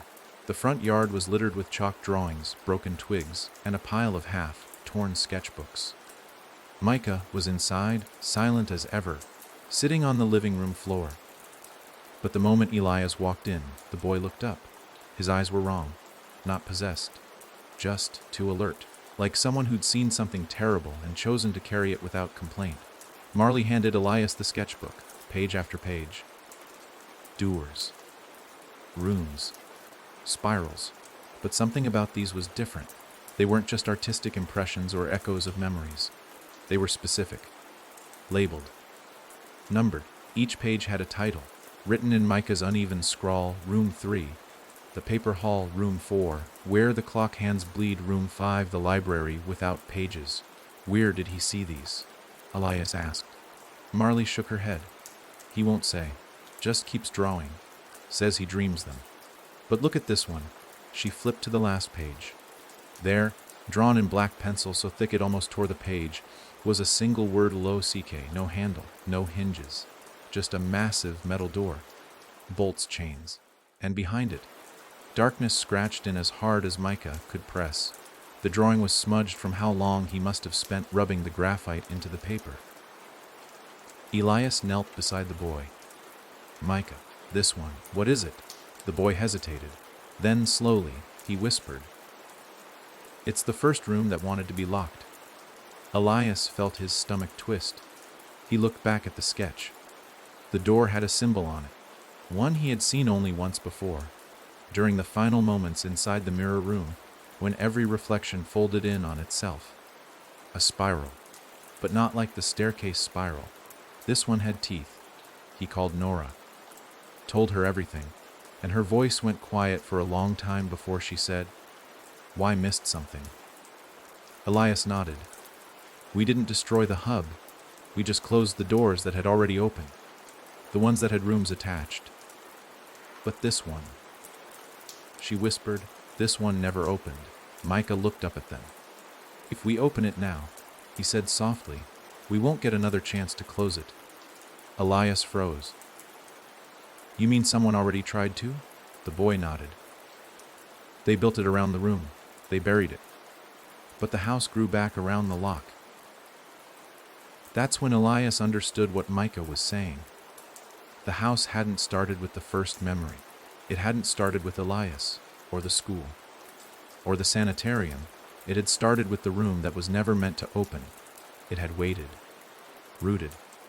And when enough forgotten pain grew around it, it began to spread outward, room by room, trauma by trauma, attaching itself to the soft spots in people's lives.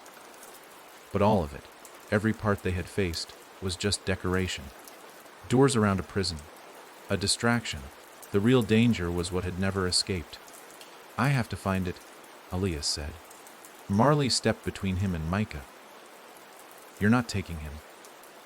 I wouldn't ask you to let me, Elias said. But he's not the key. He reached into his coat, held up the doorknob. It gleamed in the light.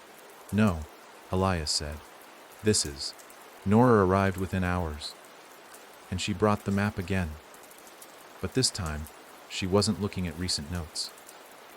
She had circled a place she had only whispered about before, a town that no longer existed on state records, one that was wiped from every map 23 years ago.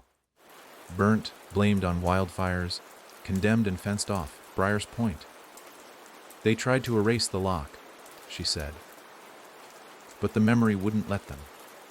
Lena joined them that evening. She'd been tracking residual patterns, places where people dreamed about rooms they'd never been to. Briar's Point had been showing up in her records for months. Some people dream of arriving, she said, but most dream of leaving, of running, and never finding the exit. The team was whole again, and the road to Briar's Point stretched ahead, winding through forgotten woods, the air growing colder with every mile. As they crossed the rusted sign on the edge of the county line, one someone had scratched through to hide the name. A fog began to rise, not mist, breath. The town was breathing. Elias gripped the wheel tighter. Behind them, the world looked unchanged.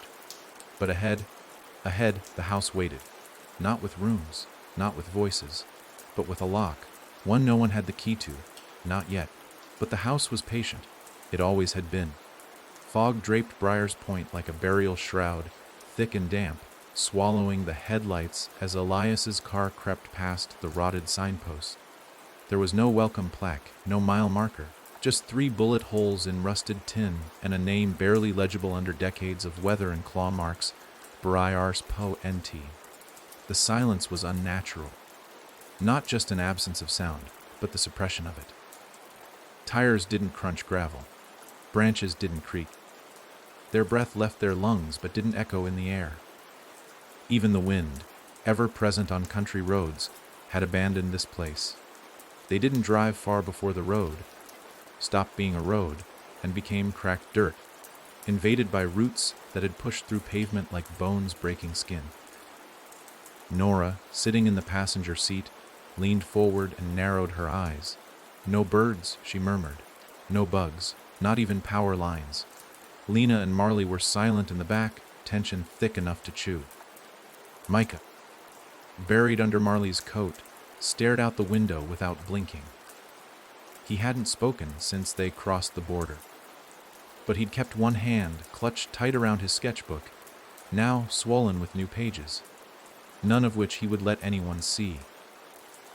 Elias finally brought the car to a halt in front of what looked like the town's old firehouse.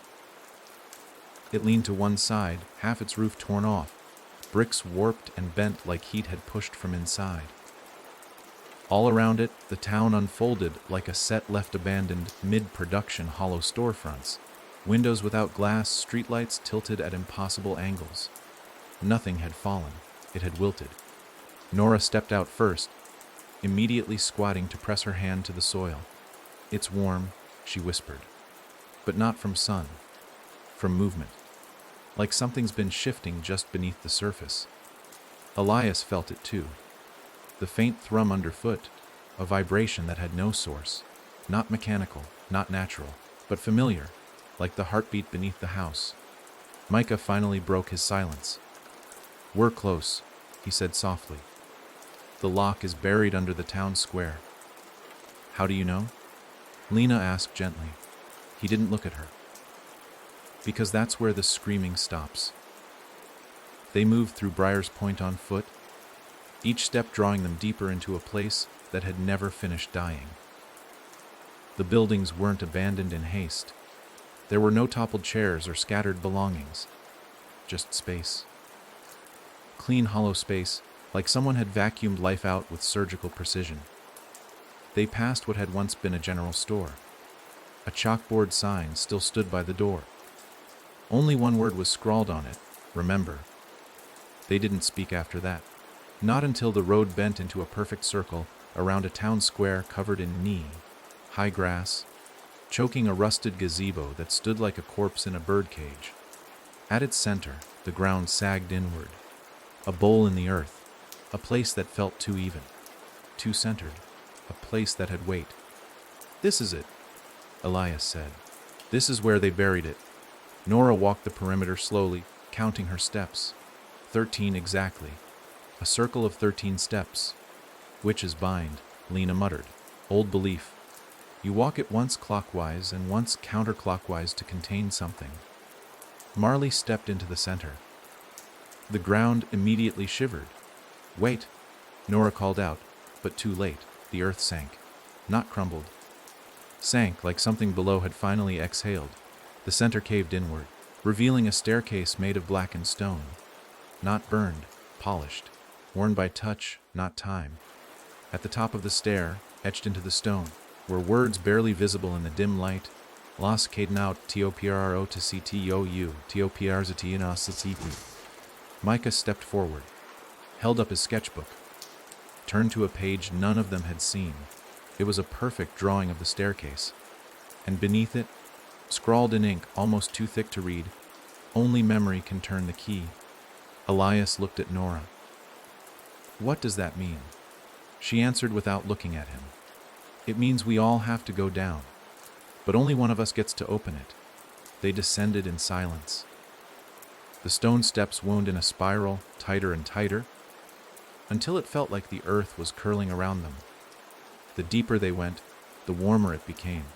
The air thickened with the scent of paper and dust, and something older, the coppery sting of forgotten blood. The walls pulsed faintly, veins of black stone tracing the spiral like capillaries. Then the stair ended, and they stood in a circular chamber. Smooth stone walls, no seams, no mortar. Just one massive door. It stood 12 feet high, made of the same black stone as the stair, but inlaid with countless carvings. None were decorative, they were events. Memories frozen in the moment of collapse. A boy holding a burned drawing. A woman staring at a mirror. A staircase leading into fire. The house, the sanitarium, the church, all the places the house had reached, all contained here. At the center of the door a keyhole, but not for a normal key. It was the size of a palm, shaped exactly like the doorknob Elias had carried for months.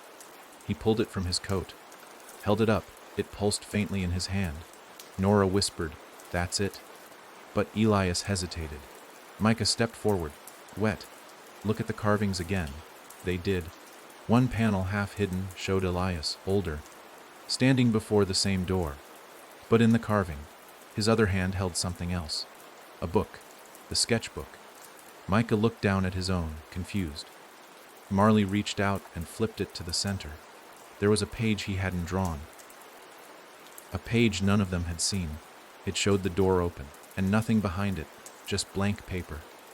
Elias stared at the doorknob, then at Micah.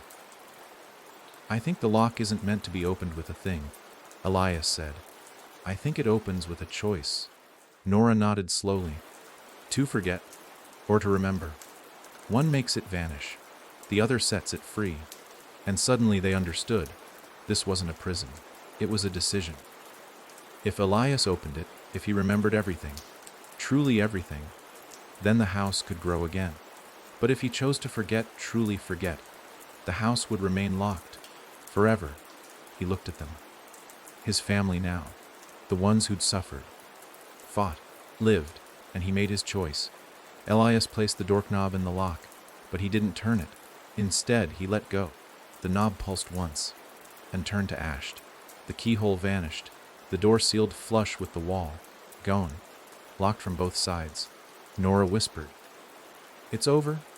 Elias said nothing, because he could already feel it, the forgetting. Micah hugged him tightly, already weeping. "You won't remember us," he said. Elias knelt, put his hand on the boy's shoulder. "I'll remember what matters." And then the light rose from the ground like mist, and carried Elias away. When he woke, he was home. No doorknob, no sketchbook, just morning sunlight, a quiet house, and the feeling of something once heavy, finally lifted. But far away, in a place no one could find on any map, the lock remained, waiting.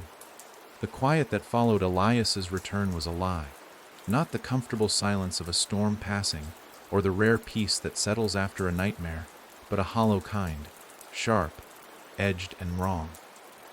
He couldn't remember why his palms felt warm when he closed them, couldn't explain why he woke at 3:17 a.m. every night and stared at the corner of his room where the wall met the ceiling, certain it had once held a window or a door that was no longer there.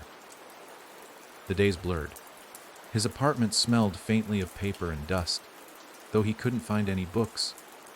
When he reached for memories, recent ones, they slid away like water, and yet something inside him refused to stay asleep. Elsewhere, Nora sat alone in a field an hour north of town, staring at the remnants of a stone circle carved into the dirt like a forgotten compass.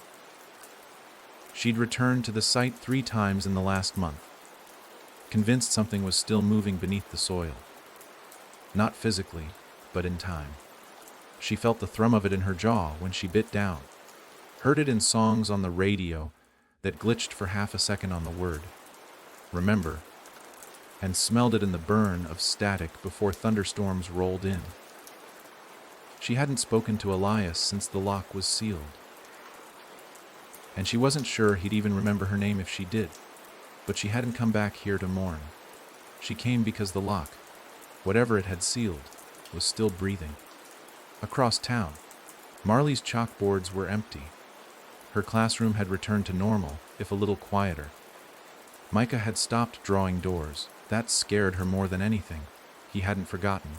No, he remembered too much. But now he only painted sky, clouds, blue, gray, over and over.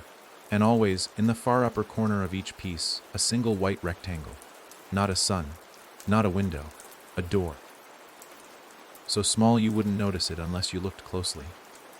But Marley noticed, and one evening, when she asked him quietly, "What's behind it?" Micah only shrugged and whispered, "We locked the wrong thing in." It started that night. The first hum. A sound so low it couldn't be heard with ears, but felt in the teeth, in the soles of your feet. Entire neighborhoods blinked out for a second. Just 1 second. Only to return with clocks wrong by 2 minutes and mirrors facing the wrong direction. People brushed it off as power glitches, as solar flares. But Nora knew. She felt it in her spine before the lights flickered. Something was pressing against the other side of the lock. It wasn't the house. The house had been a structure, an organism made of memory and pain. This was something else. The voice of what the house had tried to contain. That's when she went to see Lena. Lena had buried herself in data, tracing reports of shared dreams, of rooms that aren't real but feel familiar, across multiple towns. She'd mapped them with thread and pins like a murder wall, but the pattern didn't spiral anymore. It spread outward in a line, like a crack in glass, and all the lines pointed back to one place, not Briar's Point, not Ilias's school, not the sanitarium. They all pointed to one room, never marked, never documented. The room where the voice first entered the world. But it didn't have a name, because names give things power, and this room had never wanted to be found. "We have to talk to him," Lena said. "Elias." Nora sighed. "He doesn't remember. He can't." That was the cost of the lock. Lena turned the screen toward her. Footage from a streetlight cam the night before. Elias, standing outside his apartment building, staring at the door, not opening it, just listening. He remembers, Lena said. He just doesn't know what he's listening for. They found him the next morning on the rooftop of his building, hands trembling, sweat running down his temple despite the cold. "I've been dreaming," he said before either of them could speak. "But they're not mine. I don't think they're anyone's. They're made of echoes." Nora stepped closer. "Do you know who we are?" He nodded slowly. "I don't know your names, but I know you carried something with me. Something we didn't bury right." Lena showed him the map.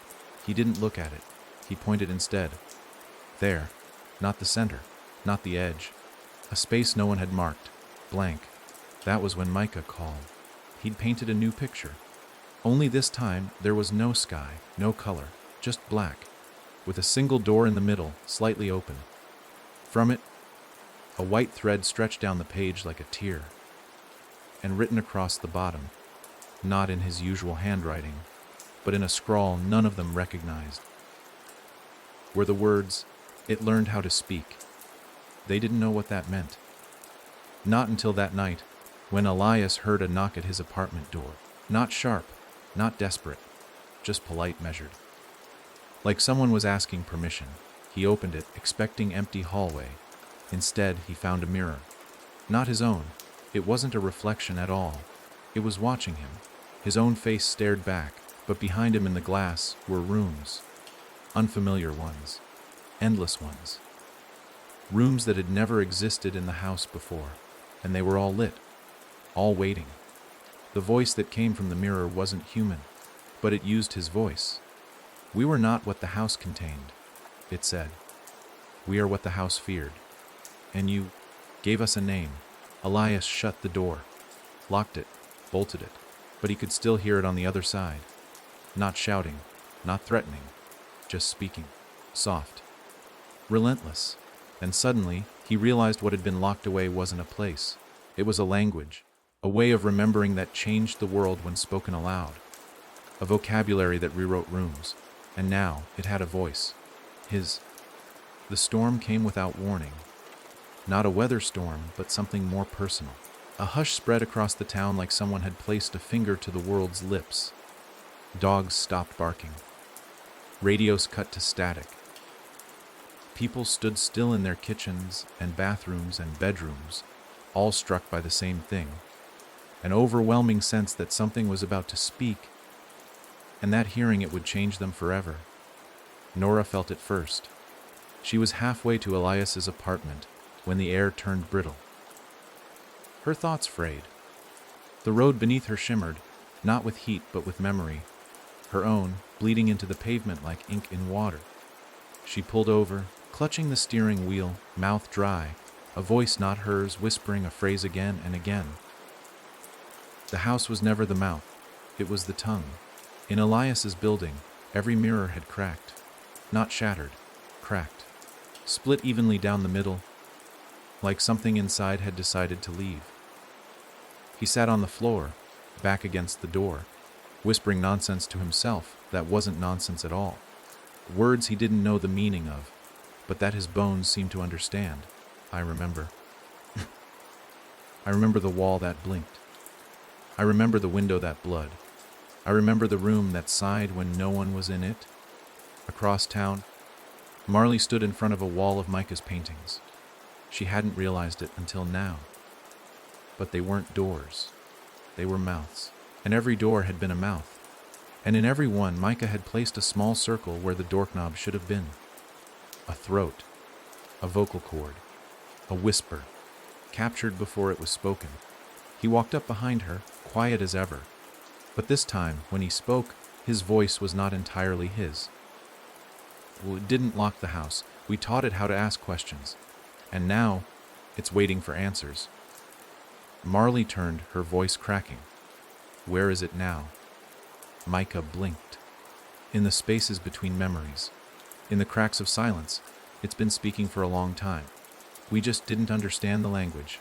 Then he held up a piece of paper, a drawing of Elias, standing in a field, surrounded by rooms, no walls, just door frames, all open. And above him, in shaky lettering, He is the last sentence. Nora arrived just as Elias opened his door. He didn't look surprised to see her. He looked relieved. "I can hear it now," he said. "Every time someone forgets something painful, it speaks louder. Every time someone rewrites their past to sleep at night, the house grows another room." "Then we stop remembering," Nora said. Elias shook his head. "That's what it wants. Not forgetting. Surrender. It doesn't want us to remember. It wants us to give it permission to rewrite it all." She stepped forward. "Then we reminded who we are."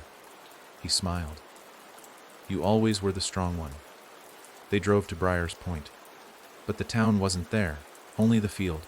The stone circle was gone. The gazebo was gone. All that remained was one thing, a door frame. Freestanding, made of old wood, painted white. No door, just a frame. And through it, they could see the other side clearly. But when Elias stepped through, he didn't cross into the field. He crossed into the house. Not the broken one, not the memory. The original. Still breathing, still alive, and waiting for him. Elias didn't flinch when the world changed. One moment he stepped through a doorframe standing alone in an empty field. The next he was inside the first hallway, long and dark and humming. The air thick with time itself. The walls weren't just painted over memories now. They bled them. Portraits wept in reverse, black tears rolling upward into unseen eyes. The ceiling above him pulsed like a soft drumbeat, in rhythm with his own heart. He walked forward, and with every step, the house reshaped itself. Not like a dream, but like a sentence changing tenses mid-meaning. Outside, Nora waited, but she was not alone. The moment Elias vanished, the field shifted. Marley and Micah stood at her side, and from the tree line, Liner emerged. They had come without speaking, all drawn by the same knowing this was the end. Not the end of the house or of Elias, but of the story. And stories always end in one of two ways, remembered or erased. Inside, Elias passed through rooms that were too familiar. His childhood bedroom, aged in reverse. A hallway from his old school, bent at an angle that never existed. The basement from the sanitarium. But this time with stairs leading upward instead of down. He wasn't walking through space anymore. He was walking through his own edits. Every lie he told himself. Every memory he trimmed at the edges. Every time he chose to forget something painful to survive. This wasn't a haunting. It was a reckoning. The house, now complete, didn't moan or scream. It asked. And the question was simple. What part of yourself will you let us keep?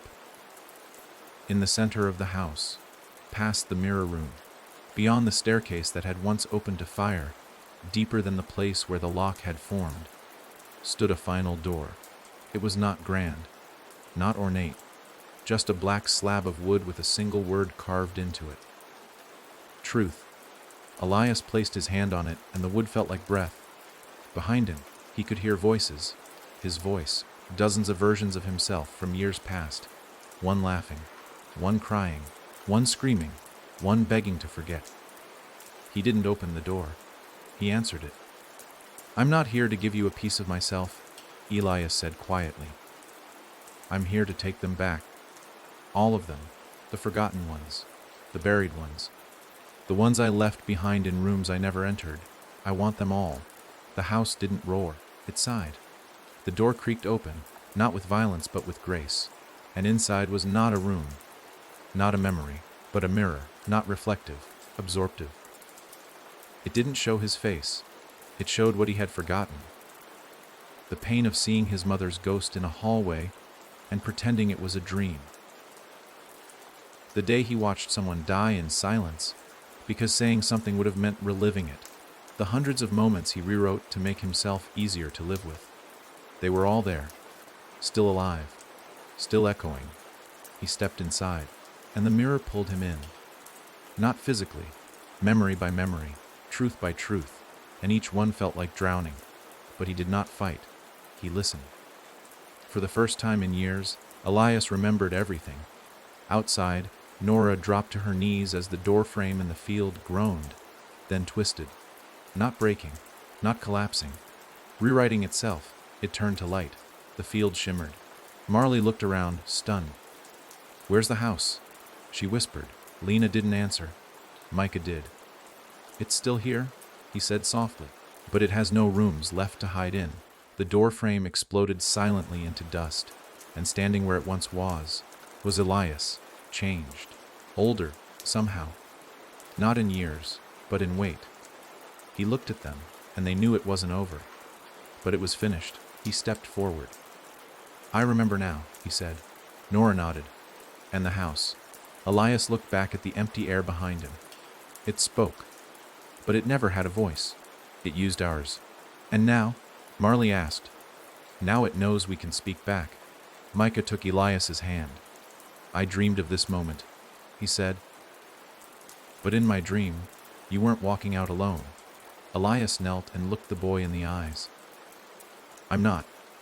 They left the field together. No echo followed. No breath. The story had been told, and the house remained. Not behind doors, not in walls, but in the spaces between moments, where grief lingers, where silence lives. It would wait. Because houses like this never die. They just forget what they were. Until someone remembers again. And when they do, it'll be waiting. Behind the next door,